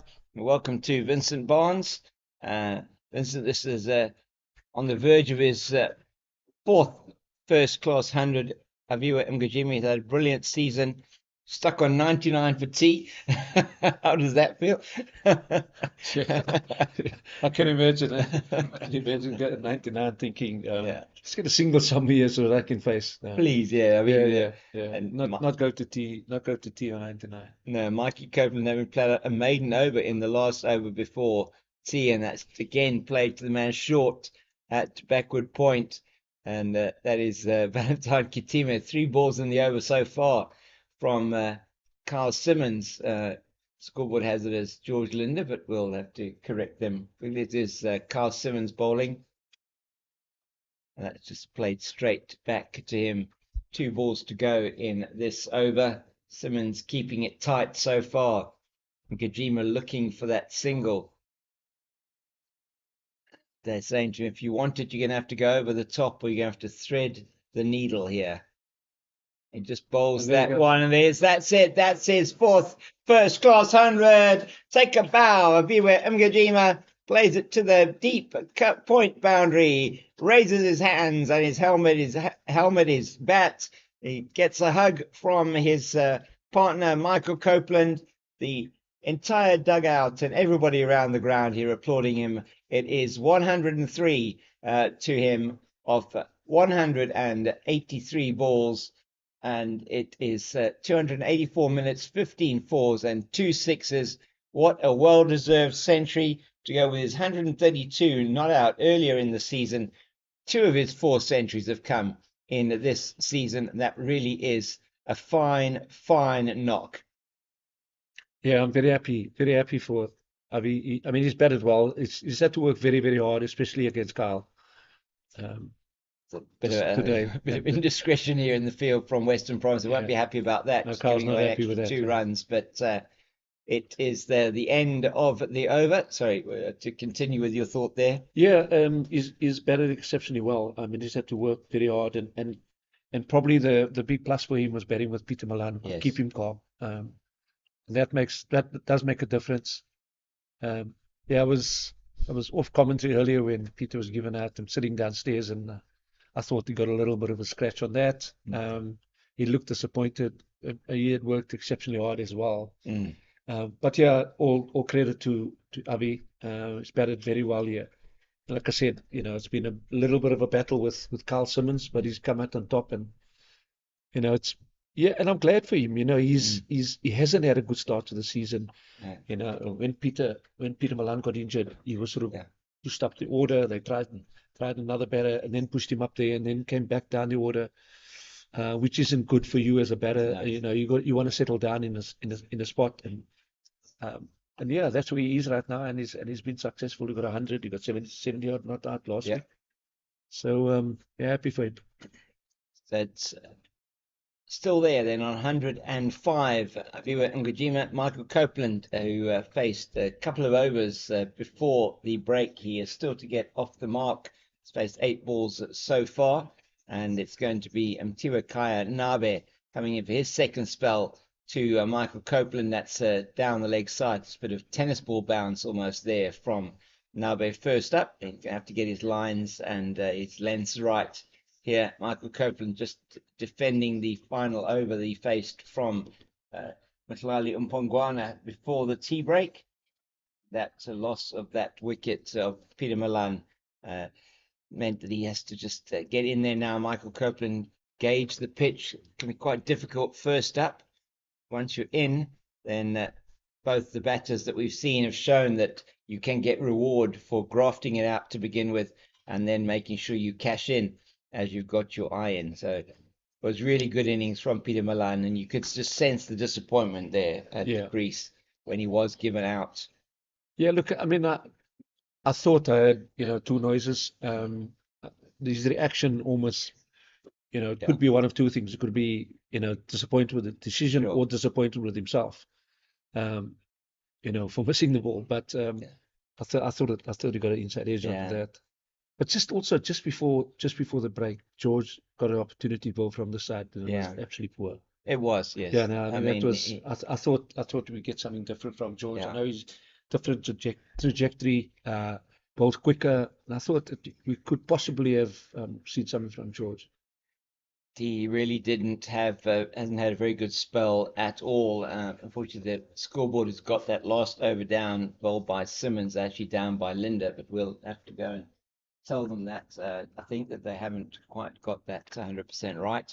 But 4 dot balls so far from Ntiwakaya Nabe, and Copeland would say just needs to get in on the surface, gauge the surface before you start doing anything rash. His team will be looking to him and Aviwa Mgijima here to ensure that they can take the team even closer. The deficit now is 141. Western Province 355 in their first innings. And just to run through some of those numbers for you, that 194 run partnership is a record for the Rocks for the third wicket in 4-day series cricket since in the last 3 seasons. The Rocks becoming an independent franchise, as it were, independent union, the 8 unions in the first division, previously linked with Western Province in the Cape Cobras franchise. And Vincent, you'll know a number of these players from this area, as you do very well, because of that linkage and this team representing the Western Cape or this area for all those years. And it was over, I think, what was it, about 17, 18 years that the competition was with the Cape Cobras. And this now becoming a local rivalry, which we really savor here in the Western Cape. Yeah, I mean, my back to the days when I was coaching at Western Province, it was this rivalry, and was the obviously we were favoured to win whenever we played, whether we played here or there at Newlands. But there were always some tough battles with Boland team, and they had some fantastic players playing here that time, and so yeah, it was, and the rivalry's back, and they had quite a good season last year. Yes, they did. Yeah. The Rocks. They won the T20. Was that the year before? They won the T20 competition, I think. Yeah, and the way they've recruited is quite interesting. Yes. They don't get affected by national call-up that badly. I mean, it's just really Keegan Peterson. Yes. So they've got the same squad of players, playing, and so unless somebody performs, they're going to get called up. But they don't really get, like Western Province here has lost quite a few players now. Yeah. Key players for them for this game. Oh, he bowled him! He's bowled him! Oh my word! I think he might have played that one on, and just going back and trying to play on the offside. And Mgajima's got to go, and that's a double breakthrough for Western Province.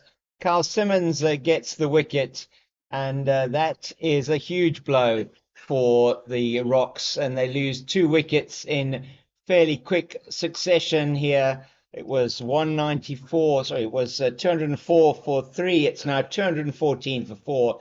And Aviwa Mgijima goes for 105. He's bowled by Simmons, and that is unfortunate for him. It's the delivery that I think maybe the one that's actually bowled a bit quicker. I was going to have a look at this again from our side as well. Comes in And no, it's the standard delivery, and it just seems to miss a straight one there. It went straight on onto the middle and off stumps, and Aviva Ungajima's got to go for his 105, 186 deliveries, and an outstanding innings by the young man, and a double breakthrough for Western Province. Yeah. Yeah, look, he's missed quite a few of those today. And since for the duration of the game duration of the innings that he was there, he missed quite a few of those, and some of them there were some oohs and ahs about just missing the stumps, and the one just skidded on, and I mean he was in no position to play it. You can't be playing that No. with a horizontal bat. Yeah. He had to just be standing and just knocking it straight back down the wicket. And so the breakthrough comes straight after tea, the first breakthrough before tea, 204 for 3 with the loss of Peter Milan's wicket. And this one now with 10 overs left to the new ball as well. The Rocks still 141 behind. They're now 214 for 4. Clyde Fontaine comes to the crease with Michael Copeland still there, yet to score with a score on 20 balls, yet to score. And 37 overs left in the day.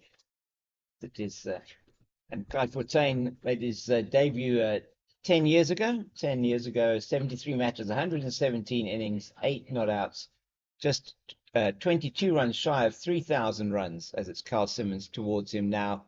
And that's well played defensively, bringing in this man at silly mid-off. I call that a very silly mid-off. Silly mid-off. That's a very close silly mid-off. It is, yes. Saw this in the match against the Dragons as well. Valentine Kitima in there virtually on that edge. He's looking for the one that probably just pops off the bat and don't have to cross in front of the batter. Yeah, you almost don't stand a chance of reacting. No, you're that close. You don't, and he's just so close. And there's the man behind him at it's almost a shortish wide mid-off position. I don't know how you call it. Isn't a short extra cover. So just covering all the options here, Western Province. 2 men at slip, Eddie Moore and Buren Hendricks. And he's gone back now to that short leg position. Probably a change of line maybe from probably bowl a Kyle. bit straighter. Yeah. Yes, he does indeed bowl a little bit straighter. Just down to Nabe at just backward of square for no addition to the score. So that's a wicket maiden for Carl Simmons. He's got just reward for what's been some really good bowling. 21 overs now, 5 maidens, 1 for 39 for him. And just to complete those numbers for Clyde Fontaine, 2,978 runs. So as you say, just 22 runs away from a very big milestone. 144 not out, his best score. EP versus KZN Inland in the 17-18 season, an average of 27.32, 200s and 17 50s. He got a call up earlier in the season for SAA versus West Indies. Possibility of him getting into the test team for New Zealand, Vincent? Yeah, look, I mean, he does stand a chance. I mean, Calveren has just been called up now to Capitals. Yes. Okay. Yeah. So he's got drafted into the Capitals. So yeah, there is an opportunity. They did want to have a look at him, in the A series. So there is an opportunity for him.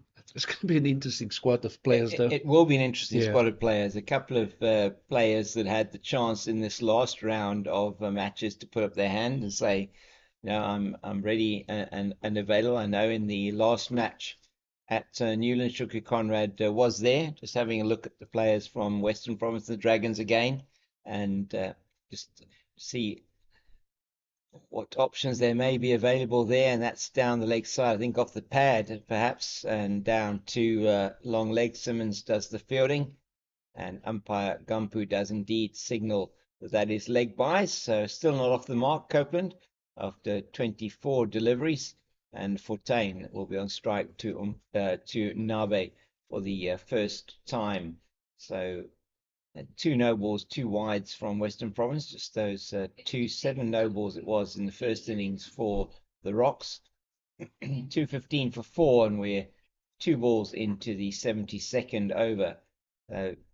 Highly likely that Hendricks and Patterson will take the new ball at 80 overs.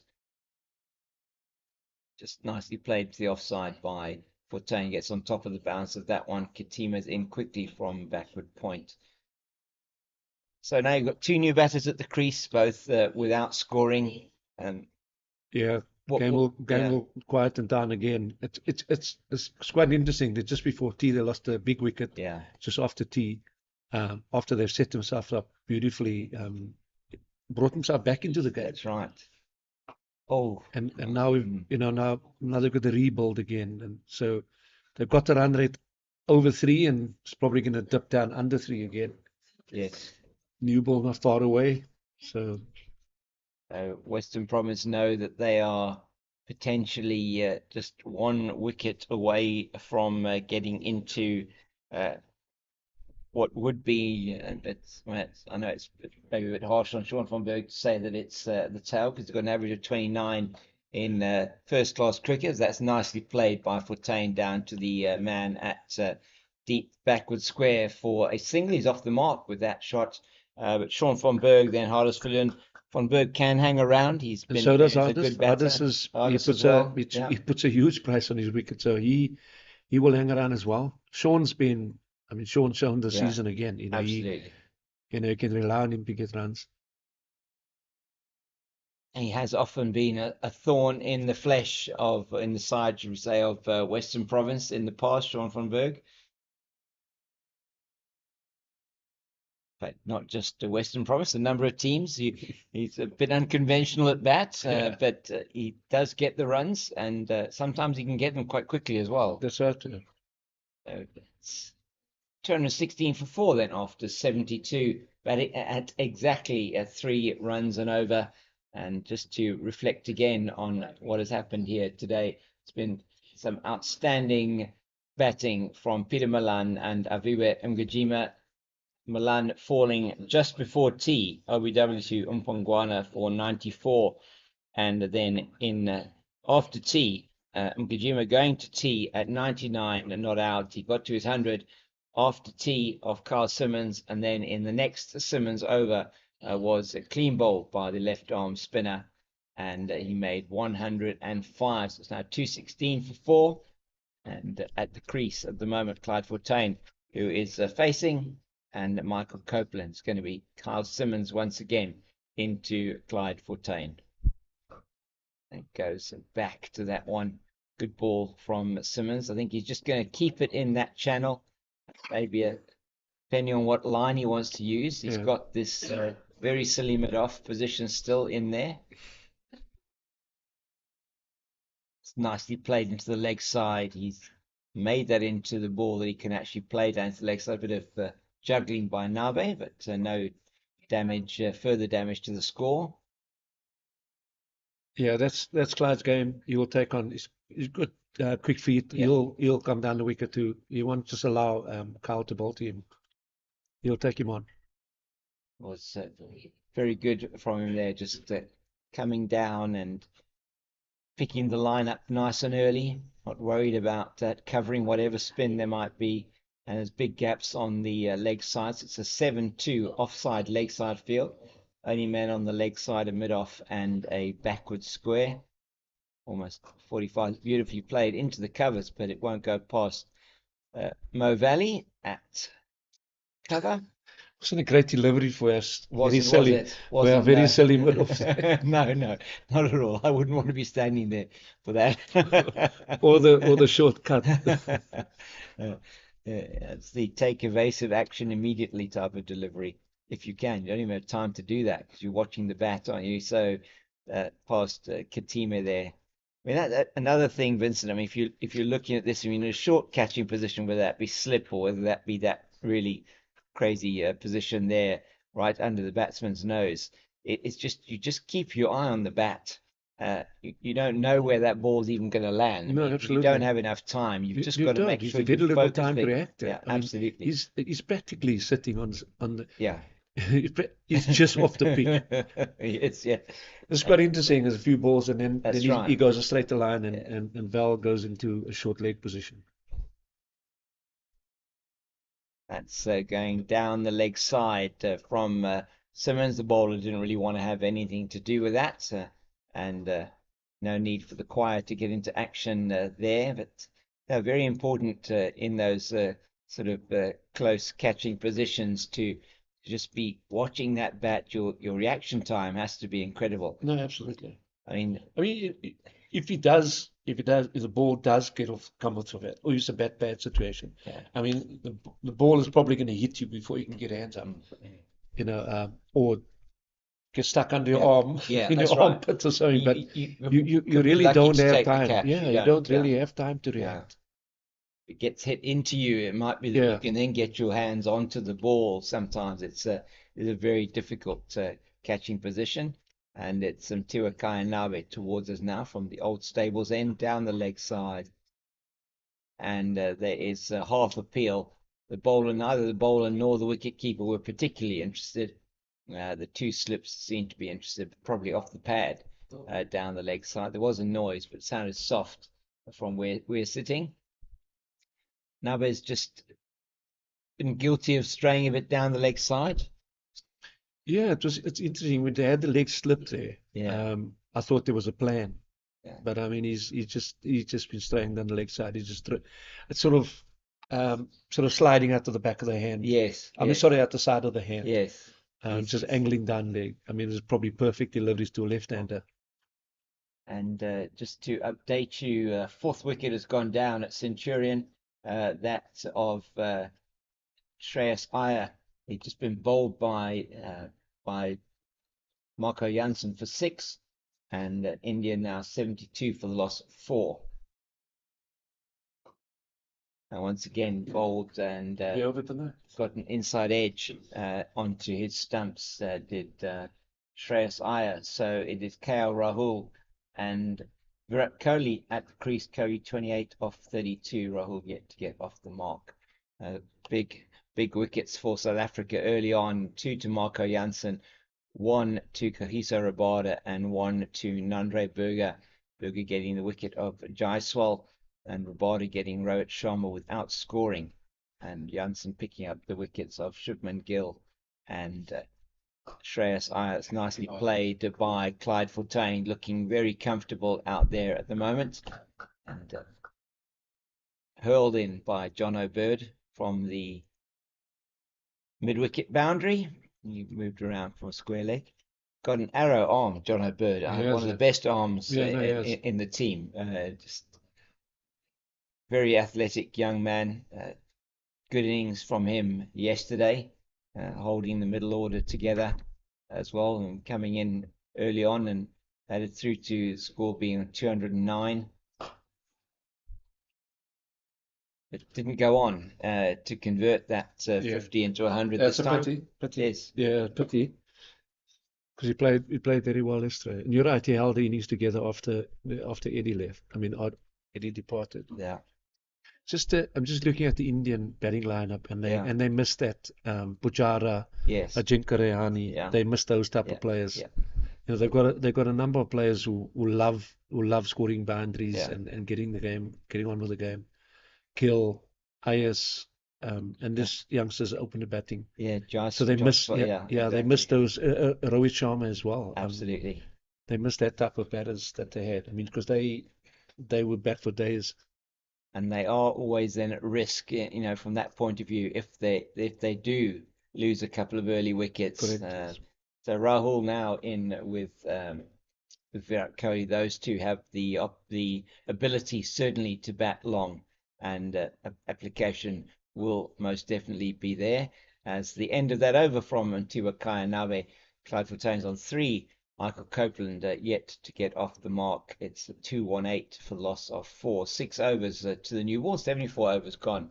Simmons is going to be continuing the attack from the Niederberg end, and we will be having a commentary change. I think let's give it this Carl Simmons over, and then we'll have a commentary change here.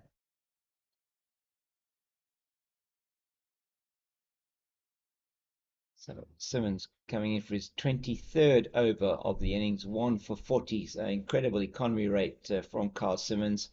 And this is Clyde Fontaine just defending into the offside. So he has that man now at that short leg position. So the line probably just that little bit straighter.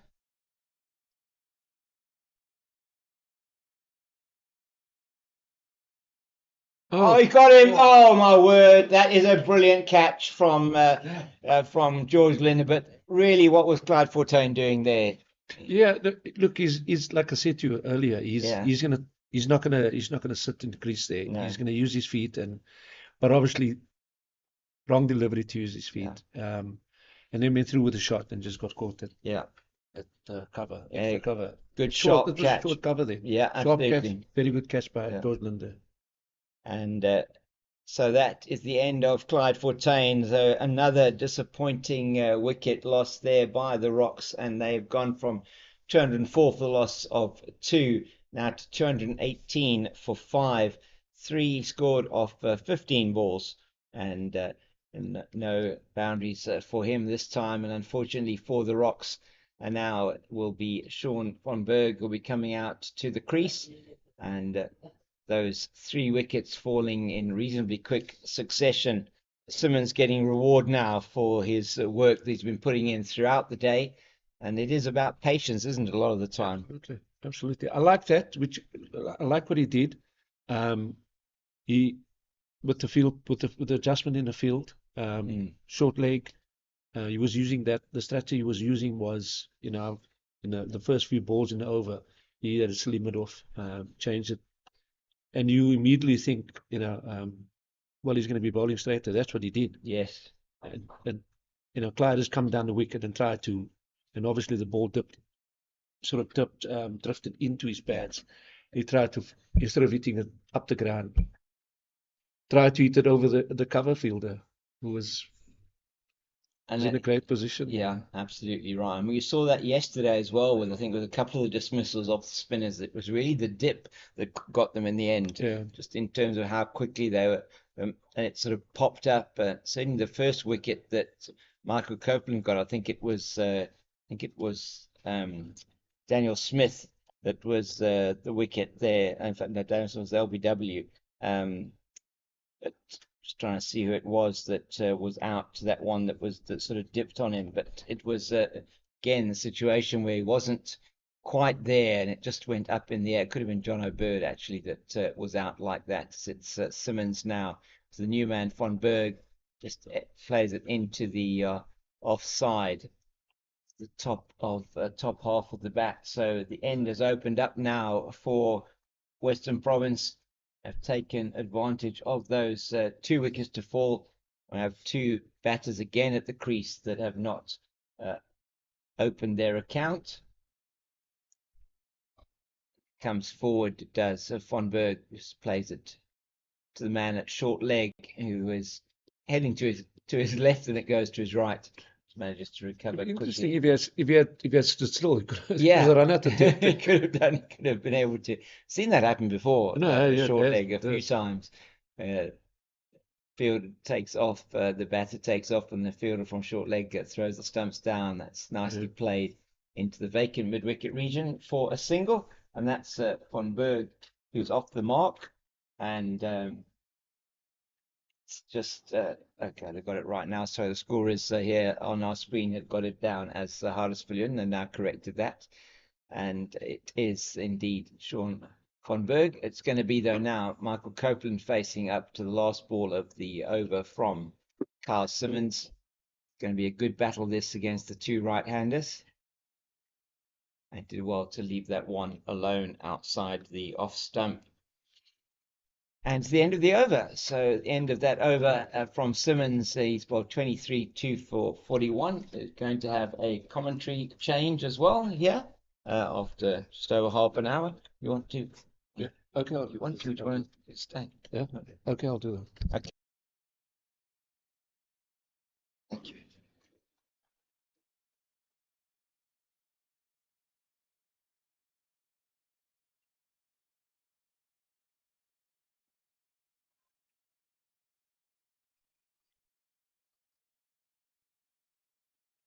Okay. No, it's a funny old game, eh? Cricket. How fast things can change, you know. Yeah, that's what I'm saying. I'm talking on the phone to one of the coaches, and we're talking about the game situation. At that time, two down, and we're talking about the game situation, where it's going, you know, the game does quicken up, although it's slow up front, it quicken up quickly. Yeah. You know, second half of day 3, day 4, it quickens up quickly. You know, obviously with the deterioration of conditions. But within how long's that been now? They've lost 3 wickets, 3 big wickets. Half Both an batters hour. half an hour. That they've lost both their captain and the Centurion Kojima. And then Clive Fontaine is just that was the softest missile. Yeah, I have no idea what he did there. It's a long, 4 days. It's a marathon. And I've heard you said it wasn't a best of footwork for that kind of delivery, and it was almost into the fielder's hands. So Look, I know that he's going to play like that. We've seen it. He's going to show intent. That's how he plays. He's not going to let the spinner just bowl at him. But coming down the wicket, you know, there was a bit of risk involved. I mean, there was a bit of drift. So the ball has drifted into the pads, and he's tried to, instead of just straight up the ground, he's tried to force it over the extra cover, the short cover, and he's hit it straight to him. You know, so it's a combination of, you know, he could have defended the ball also, but tried to go through with the shot and got out. And so, you know, all credit to Carl Simmons for that. it was, like I said, a very soft dismissal, and it was great from Simmons. Oof. And also great from Nabe there, good delivery. And Michael Copeland, 24 ball, delivery space. Bit of a shout there. Need to get off the mark. Yes, I mean, what has he faced? He's faced 4 overs now, and he hasn't got a run yet. So. It's 42 minutes in the middle, about, and yet to score a run. Yeah, it's 42 minutes. So, but it just shows you how quickly a game can change, because I think now the Rocks are immediately again on the back foot, and with the Province taking advantage of it. Oh man, Oh, that's a very misfield there. misfield there by Bongwana was given Copeland his first run. So yeah, that's one of the balls for Copeland after 43 minutes, 25 delivery space. It's 2:21.5. And yeah, just an unlucky dismissal there from Peter Malan and Aviwe. I think after tea time, something like I think like a light bulb almost came on for Western Province, because they've been really bowling well now since the start of the session. Yeah. Sometimes that's what a break does. You go up, get a coach addresses a few things with the guys, just to give him some different ideas of what his thoughts are, and when they go out, and that's what my team playing last night did. Win 1-0 down. Okay. Win 1-0 down against Everton. Got to equalize it. Half time they come out and they're a different team. And it's just what the coach sees. He makes a few changes. Just because he can see the game. He's watching the game from the outside, and he sees potential areas that they could obviously improve on or capitalize on. And all of a sudden the second half is not completely, but a lot better than. And it's the same. I mean, Salik Nakadin probably just gave them some ideas as to, but still, I mean, if you look at the dismissals, they were pretty soft. And didn't reach the boundary. The good running between the wickets from Schondenberg and Michael Copeland. I think 2 quicker guys there could have ran 4. Yes. But no, it's true what you say. A break helps to regroup almost. And the coach, like you say, seeing the game differently from the players that's on the field. And same happened with my team on Monday night. So, the Tuesday nights. I don't think it's a two. We should be sitting together. United. Yeah. Interesting game that. It's like they score the second goal. Aston Villa score the second goal, and your crowd boo. There's just booze all over the place. Yeah. And Glazers half time out, and yeah. then half time, your crowd start leaving. Yeah, leaves the crowd leaves. A lot of the crowd start leaving. They go out. Yeah, I went to bed at the 70th minute. And there we go. And there we go. So it gets 2-1, and I'm sort of almost falling asleep. And the next thing they win 3-2. I actually didn't see the next two goals. It was such a shock for me waking up yesterday morning to see that. The referee from Simmons. Yeah, it's bowled very well after tea. There hasn't been any balls to cut. I do think, the batters of the Rocks are a bit under pressure now. Losing 3 wickets in quick succession. In 30 minutes time span. Good shot there from Sean. Just a single, no, 225 for 5. Yes, look, spin's going to be important. I think the next 2 days, spin is going to play a massive part in this game. We're just seeing it now. The Rocks have got 4 spinners. With 2 offies, left-arm spinner and a leggy. They're spoiled for choices. There are a lot in the arsenal when it comes to spin the Rocks. So now he's got this delivery that he sort of bowls round arm, and I think it's his arm ball. It's very round arm. On delivery now that he just bowled. Can I look through my binoculars here? Get a more up close view. No, this will be the arm will be higher. That's a Good call. Yeah, just the ball before that he drops his front shoulder and then just sort of slings it in. It's a good variation. I like the fielding placement that the Western Province put around Michael Copeland. I'm just a bit concerned about the very, very, very silly mid-off. Yes. And that's him. 2 runs on the board. He's going to take a failure, the Rocks, you would imagine, seeing out the day. We played. I'm going to tell you another story. Right? So South African ASA, we're playing in India in a place called Dharamsala.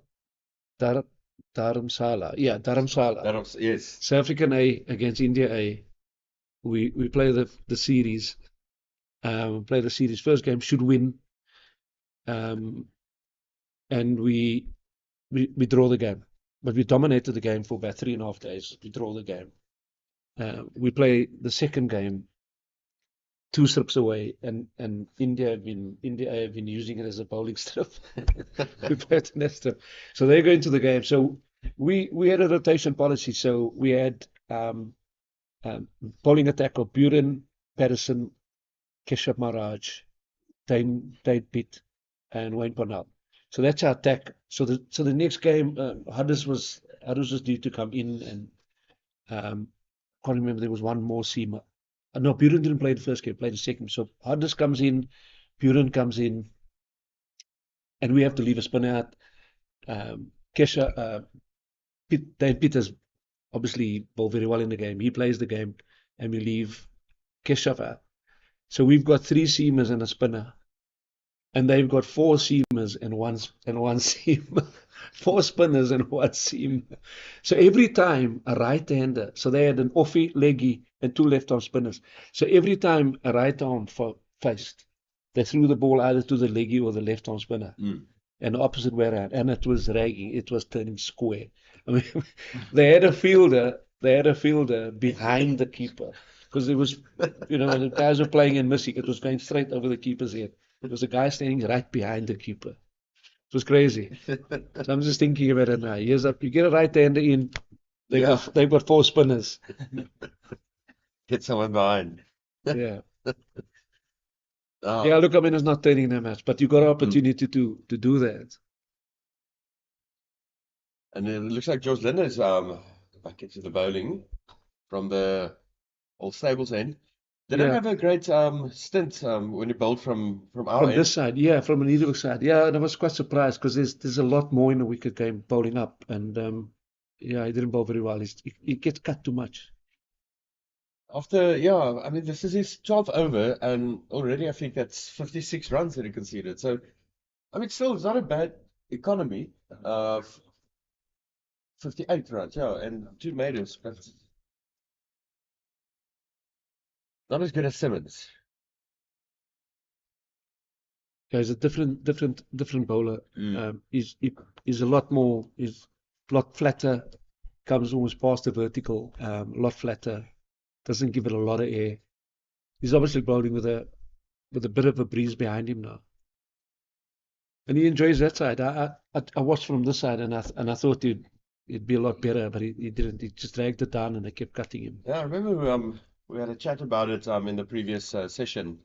We wanted him Yeah, to have a go here from our end.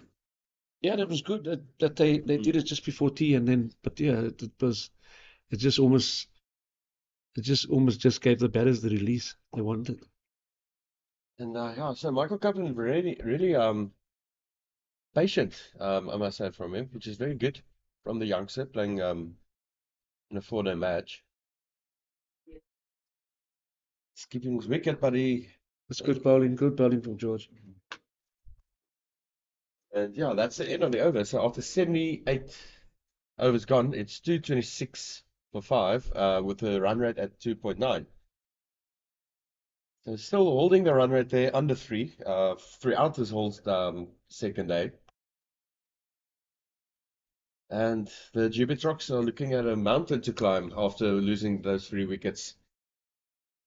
Still trailing by more than 100 runs. Here we go. Interesting. I'm glad this has happened. I'm glad this has happened. To see John Bird on left arm wrist spin, little Chinaman that he's going to bowl. This is good. This is going to be interesting, and he's Yeah, delivering set the to field. Bill Yeah, Butler. and set the field right. You don't want him to go for 12 in his first over, and then another 6 or 7 in the next over. Set him, give him protection, but he could take wickets here. Too often, you got all this. You just attack, and then it's a free hit for any poor delivery. But this is his first ball of the match, and straight into the gap from Scholdenberg, racing towards the boundary rope. That's a great save there from the fielder, restricting them to only 2 runs. 228 for 5.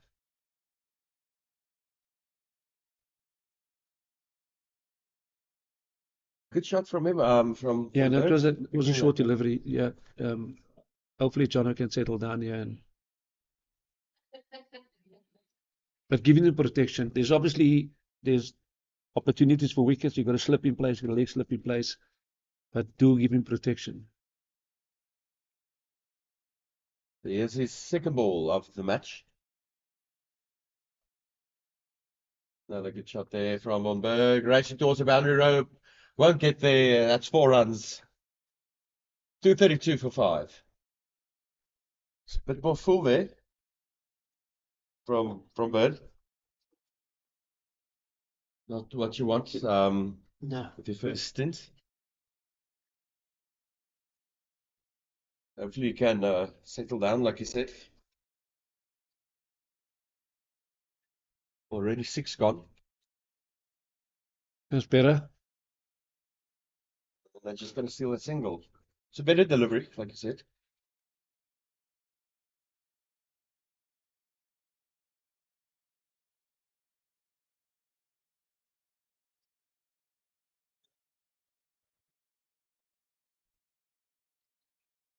Just have to see what Michael Copeland can do here. Well bowled. Very well bowled. That's very nice delivery.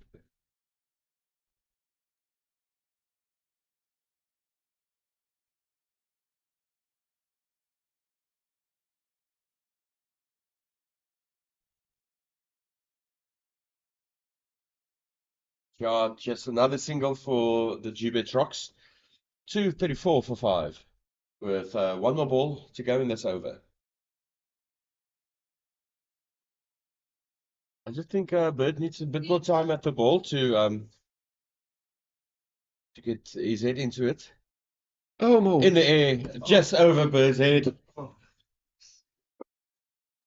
Yeah, Sean just looking to knock the ball up the ground. Got a leading edge on that, and just got, sort of flew over the head of the bowler, John Bird. Could have been out. Could have been. He was very lucky. So, and that brings the score up to 235 for 5, and that's Von Berg on 14 and Michael Copeland on 3. And the run rate now at 3. So they're building it. They're building up the run rate. Current partnership at 17. So it looks like it's Linda again from the Old Stables end. Old Stables end.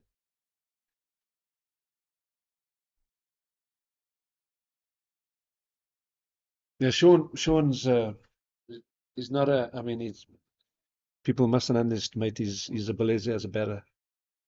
He can get stuck in, and he has scored some valuable runs for the Rocks this year and before. Well, wherever he's played.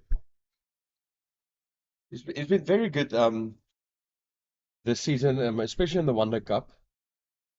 He can have a knocker out.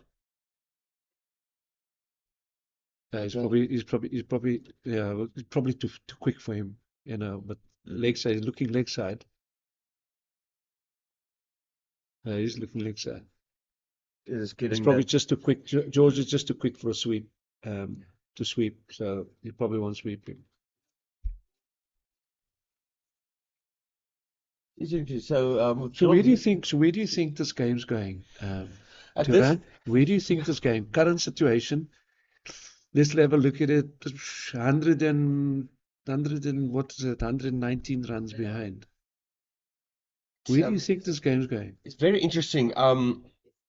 At this stage with the parameter, if you look at the parameters of what to expect with the rain that's being expected on day 4, it's difficult for me to predict. Is the rain predicted? Yeah, you sure? For Here or in Saturday. China? Here or in China? For Saturday, I had a look at the weather forecast this morning, and Just quickly, just on that shot there. George bowls very quickly, so it's not a percentage shot. I mean, he misses it, he's out. He's managed to get better on it, but to sweep is going to be extremely difficult. So it's not a percentage shot. so let's have a look here at. Then I'll give you my match forecast. Okay, and the weather forecast. Yes. Okay, I didn't know there's rainfall. Yeah, I had a look at the weather forecast yesterday, and there were 30% chance, and then this morning it went up to 60% chance of rain. Oh, okay. And that's precisely halfway through the 4th day at 12 o'clock. They're expecting Is rain. that 4th day or tomorrow? Is it 4th day on Okay. Saturday. Yeah, So Saturday, okay. it's a bit difficult for me to have a prediction of Okay, so what's no going rain, on. no rain.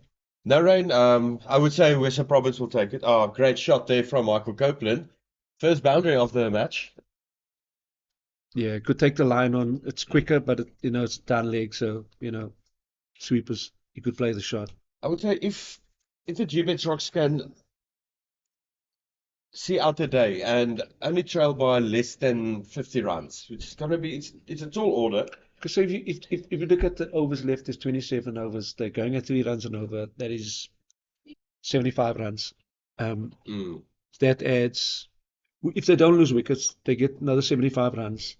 If they don't lose wickets, it could possibly be 80 or 90 runs. So you're looking at 300, 310, 320. Okay, let's just say 320. From there on, it's 6 or 7 down. And then you also must take in consideration what the pitch is going to do tomorrow with the spin bowler. You see, the game is designed in such a way because the game it moves slowly, and like I said, it can quicken up quickly. Western Province could go in with a little bit of a lead, or they could be level. And then this goes boom, boom, boom. It's not the same type of start. All of a sudden, wickets just plays a bit differently. A couple of balls keep low, and boom, boom, and all of a sudden, Western Province 50 for 3, and then the game changes. So it's very difficult to predict where it's going right now. I'm just looking at the deterioration. Spin is playing a part, and the Rocks have got 4 spinners in this. And the guy who was probably going to be their 4th spinner, he probably was their best spinner yesterday, Michael Copeland. So yeah, it's if you asked me this question at the start of play, I would have said that Province is definitely in the driving seat. And of course, just before tea, I would have said, no, wait, okay, Gbets Rocks got the name in the hat. And now everything has changed again. So So when I sat down, I said, it's a funny old game we call cricket because the deterioration of the pitch is definitely going to play a part, especially with the spins. But It's well bowled. Interesting that they gave John Bird only 1 over. I mean, that is, yeah. it's quite interesting. But anyway, yeah, okay. I just think that okay, these are the couple of scenarios, my thoughts. Okay, if Western Province get a bit of a lead here, and the Rocks have to bat last on this pitch, chasing a 300 plus score, then I think Western Province will win. Yes. But if they Or draw, or to be a or draw. draw, because it's the same with the Dolphins game. It was almost the same scenario. What's happening here, especially on day 2. And what the Rocks did on day 4 was absolutely brilliant. They just blocked every single ball. They didn't go for the big runs. And just after tea, about an hour after tea, Sorrel Avery just said, "No, let's shake hands. Let's call it a day." Even though the Gbets Rocks was so far behind the total. Yeah. So I think that's going to be the plan now for Gbets Rocks.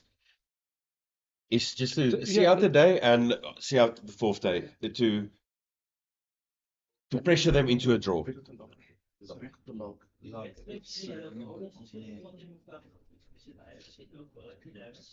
Excel. Oh, Excel.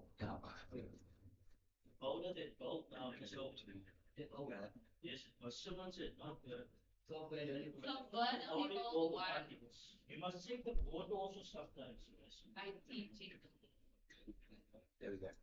So yeah, Okay, there's a log. just want to have a look at the log. So, yeah. Okay, so should we look at the log, but we also got to look at the broader picture, right? Because not only does the result here affect that log, it affects the Yeah, broader picture. Yeah, in the whole promotion relegation. the thing is how if you look at the log, the Gbets Rocks are really pressured to win. Yeah, they haven't won a match yet. 2 draws and 2 losses. To Yeah. go for a draw again, they're still going to be equal with the Tuskers. About. Yeah, Western Province need to win this game. Yeah, that's a big talking Well, point. both of them have to.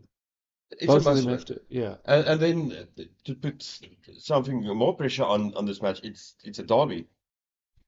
So Yeah. you don't want to give any inches to the opposition. But Like me and you. Anyway, Precisely. yeah, we've got Buren back on. Yes, so they're probably gonna take a new ball. So, but that's what I've heard now from one of the scorers. They did take the new ball, and that's why Simmons Oh, is came it? on again in place of Bird. oh, okay. Yeah. Well, did they or are they going to? Did, but I Now it looks like an old ball it though. does look like an old ball to me. I haven't seen this thing. Yeah, so he'll bowl a couple of balls and then take the new ball.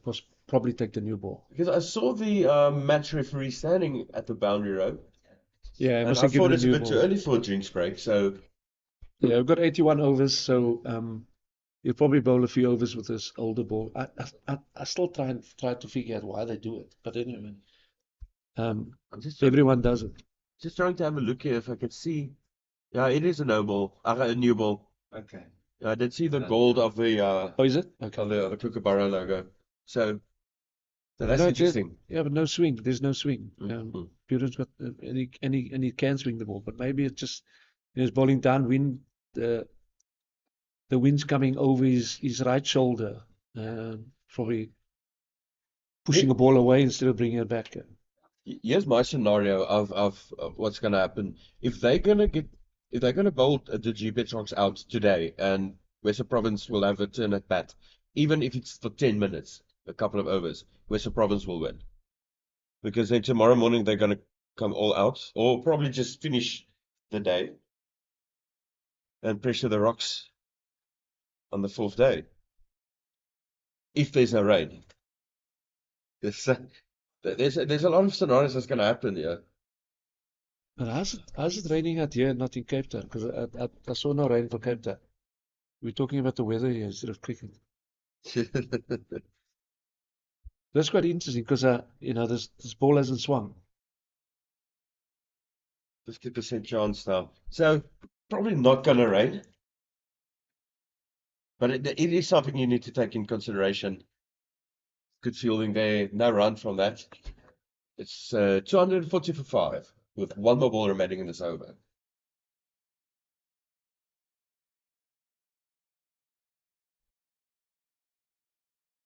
Five done.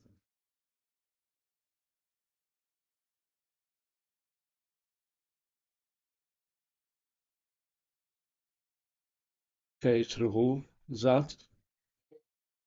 So this update from Centurion. India is a 96 with a loss of 5 wickets. And it's 96 for 6. And Andre was on a hat trick. He just took Ravichandran Ashwin first ball. okay, so there's a bit of a shot there. Okay, so looks like my information is a bit slow. Just from the other commentator, it's Nanderberg is on a hat trick. Yes. So it's 96 for 6. Yeah. Sure. Wow. Could be finished tonight. I said You, that. you said that earlier.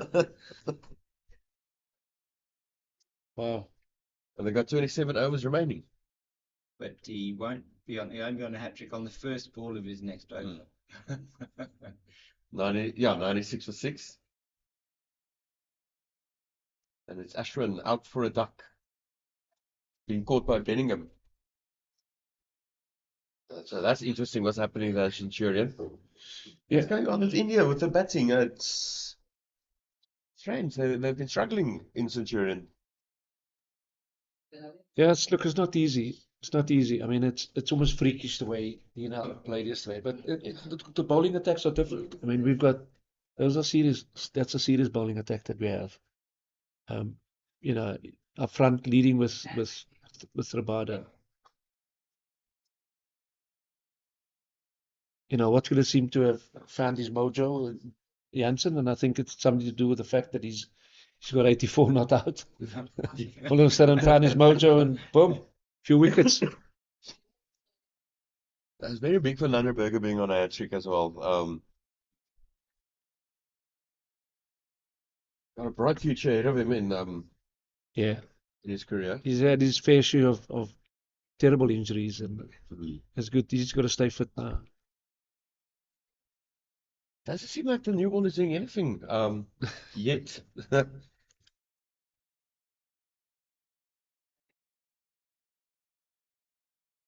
And it's Van Berg on strike.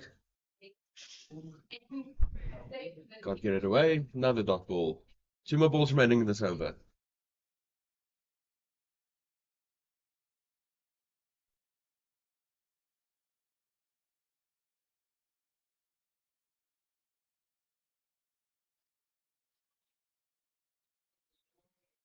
Another dot ball. Last ball for Simmons of this over.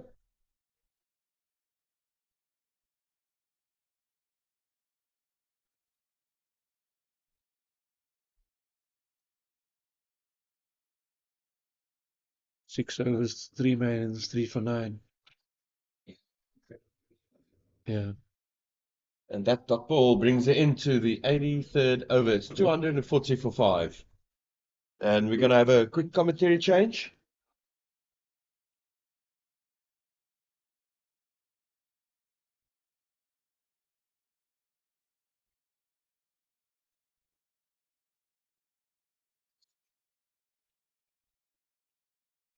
Thanks again to Vincent Barnes for joining us. Always a privilege to have the insights from Coach Vincent Barnes and his many years with both the Proteas and in the CSA high performance centers, the high performance manager, and really fantastic as we see Bjorn Hendricks going to Copeland, and that is over the slips and down to the third man boundary for 4, and it may even have been that he planned to play that shot over, up and over, and that takes him into double figures.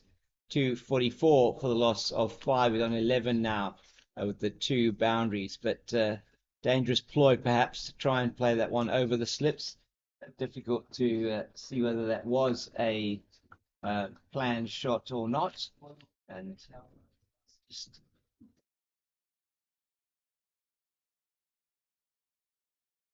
to look at that one again. And yeah, he did open the blade up for that one, went at it very hard, difficult chance it would have been anyway had it been on the line for them. And it's been a fascinating session this after the tea interval. These two now putting on 26 for the 6th wicket. After the loss of 3 quick wickets, Durant, and as you were saying earlier on, match position is very interesting here. They lead, Western Province lead by 111. Either way, that's Nelson in somebody's language somewhere.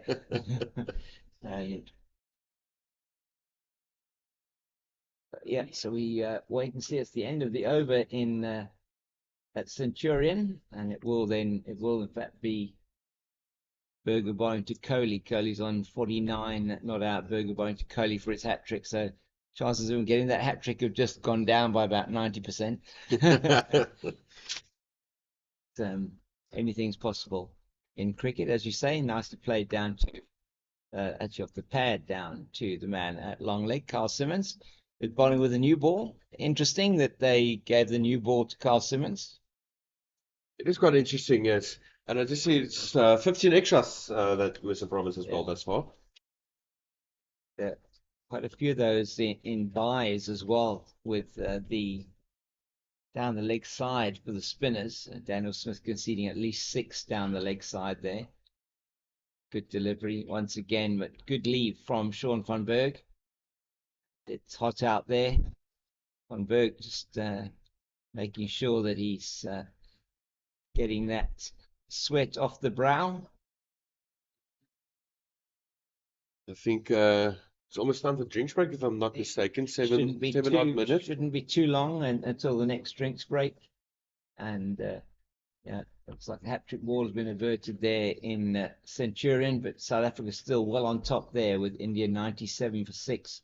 Shardul Thakur just having joined Virat Kohli. Ah, great shot. It is. He was on top of that. He got swiveled well, did Sean van Berg, and he can be a very dangerous batter as he moves onto 19, 249 for the loss of 5. And these next 50, the 50 from 200 to 250, the loss of 3 wickets for the Rocks in this period. And we'll see now. We'll get to that, which give you those run comparisons in terms of the time to get to 250. It's going to be Hendricks coming in again. This is the 3rd over of his spell, so 18 overs prior to this. Don't know where we're getting. So 14 overs prior to this. I do apologize. There would have been a big appeal had he missed that one. And that's the end of the over. Hendricks' 16th over, and he's had now 2 overs with the new ball. 84 overs gone, 2 overs with the new ball for Simmons, 2 overs with the new ball for Hendricks. And it will be Carl Simmons to continue the post their 100 in Centurion. It's a good partnership that Sean van Berg and Michael Copeland is starting to build here. 31. Very important, isn't it? When after it went from 214 for 204 for 2 to 218 for 5. Very important they did rebuild and put something together. Van Berg now the senior partner on 19 of just 32 deliveries. Copeland took a long time to get off the mark. Very long time, 48 odd minutes. I think he was in the middle before he got a score on the board. And so it looks like it's Simmons again, or is it? It's Simmons. He's going to be bowling again here from the Nederburg end, and he's going to be looking to get both turn and bounce, particularly the bounce with this new ball. Is into Copeland now, and that's just on the line, middle and leg, straightening on the right-hander. And the feature of this Rocks lineup is the amount of right-handers that they have got. I mean, so far, top 7, only one left-hander is Stean van Zyl. Yeah, there is quite a lot. And Hardest-Viljoen, I know, is also a right-handed batter. Simmons, that's a very good delivery, and that's exactly where he wants to be bowling. That turned sharply away from Copeland. Coming onto his front foot was the length. He had to come forward to it, and just going past the outside edge quite significantly. He's dropped his front shoulder and slowed hand on. Yes.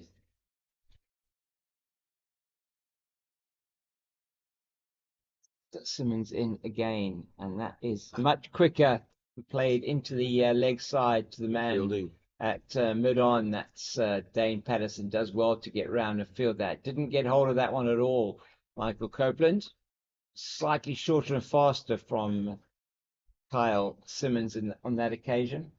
And that's 250 up for the Gbets Rocks. Thank you very much. Around 250 off 84.3 overs. So that last 50 taking 20 overs, in fact 19 overs and 4 balls to come. So 250 for the loss of 5. So those wickets have slowed what was a very increasing rate. The previous 50 coming off 11 overs, this one coming off virtually 20 overs.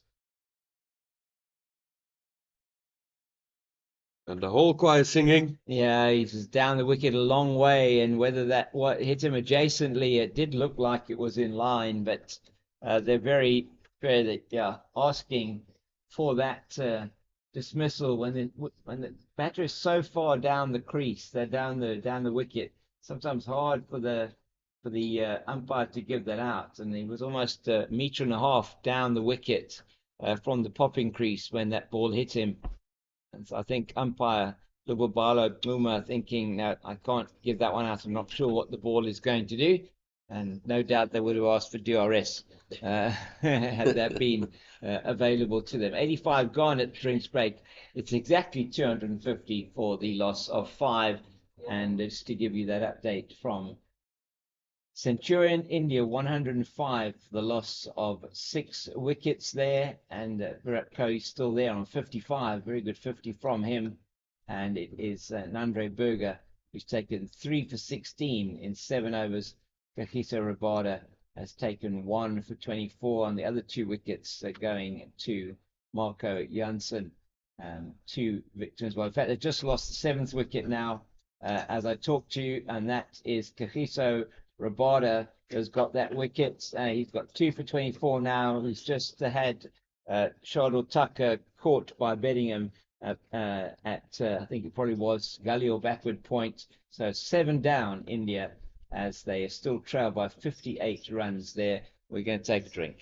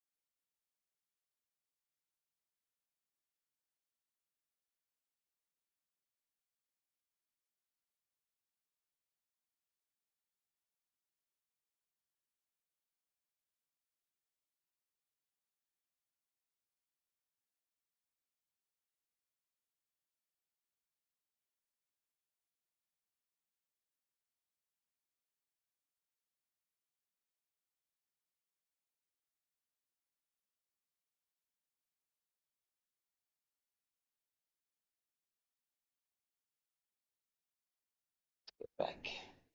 So welcome back to the beautiful Boland Park here in Paarl in the Western Cape, South Africa. It's a lovely day, and the fire that was threatening us on the just out to our left has been put out by the fire services. Thank you very much to all the people who work on extinguishing these fires. Some massive effort from groups like Working on Fire here. We have helicopters stations around to ensure that we don't have difficulty. We try and put those fires out as quickly as possible. So we are into the fire season here in the Cape Town area. And with me in the commentary box, Sven Durant Goosen. And after drinks now, good partnership developing here, 32 between these two. Yeah, very good partnership. That was a great delivery there from Hendricks. Yeah. Almost rattled Michael Copeland there a bit. Into his third over now with the new ball is the Western Province captain, Björn Hendricks. And he taking over the captaincy from Carl Verena, who is up doing duty in Centurion for South Africa. And in that match there, those of you just joining us as well, is 105 for 7. India still trailing by some 158 runs. And here it is the Rocks that are trailing by currently trailing by 105 runs. And they're 5 wickets down. So this session with the second new ball, critical for both teams. Very critical. It almost feels like this session is going to dictate how this match will play out. I would agree with that, Durand. I think if Western Province can get a couple of quick wickets here, you sense that they take that lead, any kind of lead into the second innings, will make it difficult for the Rocks.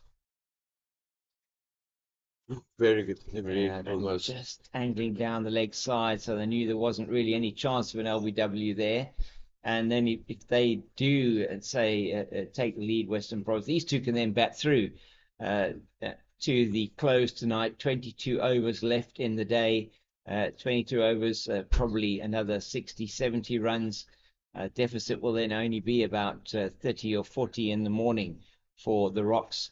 And that would probably be on the average that they're scoring at the moment.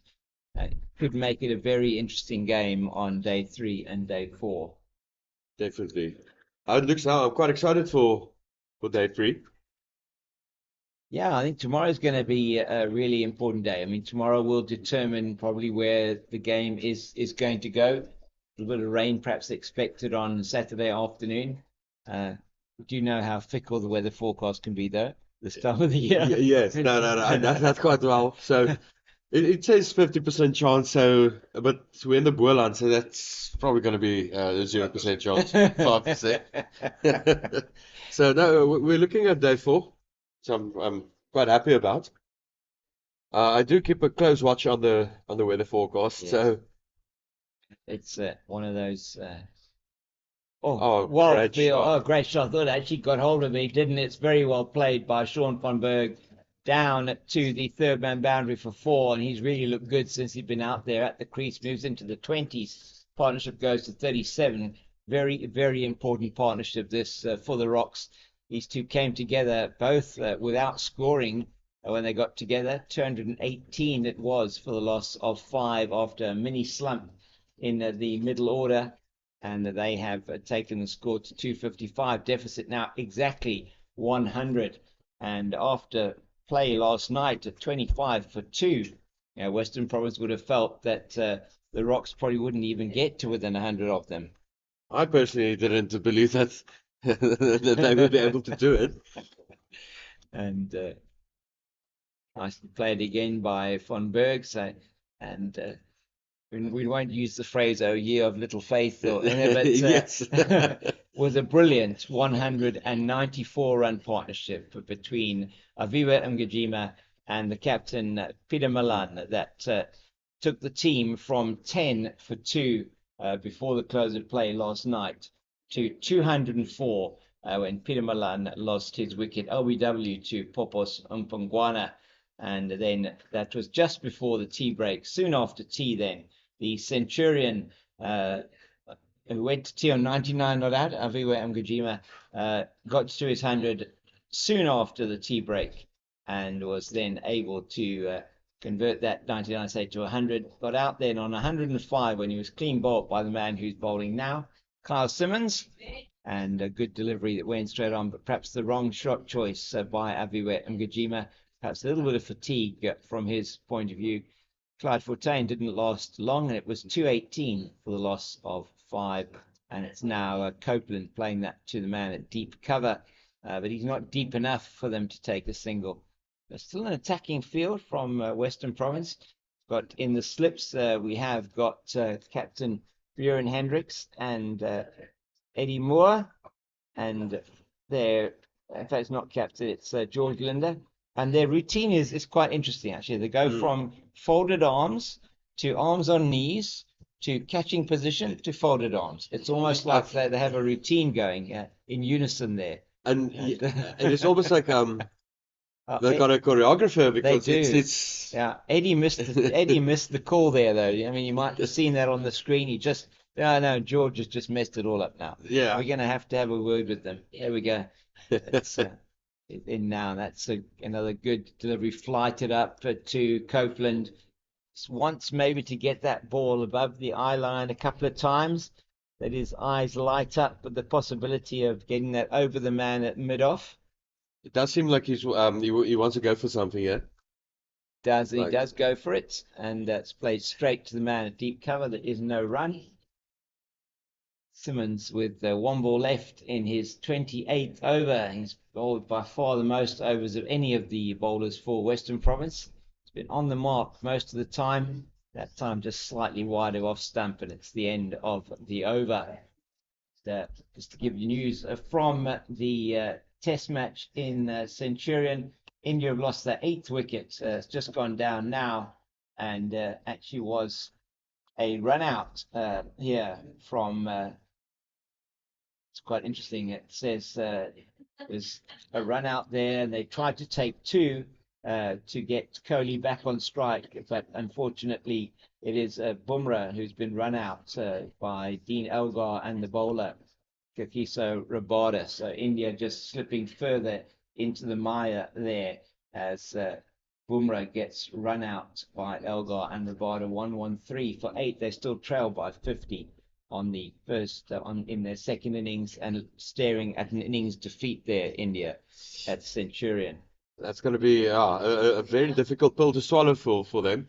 Oh, that one just off the inside edge and onto the pad from Von Berg, facing up to Björn Hendricks, his first delivery in his 18th over. And as you say, a bitter pill to swallow with the preparation being put in largely into that test team. Yes. Holding players back from some of the ODIs, blooding some new players. And it has been largely thanks to, who I'm sure the man who will be man of the match, Dean Elgar's 185 in his final test at Centurion. But you've also got Rabada in a mix with that 5 too. Absolutely. I mean, in a game like this, better than Definitely, with the pitch doing what it did. Great 5 in the first innings. South Africa having India on the rack, and that brilliant 100 by KL Rahul in the first innings, matched and bettered by Dean Elgar in the second, and good contributions down the order. David Bedingham with his debut 50 on debut for David Bedingham, no doubt cementing his place certainly in the team for the Cape Town test, and also on that trip to New Zealand. And Marco Jansen showing his worth with 84 not out, his highest test scores. It's Björn Hendricks towards, and that's played nicely by Copeland, but won't go past Yassine Valley at extra cover. He's hurt himself a bit there. I think he's going to have to go off potentially. I was just asking for some plaster maybe for that hand. Got his body behind that. He's going to have a bit of a bruise there, I think, on the leg tonight. But good technique from Mo Valley. He really is an excellent fielder.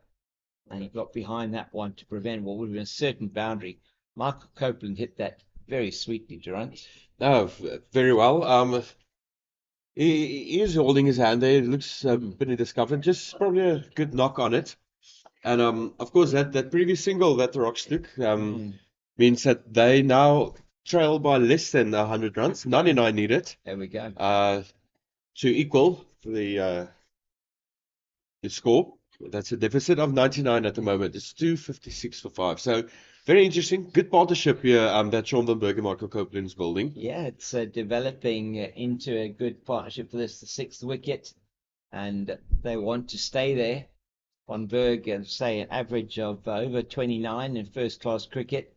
So certainly coming in at number 7, a very useful all-rounder.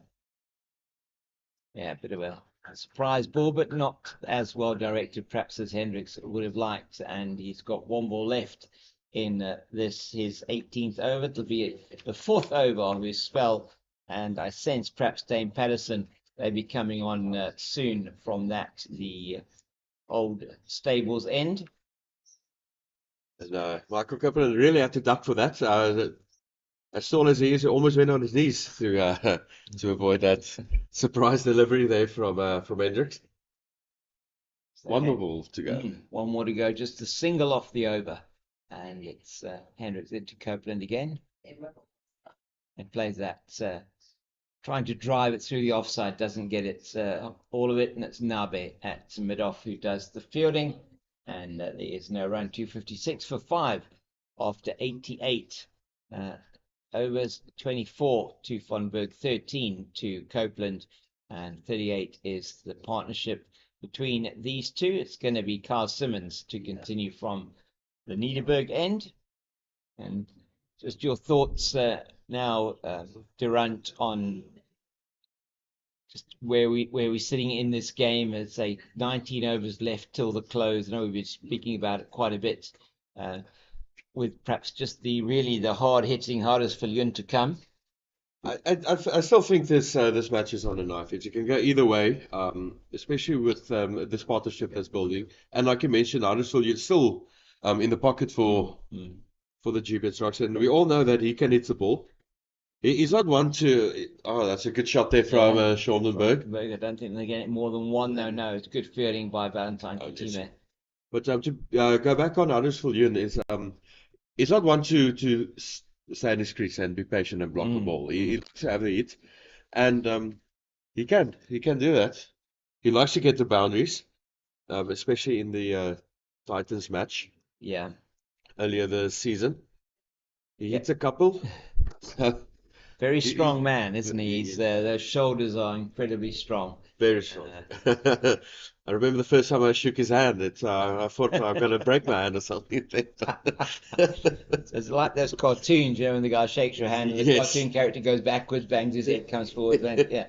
Almost felt like that, yes. That's a really good shot. He's picked that up beautifully as Michael Copeland played it through the mid-wicket region for 4. That's a very good boundary for him. Just a puff of dust as it over-pitched from Carl Simmons. And he's played that very nicely down to the leg side. Moves to 17, 261 for the loss of 5. Partnership now to 43.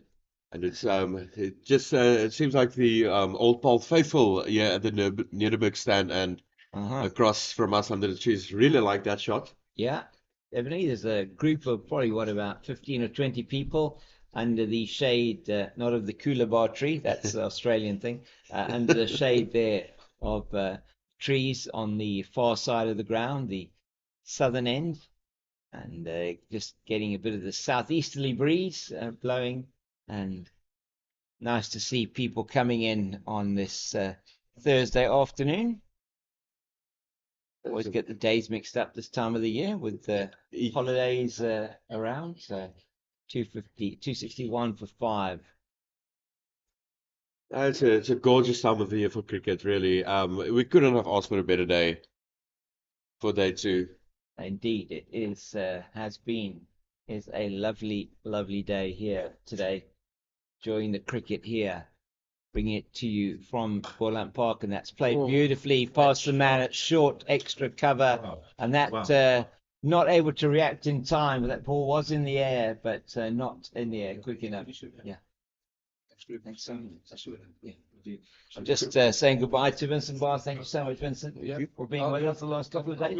I'll be watching. Yeah, but definitely we This game won't finish tonight. really enjoyed. No, it's not going to finish tonight. There's another game that will. The other game will It finish will tonight. definitely finish tonight because ninth wicket has just fallen in at Centurion, and Berger has got Siraj.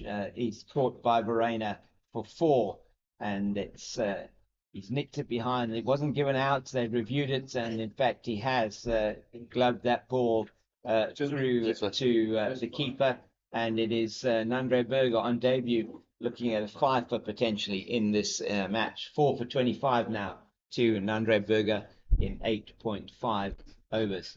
So it's looking certainly like that is going to end tonight. India still trailing by 42. Virat Kohli is not out there. The number 4 coming at a 67 not out, but he's had absolutely no support down the order. India staring an innings defeat in the face there, unless the last wicket pair, not even go there. It's Dane Patterson, as predicted. Dane Patterson coming on for Bjorn Hendricks. Hendricks, who has bowled 18 overs, I think it is, and just a 4-over spell for him with the new ball, and it's going to see if the metronomic efficiency of Dane Patterson can take a wicket here. He's gone wicketless so far in this match, unusual for him, but incredibly economical. 12 over 6 made is 0 for 33. I think this is going to be an interesting phase of play. I expect something from him. Straight away. We get something Van Berg trying to play that one outside the off stump and not making contact, fortunately for him. Looks like it's very hot there. Van Berg, after every couple of balls, just taking off the helmet, wiping the sweat off his brow. And no, Western Province would want a wicket here, and it's going to be a big wicket to get either of these two out. And you can see the Gbets Rocks team there at the dugout standing. Another good delivery from Patterson. I think what's going to be interesting to see here is how does Dane Patterson work with this new ball. There isn't much on offer, but he's going to rely probably on seam movement here, just to perhaps get the one that he continually angles into the right-hander, and then he has the ability just to make that one drift away. No, one would expect him to do so. If he will be able to do it, that's another story. That's another question. Yes. Yes. But here comes third ball of the over for him. That's very nicely played and well fielded by Mo Valley at extra cover.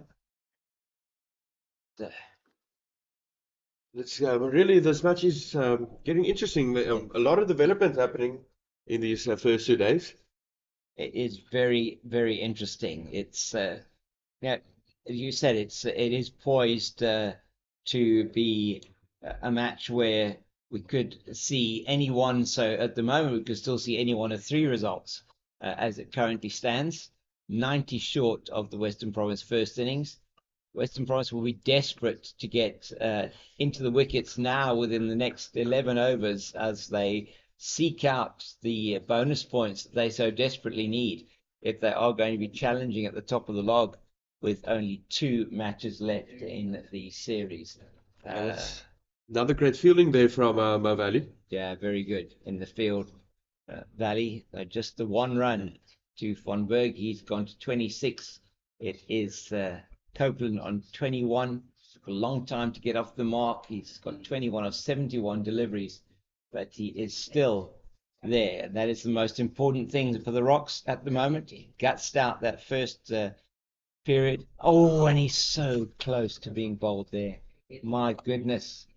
Dane Patterson, that was a very good delivery. I really thought that's going to hit the stumps there. Yeah. And it seems like the Rocks, they are, if I can see correctly, 2 runs away from a 50 partnership between Van Berg and Copeland. They are indeed. Your eyes do not deceive you. It is indeed 2 runs away from the very, very important 50 partnership. You felt that if they were 218 for 5, another wicket then would have meant that the Western Province probably would be able to go in and wrap this up before 250.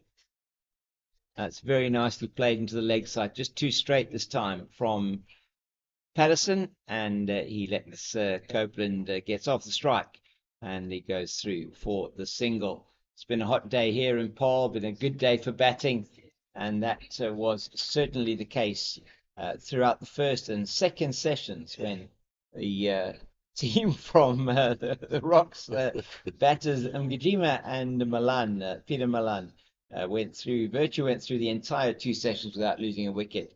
And just before tea, Western Province got the breakthrough with the Popo Sumpongwana. Not before. A magnificent partnership of 194 between Mgijima and Milan took the team from 10 for 2 to 204 for the loss of 3. Milan gone for 94. Next man to go was Mgijima. 105 he scored, only his 4th first-class century and his 2nd this season, to the season campaigner who at the beginning of the season made the trip up the road from Cape Town, played for the Cobras and then for Western Province for many seasons, Aviwa Mgijima, and been promoted to number 4 in this Rocks lineup. And that is in the air, and is that no? Oh my word! I don't think that actually came off the bat, but if it did, it's been dropped by the man at leg slip. I think he had more time than he thought he had. I think potentially, but it did come off the bat. Yeah, because Just the reaction. The reaction alone. That it came off the bat. You can have a look at it again now. I think you're looking at it again now as well, and that could only have come off the bat. One feels that looking quite nonchalant about that.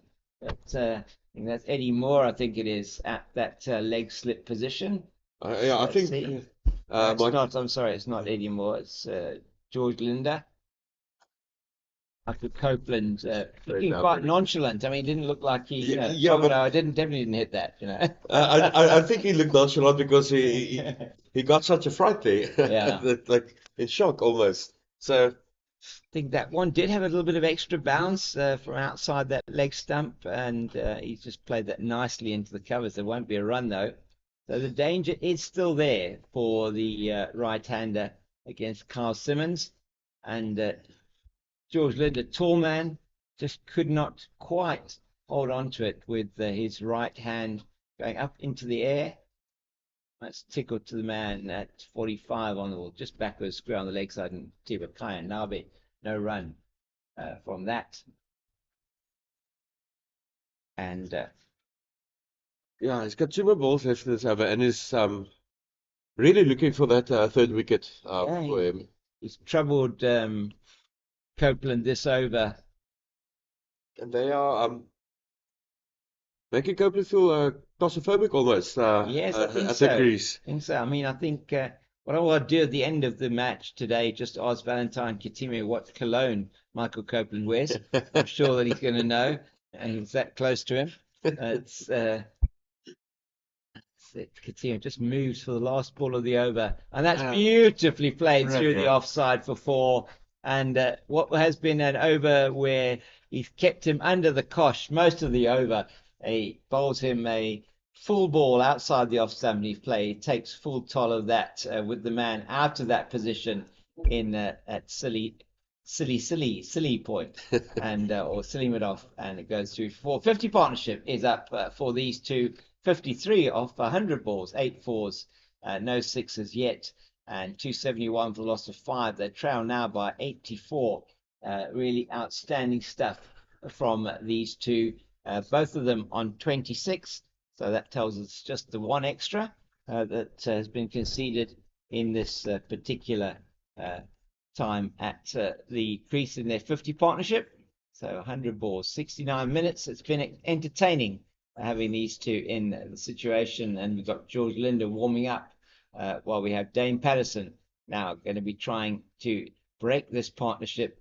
And that's just outside the off stump once again. Sense perhaps Dane Patterson might have the best opportunity of breaking the partnership here. Yeah, I've got the same feeling here. I'm just also wondering, I don't if Western Province is going to bring on Bird again to have a spell. I doubt it. I mean, it could be. Jono Bird won over for 9 runs just before they took the new ball. Wasn't I think he was just struggling. I mean, it's very difficult to get the ball for 1 over as a leggy and to come in and make things happen straight away.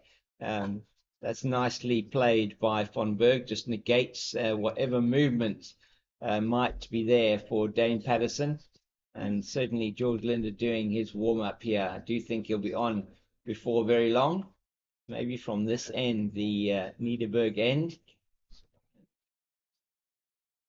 I must say, I really like Michael Copeland's batting technique. It's such pure cricket shots almost. Yeah, it's a very simple batting technique from him. And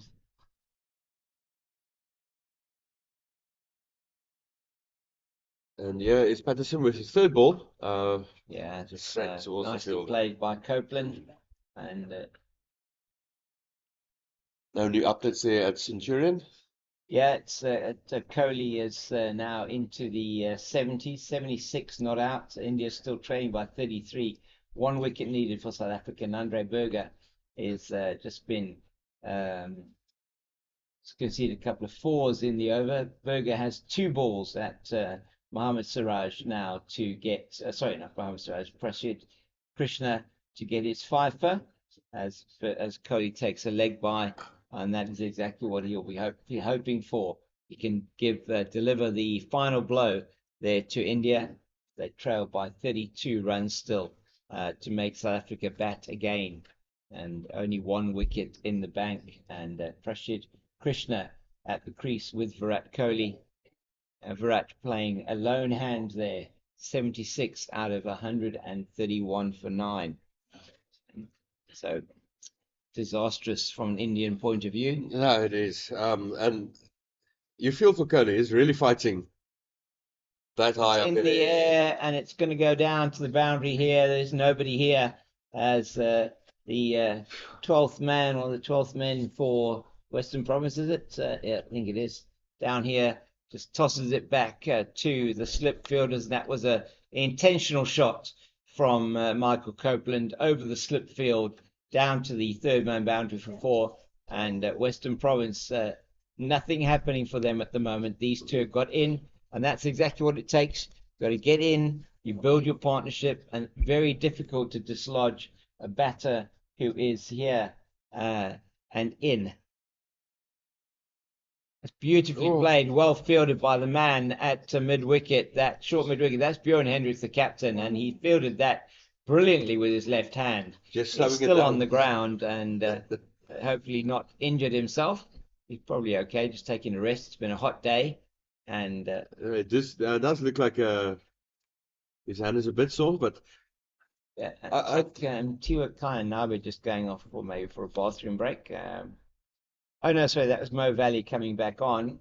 It's Onka and Yaku going off the field for Mo Valley. Mo having hurt his hand when he stopped delivery more recently.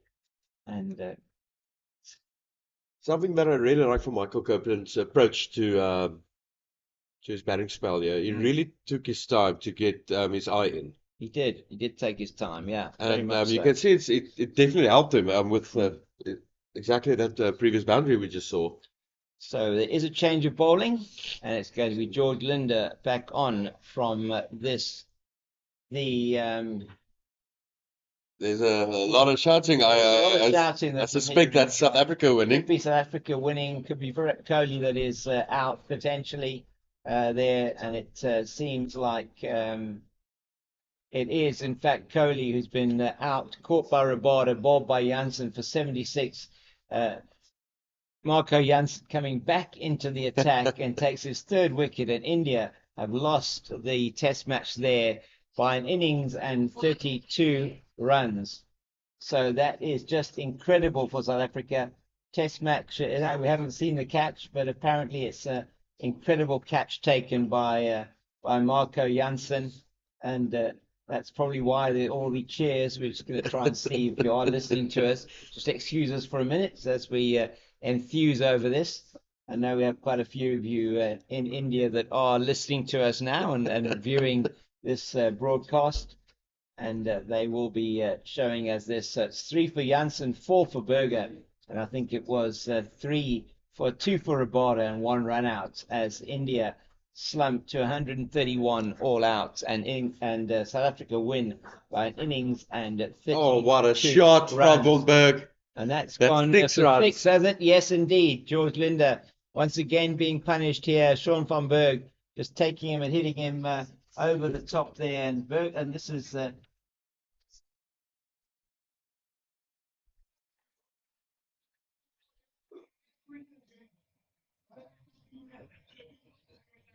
incredible catch there at Centurion to dismiss Virat Kohli by Kagiso Rabada, backing up his fast bowling compatriots, and South Africa victorious there by an innings and 32 runs, which means with only a 2-match test series here that India will go home, even if they win the Newlands test, will go home once again without a series victory in South Africa, and that is a real turn up for the books, one must say. South Africa perhaps not favoured or fancied in that particular.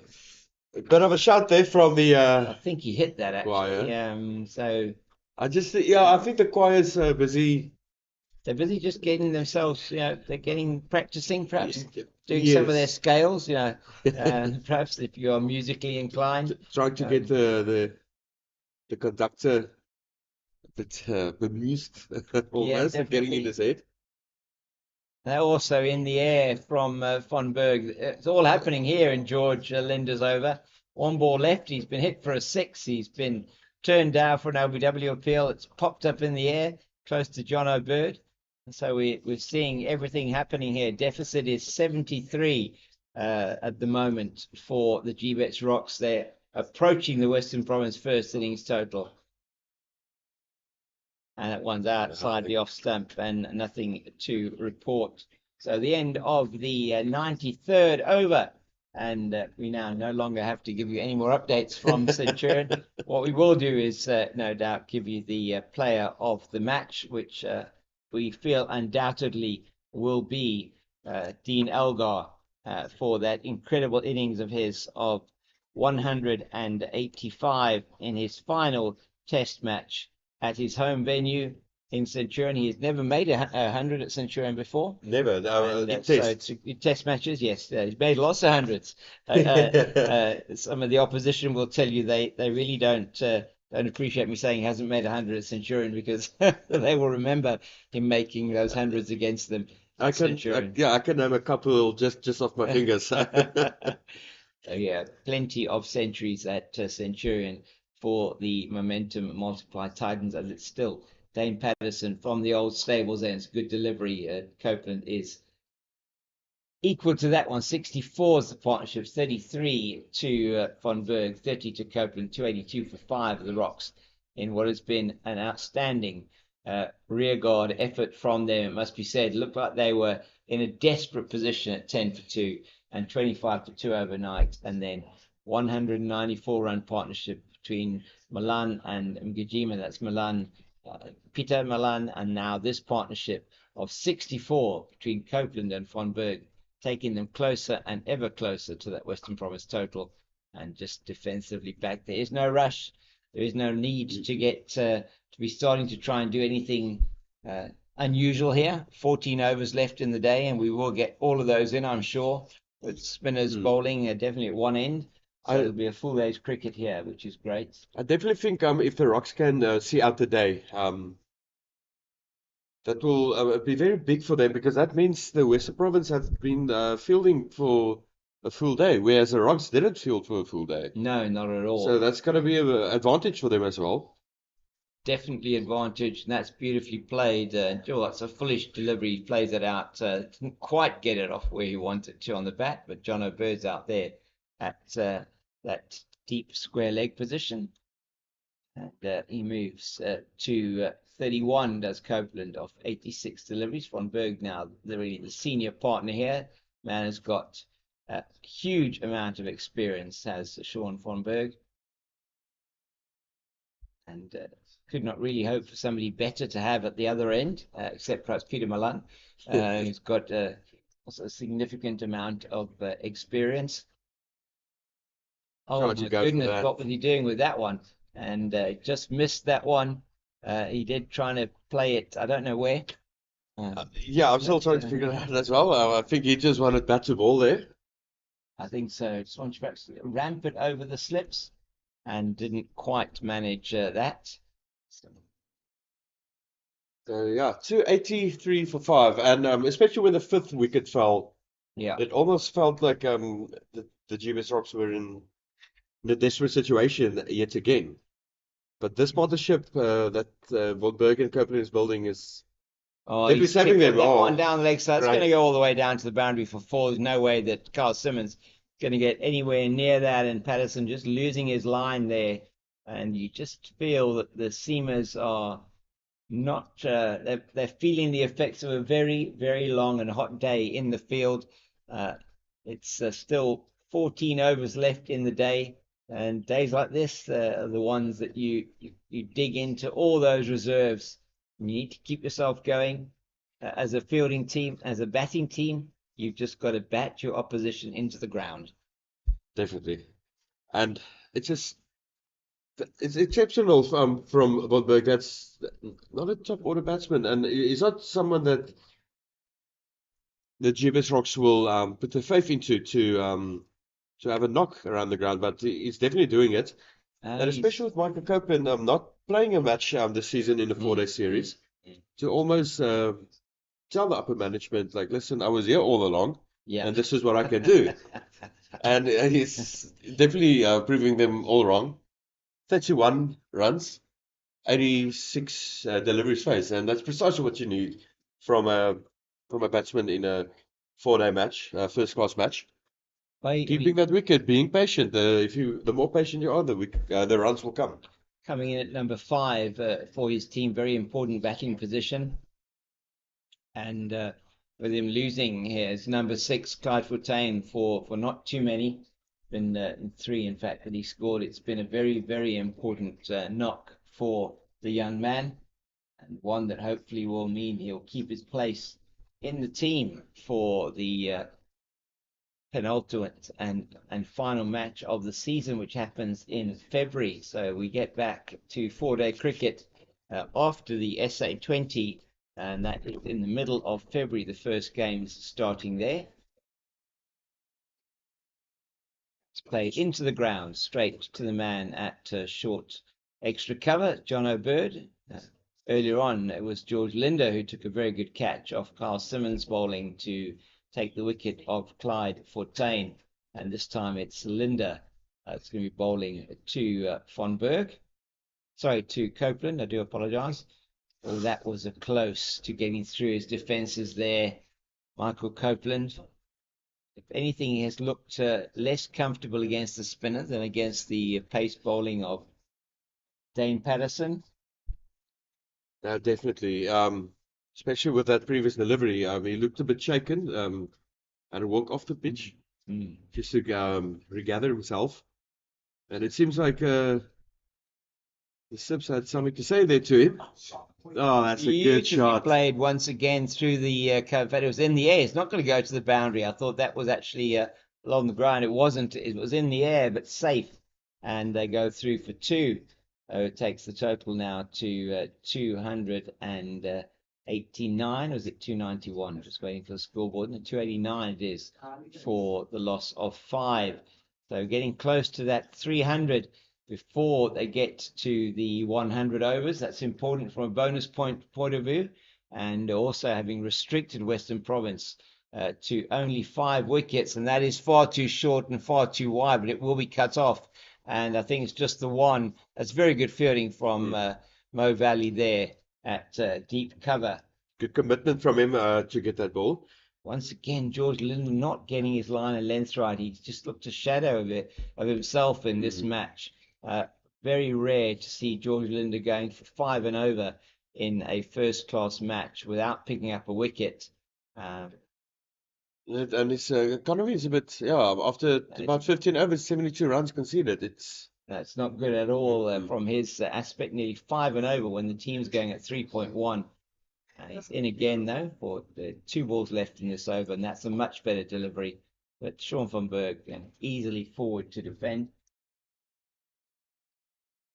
We'll bring you some information from Centurion when we have it, and just in terms of player of the match, I think we think that will be Dean Elgar, but we just want to wait and see, and perhaps can bring you some reaction from the captains.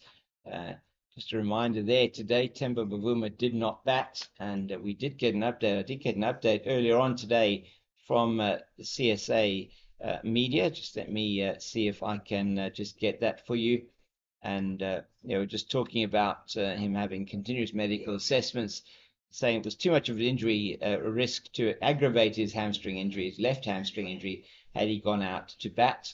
And they were managing him to give him the best chance of batting if he should be required in the 4th innings. And in fact, there was no 4th innings for South Africa.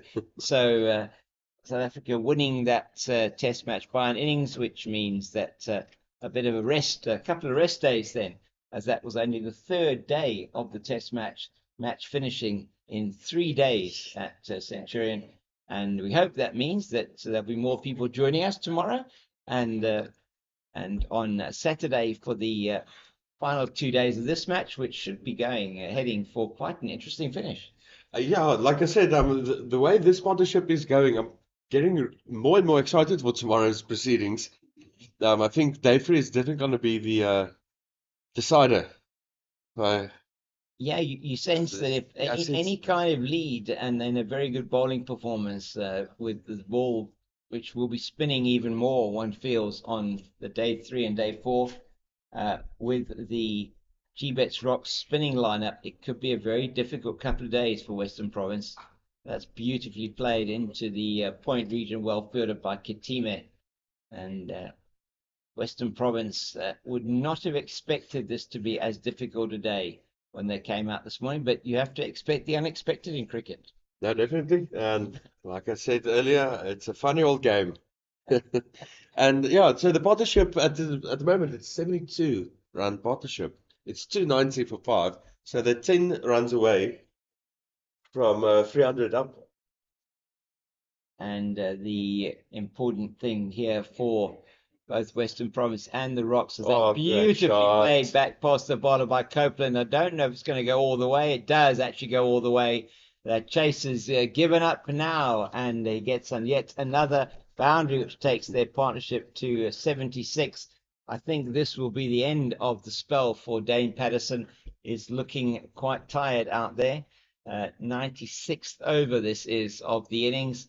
Western Province have been kept in the field for 86 overs so far today, and this is not what they would have hoped at the beginning of the day.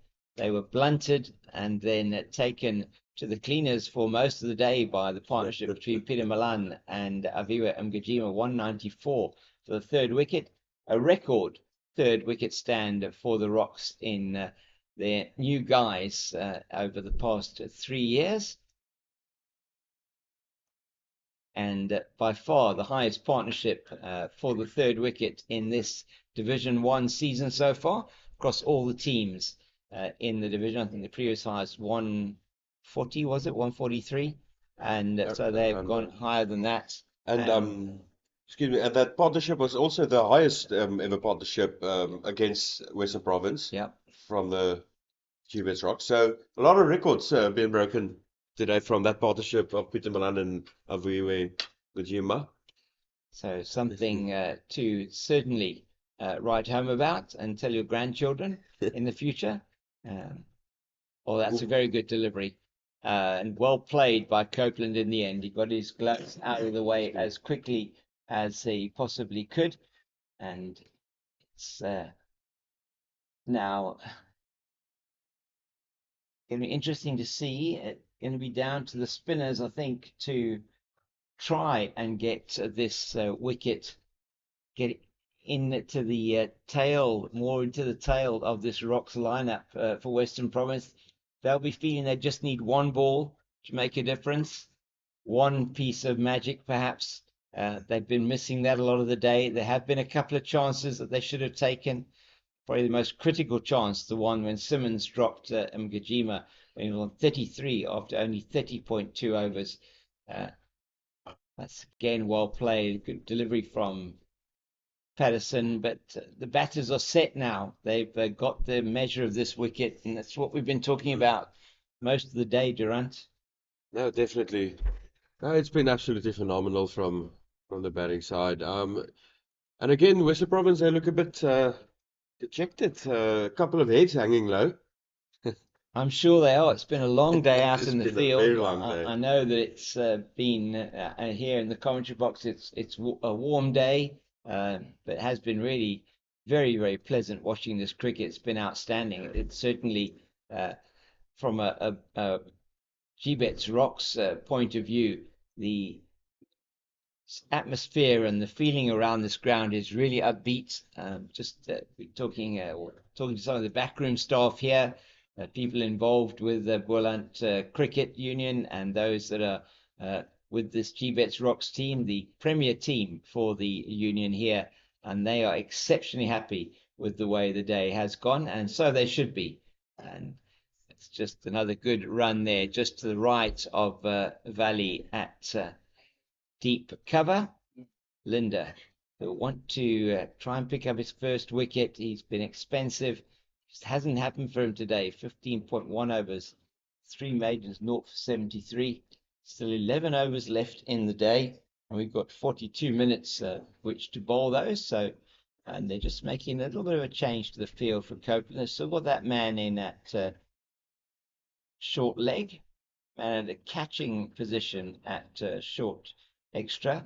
That's John O'Bird. 4-5 leg side offside field. Linda away from us now. It's a good, oh my goodness, that's a good delivery, and just pops on him a bit. That's exactly what Linda's looking for. You just can't have catches everywhere around the bats. So it could easily have gone through to slip. It didn't though. So he survives. Copeland 39. He's on 38 to Von Berg, and differs slightly from what we got on the scoreboard, but we won't worry about that at the moment. Another one well played. It's going to be fielded by Bird at shortish extra cover. 77-run partnership from them. 5 runs to go for 300 up. Yeah, brilliant stuff. Very good. But it almost seems like Linda's had something in his pocket here for in this over. Yeah, he's bowling a bit better this over, halfway through it. It just takes one ball though to sort of mess up that pressure that he's been building. The previous over also 4 or 5 dot balls, and then the release ball at the end of the over, dealt with very well by Copeland, and he's looking every bit the number 5 that he is here, Michael Copeland. His first start of the season. Seen 2 or 3 really good innings today,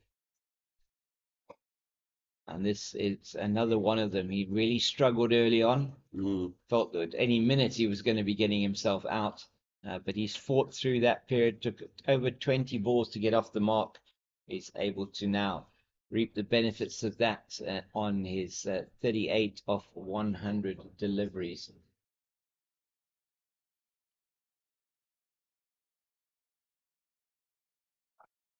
Yes, well bowled and well played, and that's the end of the over. Maiden, I think that was from George Linda.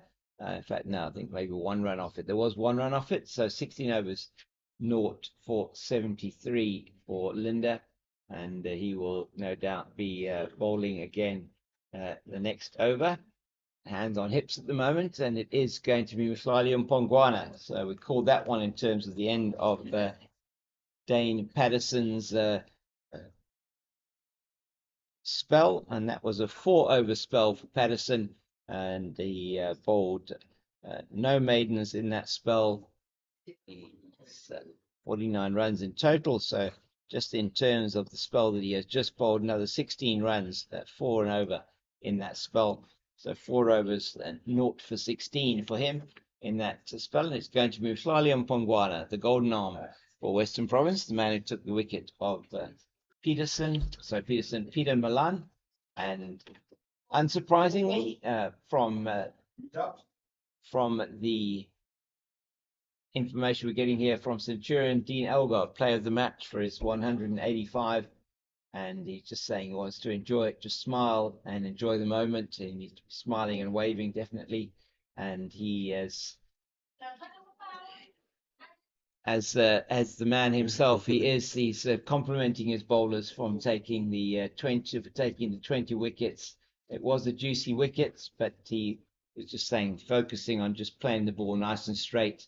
Not a surprise that he got that, as it's Mpongwana that is just a false shot there from Van Berg going down the wicket to Mpongwana, trying to force it through the leg side, gets a leading edge, but he's over the head of Valentine Kitime at backward point, and Western Province once again a chance that just goes out of their reach. Perhaps Sure. they've had a few of those today, so some would call it luck. They don't seem to have had the luck on their side today. They'll go into the dressing room tonight thinking this could have been a very different game, just for a couple of key moments in the match, a couple of decisions that didn't go their way. And that one drop catch in particular, that's down the leg side, brilliantly taken by Daniel Smith, as That was a very good delivery from Mpongwana. it was just down the leg side, losing his radar a bit there, Mswali Mpongwana. But a great take from the wicketkeeper prevents any further buys to the total. And yeah, it's Van Berg on 40 now. Yeah, Amazing good after innings from 60 him. deliveries. Yeah, he's batting well. Anything that's been in his hitting zones, he's hit. Yeah. He's hit a few that he's perhaps got a little bit lucky with, but you need that. If you are prepared to be aggressive, you do ride your luck. You perhaps get that luck. It's going to be Mpongwana again now, towards us from the old stables end. Beautifully played backward at point, so that's gone down to the boundary for 4, short and wide from Mpongwana, and you can't bowl there to Sean Van Berg, and that's the 300 up for the Gbets Rocks. 301 for 5, that is, and they these two has gone now, the partnership to 83, 589 balls at 300, 41 fours, 5 sixes, and that's come up after 97.3 overs, so only 13 overs for the next 50 at almost 4 and over. They're batting at 3 runs to the over, and there's only another couple of overs left for the bonus points. Western Province will not be getting 4 bonus points for bowling. They're only going to get 2 at this stage unless there is a major collapse in the next 2 or 3 overs, which I don't see happening. So that is the situation. And it's Mpongwana again. He's seeking to get this wicket. Western Province are desperate, and he loses the radar again down the leg side. Daniel Smith just assuming the lotus position there. It is. He's been doing a lot of hard work out there today, Daniel Smith. That one just diving to his left once again off Mhlali Mpongwana. That's not what he wants to be doing this time of night. He'd prefer him to come through nice and juicily into his gloves right in front of him. And They look tired. they do, and it's not surprising. Body's hurting a bit. Yeah, very much so. As it's Mpongwana again. He comes through and just straight back to the bowler. So Van Berg giving the charge here most of the time. I wonder whether we're not going to see Daniel Smith maybe going up to the wicket. Perhaps not, though. I mean, Van Berg then would not be doing the charge down the wicket. So we did say this morning, when we did looked at the pitch this morning, looked very hard. Looked like a very good pitch for batting on day 2. Western Province not getting to day 2, but scoring very quickly on day 1. So the match has again progressed quite quickly, which for both of them is very good, and that is not going to be anywhere near to catching height or able to be caught. It's another 4 down the leg side, just helped on its way by Van Berg, and he moves to 48 with that shot, looking to eye another 50 for him, and we'll give you the opportunity. I'll have a look now and see what that means in terms of his career, first class career, and so that is von Berg, and he's already scored 25 50s in his first class career. This would be his 26th 50, just 2 runs away from that, and it is now going to be George Linder bowling to Michael Copeland. A little bit of refreshments for the batter. 10 overs left in the day, and they bowled this last 5 very slowly. Sorry, 9 left in the day. They bowled the last 5 very slowly. I'm not sure we're going to get all those 9 in. We may fall 1 over short. It's all happening very slowly out there at the moment. And I think that might be a game plan there for Musa Province. Just taking it easy, saving up the energy. And looks like it's Linda again to have a bowl. It's going to be very good for the Rocks. And the way it looks now, they're going to see out the day with the bat. So that means Western Province will have to shake that tired legs tomorrow. Yeah, they will. And come back on to have another field. And this is where your fitness comes in. It's absolutely key. Is that's played down. That's beautifully played down the leg side. What great fielding by Tiwakai Nabe. He stopped a certain boundary there, diving to his left. That was outstanding stuff from the tall fast bowler. And his team will be very, very happy about that, particularly his fellow bowler, George Linder, who doesn't want that 4 on his analysis. And so that is absolutely crucial for him. So we also have some information here around the South Africa A, India A game. We'll give that to you as well once at the end of this over.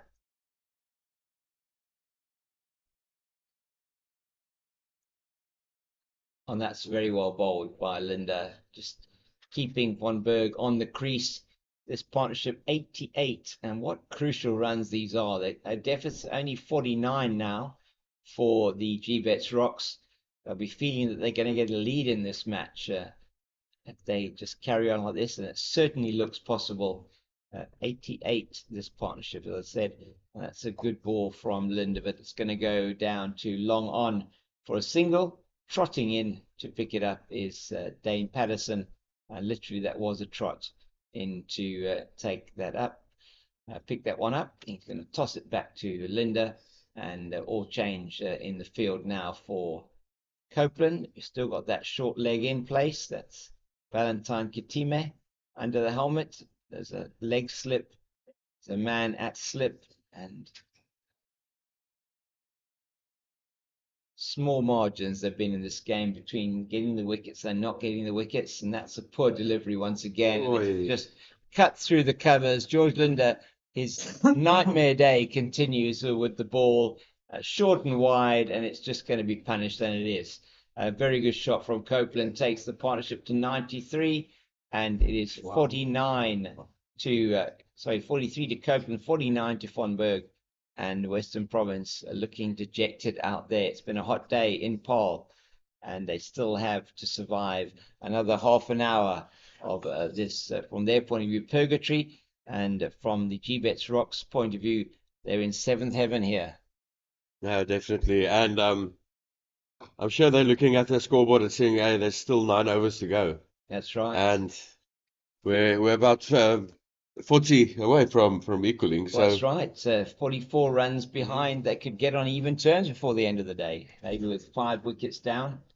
I think they're enjoying it now. And it seems like all the players are there in the dugout. A couple of players there in the change room. It's well played. Great short and played beautifully by Michael Copeland down to the boundary at square leg for 4. And George Linder, just can't see him continuing after this. 10 runs off that over, and that is one-day stuff here at the Boland Park. And it's a beautiful late afternoon here, unless you're a Western Province player out in the field. And it's been a really long day for them. Just to give you that SAA India A score, 3 days have gone there. Well, the first day completely washed out, and the game looking more and more like a draw. 263 all out. It was the South African A team. Seppo Mareki and Joe van Dijk putting together a final wicket partnership. I'm not sure what the exact number was, but somewhere in the 80s or 90s, and propelling the team to 263. In fact, it must have been about 80. 184 for 9 at one stage. I got to 263. India A 159 for 4 at the close. Morecki and Van Dijk both getting 1 wicket apiece. So they appear very prominently on that scorecard. That game looking, for all intents and purposes, like a draw. And there is a change of bowling. It's going to be Carl Simmons bowling from the old stables end. He's in for his 5th spell of the innings and his 31st over. Ooh, that's A little bit down the leg side, well taken by Smith. And Van Berg trying to turn that down the leg side. We've got a offside field, is a slip, backward point. Cover, extra cover, shortish, mid-off, wideish mid-off. There's a deep mid-on. The leg slip, a man at mid-wicket, and that is 50 for Sean Van Berg. Well batted, Sean Van Berg. That is a 50 for him. That is his that's brilliant from Sean. 26th, the first class 50 to Sean Van Berg, and goes with his 5 centuries that he scored, 4,931 runs. So if he gets to 69, he will have gone to 5,000 runs in first class cricket. What an amazing achievement. That's such a big milestone for him. It's a huge milestone to go with his impressive haul of 474 wickets. He's looking like he could join an exclusive club of 5,000 first-class runs of 500 first-class wickets. He'll still be around, I'm sure, for a season or two. Not looking at retiring anytime soon. So it is Sean Van Berg looking outstanding there, as this one to Copeland, just defensively back to the bowler. So some fantastic milestones achieved here by these two, as well as the partnership earlier on. This partnership approaching the 100 mark. And that's not going to get there with that shot. Great fielding from Kitime, as the partnership now on 98. And it is the batsman on strike, also looking for his 50, Michael Copeland. And Michael Copeland heading to what looks like it might be getting close to his highest first-class score, is 55. What a shot. And he's played that beautifully. And it's gone to the boundary all the way for 6. That's his 50. And Brilliant that's stuff. 53 not out. And exactly on 100 overs, it's a 322. The 100 partnership comes up for these two. And so they'll be very, very happy with that. 322 for 5 after 100 overs. 104 to these two in this partnership of 154 balls. Michael Copeland now just 2 runs away from his highest ever score. He's just scored his 2nd first-class 50, and it is great for him, the young man, in only his 9th first-class game. And this really could be the moment for him to really kickstart his career. Well done to Michael Copeland for that great innings. It's going to be Bjorn Hendricks back on, unsurprisingly, from the stables end, as George Linder is replaced. And Hendricks, 18 overs so far that he's bowled. And he has taken 2 for 51, 5 maidens, 2 for 51, and he'll probably be bowling out to the 7 overs left in the day, 25 minutes left to play, and we may not get all 7 in, but we shall wait and see. What a shot by Michael Copeland to get to that, his 2nd first-class 50, and it is 322 for 5, and all defence now is a man, Sean Van Berg. Partnership 104 for these two of 150 deliveries, 322 for 5 after 100 overs. Western Province have been in the field for 91 overs today. They certainly would not have thought that at the beginning of the day's play. Just an interesting stat for this match. The Western Province, and you would know, None of the batting partnerships exceeded Yes. 100. No, they But didn't. No. we've just seen two partnerships today that exceeded 100 from the Gbets Rocks. Absolutely right. And it's about that consistency and being able to bat long here and not take those chances. So Western Province, particularly if you look at somebody like John O'Bird, who was trying to play it over the top when he was caught, was a very good catch by Yanaman Milan running back and over his shoulder. But you just felt that at that time, perhaps not the right shot to play. We've noticed here where you just tire that bowling attack out and the opportunities will come to score. Western Province were batting very quickly, batted at 4 runs and over, but perhaps a little bit more patience. In some of the instances, you feel that it has advanced the game quite quickly, and that is one thing that's going to be probably in their favour. The Rocks are going to bat as long as they possibly can. No declaration going to be coming here. No, That's for sure. I don't think so. No, the longer the Rocks will bat tomorrow, the better it will be for them. Absolutely. I reckon. So it's going to be massive for them. And like I said earlier, if you look at the 2 days, Western Province won day one. Yep. There's no doubt the No. Gbets Rocks has won today. Oh no, It's been- absolutely. Every session, the only time that they were under any pressure was from about 10 minutes before tea until 20 minutes or so after tea. Yeah, And and for since then, there's been no issue. Once these two got together in this partnership and started to take the initiative then away from Western Province, the game hasn't started slipping away because there's still a lot of cricket left in this game. Only 2 days into the game, which we were expecting now will probably go its full distance into the 4th day. It'd be surprising if it doesn't. And the wearing pitch, perhaps on day 3 and 4, that's why the Rocks will want to bat as long as possible. They have to bat last on this surface, unless, of course, they can get a huge lead and then bowl Western Province out. There's a second to last ball for Hendricks in this over, and that's going to be called a no ball. Oh, yeah. Bjorn Hendricks just losing it slightly there. The discipline has been good from Western Province. Just trying too hard there, something different. Went a bit wider on the crease, only the 3rd no ball of the innings in 100 overs. And that so far has been a good effort from the Western Province team. Although they'll feel perhaps he just overstepped there just with the effort to try and get that one going a bit wider. Captain's taken a huge amount of the workload on himself today. You have to compliment him on that. He just keeps running in. Good delivery this time. They've gone for the quick single. They're going to get there easily. Sean von Berg chose his man. That's Dane Patterson. He's not the quickest off the mark at mid-on and just held on to the ball wisely, but attempting to go through for an extra run. Only 31 runs is the deficit. 31 runs is the deficit. 7 overs to go. It will be very close to having wiped out this entire deficit by the end of the day, unless, of course, a wicket were to fall now. But don't look like losing a wicket, the Rocks here. This partnership looks exceptional. It's been exceptional.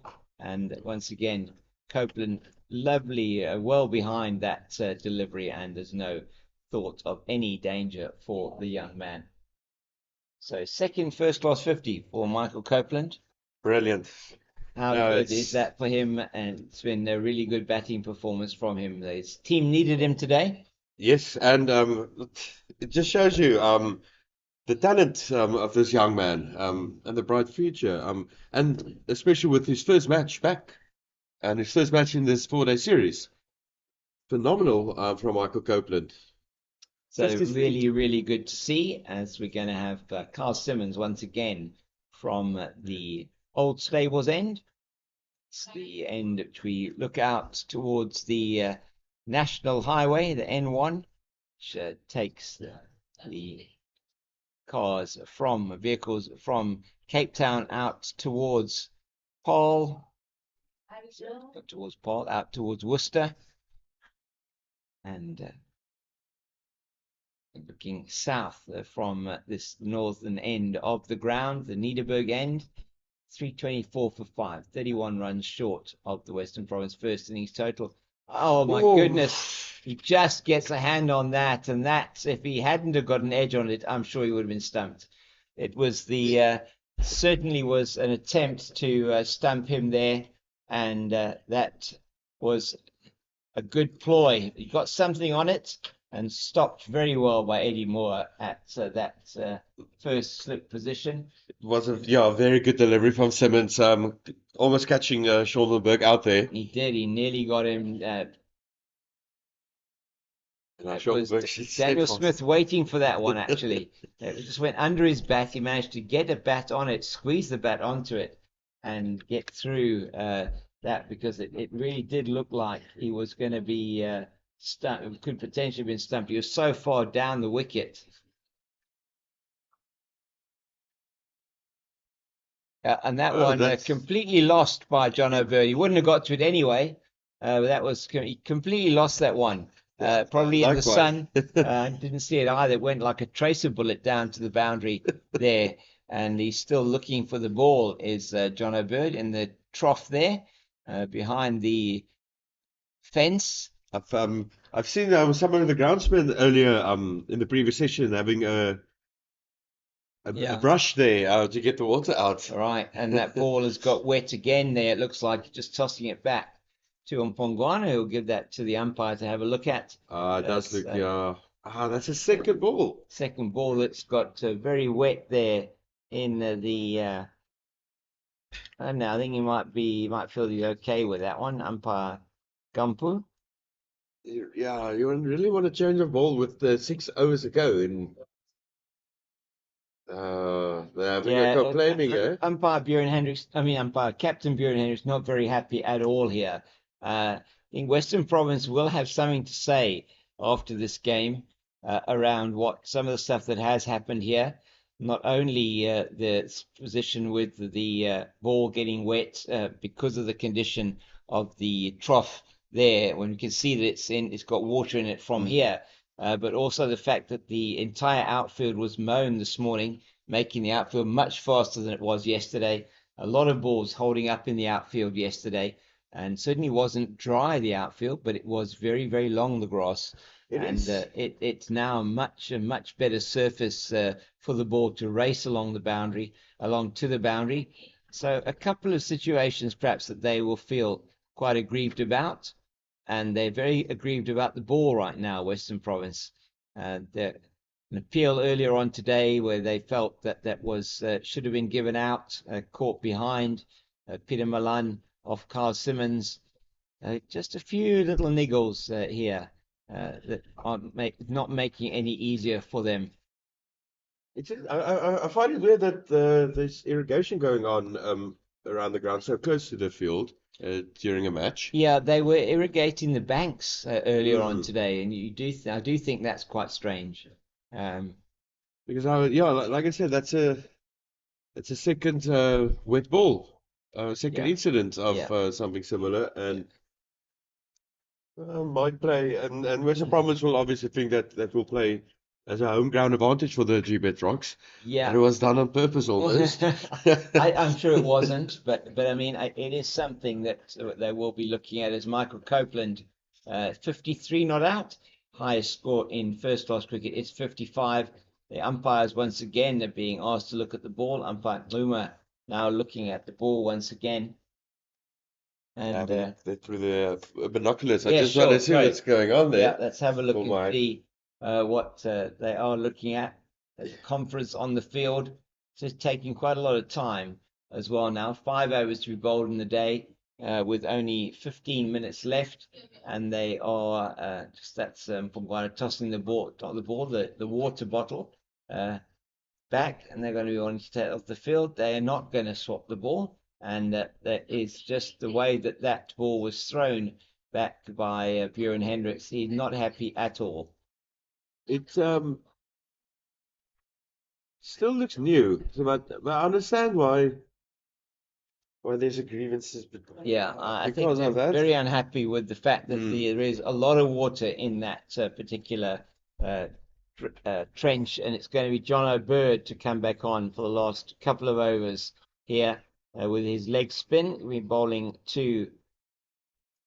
Yeah, it's all happening here in the Cape Derby, I must say. It is definitely. A lot of talking points, and it's only there too. There's a lot of talking points with the umpire, for the match referee to look at. A lot of a couple of incidents with decisions that Mm. haven't gone the way of either of the teams, and where the players have been exceptionally upset. So that really isn't. So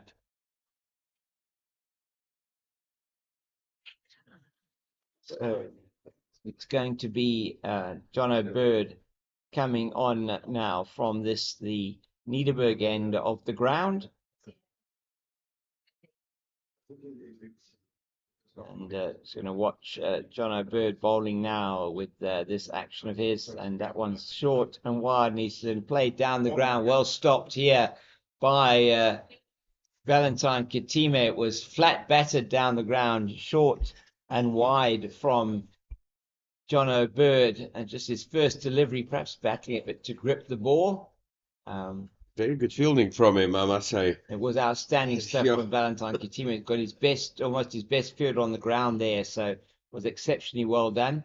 And Bird, that's shorter. Again, short. He's going to get away with just a single to Von Berg, who just trots through for that single. And on strike, it will be Michael Copeland looking for a single to get to his highest, to equal his highest first-class score.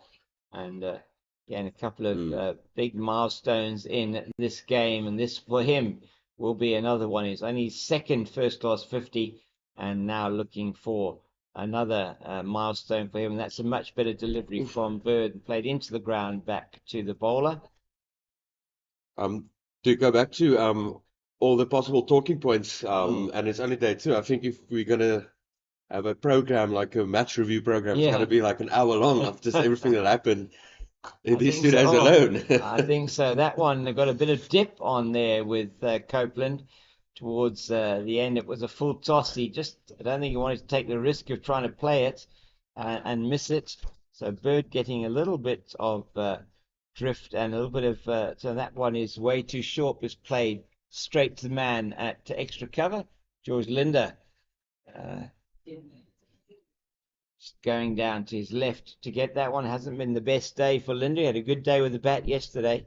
It's around the wicket now for Bird. The left arm wrist spinner that's up in the air, and it is where it's coming down, straight down in front of us for 4. Lovely straight shot by Michael Copeland. That takes him to his highest score in first-class cricket, 58 for him, 56 to Sean von Berg, 334 for the loss of 5.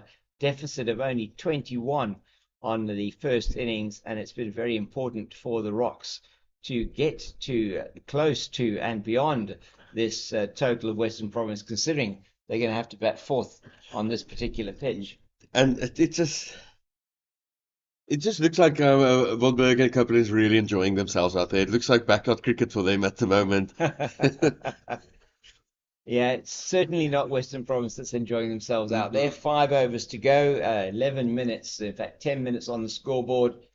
Western Province are not happy with the umpires, and they're not happy that they've been out there the whole day. You've still got some guys that are having some fun out there, throwing, I'm not sure what, around there. You've got Yassine Valley and George Linder having a competition with something. Maybe it's a piece of used chewing gum. Throwing it backwards and forwards. But it has been a long day in the field, and they are looking forward to getting off the field soon. 4 overs to go, and 10 minutes in which to bowl them. Don't know if we're going to get them all in.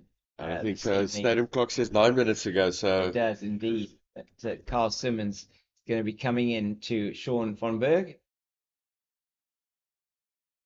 Just played straight back. 116 this partnership, and that's just been passed there on the ground to the captain. And look at the ball again. He's saying it's very difficult to grip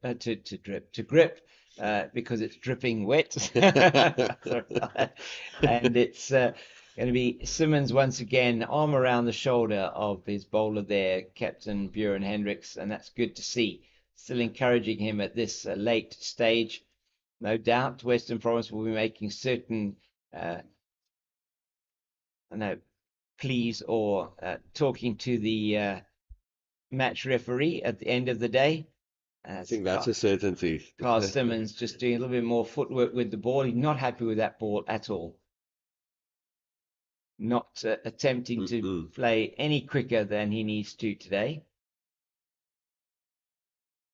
No, they're very frustrated, and you can definitely put your house on it that Hendricks is gonna go make a turn there at the Definitely. match referee. I think there's no question that there's been a couple of big decisions that haven't gone their way.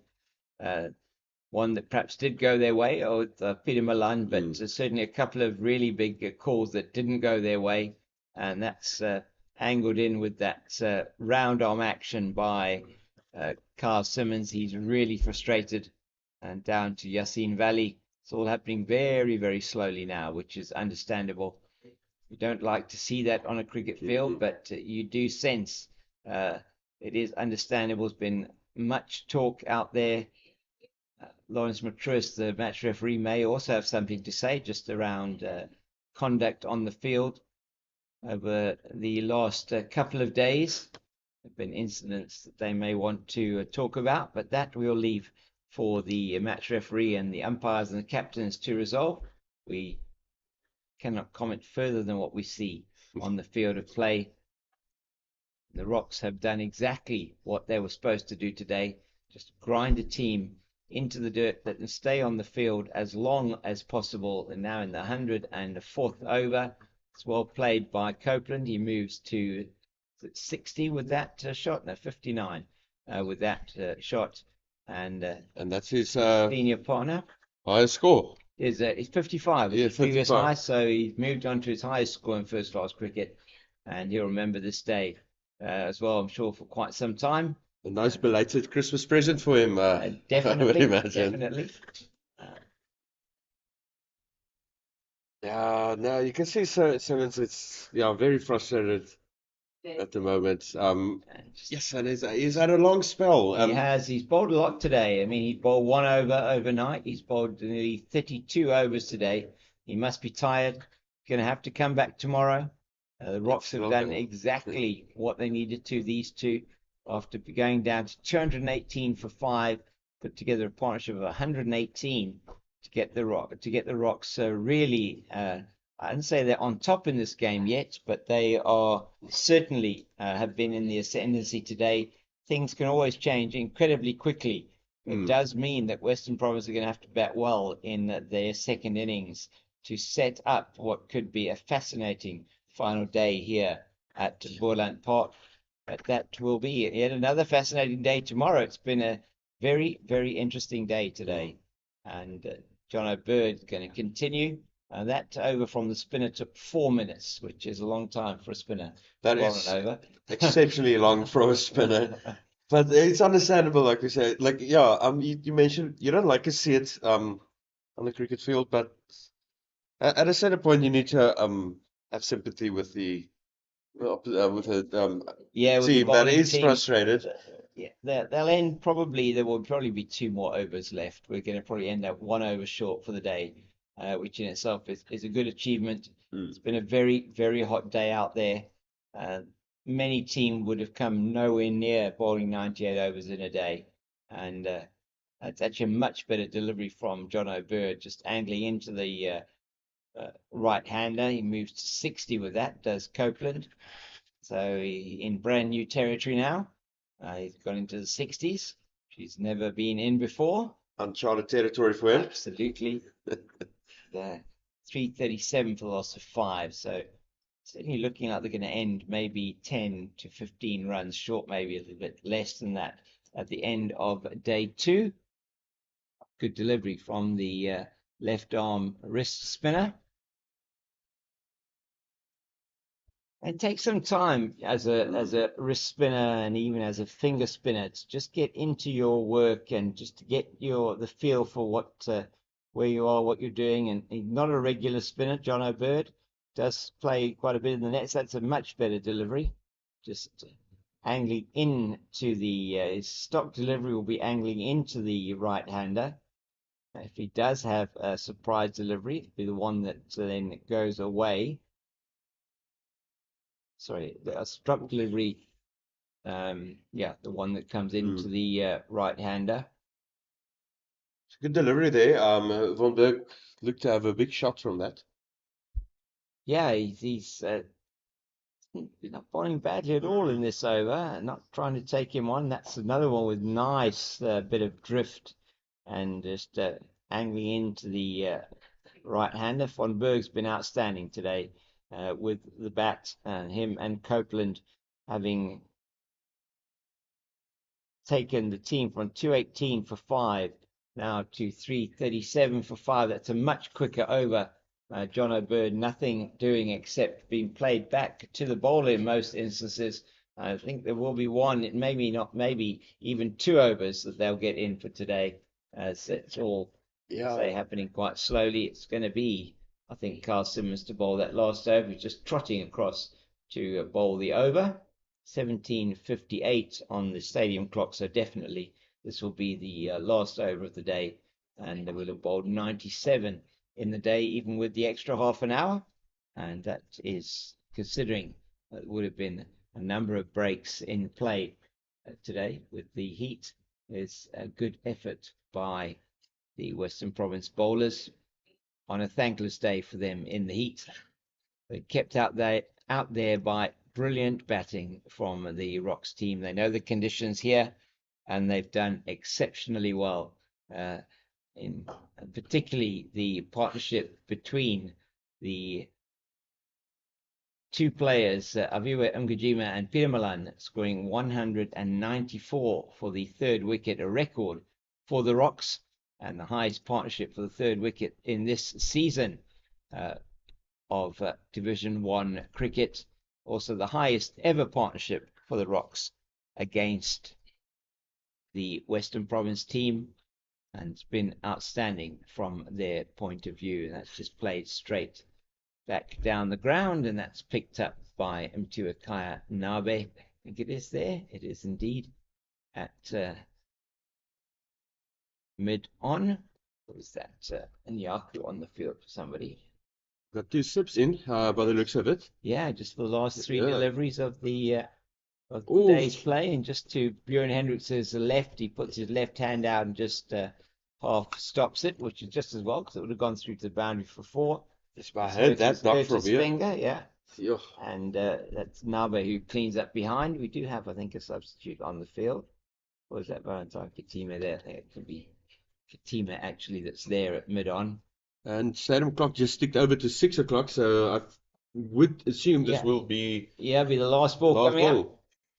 And so we'll take a wrap of the day's play then quickly for you, and then we will be just coming back to you tomorrow at 10 o'clock. We won't have with us tomorrow Vincent Barnes. Yes. Vincent Barnes having done his 2-day stint with us here. We're going to have Lauren Jacobs Beekman here with us tomorrow, and hope to discuss something fascinating with her about women's cricket as well tomorrow. And Lauren will be joining us for hopefully the next couple of days. But from us here, it's myself and Durant Hurston. The score here: 338 for 5, 106 overs bowled in this match. 97 overs bowled in the day by Western Province. It's been a brilliant batting performance by the Gbets Rocks today. Two partnerships will stand out, particularly 194 by Mgijima and Milan. Mgijima getting to his only his 4th first-class 100, getting 105 before he was out. Peter Milan getting to 94. They put on 194 for the 3rd wicket, and then the 2 batters together, as I say goodbye to. Okay, it's going to get something for us there. Is Durant, and a brilliant partnership, unbroken, of 120 for the 6th wicket between Sean von Berg, who's on 57 of 93, and Michael Copeland, 61 of 121 deliveries. Copeland going to his highest first-class score with this particular 61 that he's got. They put on 120, as I said, for the 6th wicket. The Rocks are only 17 short of Western Province's first innings score. Well, the pick of the bowlers for Western Province most definitely was Carl Simmons. 34 overs, 8 maidens, 2 for 71. It has been a long day for him, and a long day for the Western Province players in 34, 35-degree heat here at Boland Park. It's going to be an equally hot day tomorrow. Western Province still 17 runs ahead on the first innings, but that deficit you feel will be knocked off in the morning by potentially these two or the batters to come. Western Province will be looking for a breakthrough very early tomorrow morning, and the Rocks will be looking to bat for as long as possible in the day tomorrow. And to run just your final thoughts on the day heading into day 3 tomorrow. It really has been an interesting day's cricket. Yeah, if I can summarize today, surprising. I really, when I arrived here at the stadium today, I didn't expect this performance from the Rocks. Brilliant partnership there from Aviwe Mkjima and Peter Milan. And then, of course, Michael Copeland's Sean Wilberg, the 120 run partnership. So, yeah, it seems like it's going to go all the way to the last day. 5 wickets in hand for the Gbets Rocks, so they're going to see to bat all the way till lunchtime tomorrow and really put the pressure on Western Province in a must-win match for them. So, final thoughts. Good to have cricket, great to have cricket, a lot of talking points, and very excited for tomorrow. And we do hope that those of you that have joined us for the final session of the day, when we did have quite a few more views, those of you that were watching the test match, perhaps that Centurion will be joining us tomorrow. I know quite a few of you are probably watching that SAA India A game, which is going to finish tomorrow. This game here looks set to go into the fourth day. We look forward to having you joining us both tomorrow and for that final day on Saturday. From us here at Boland Park, it's good night.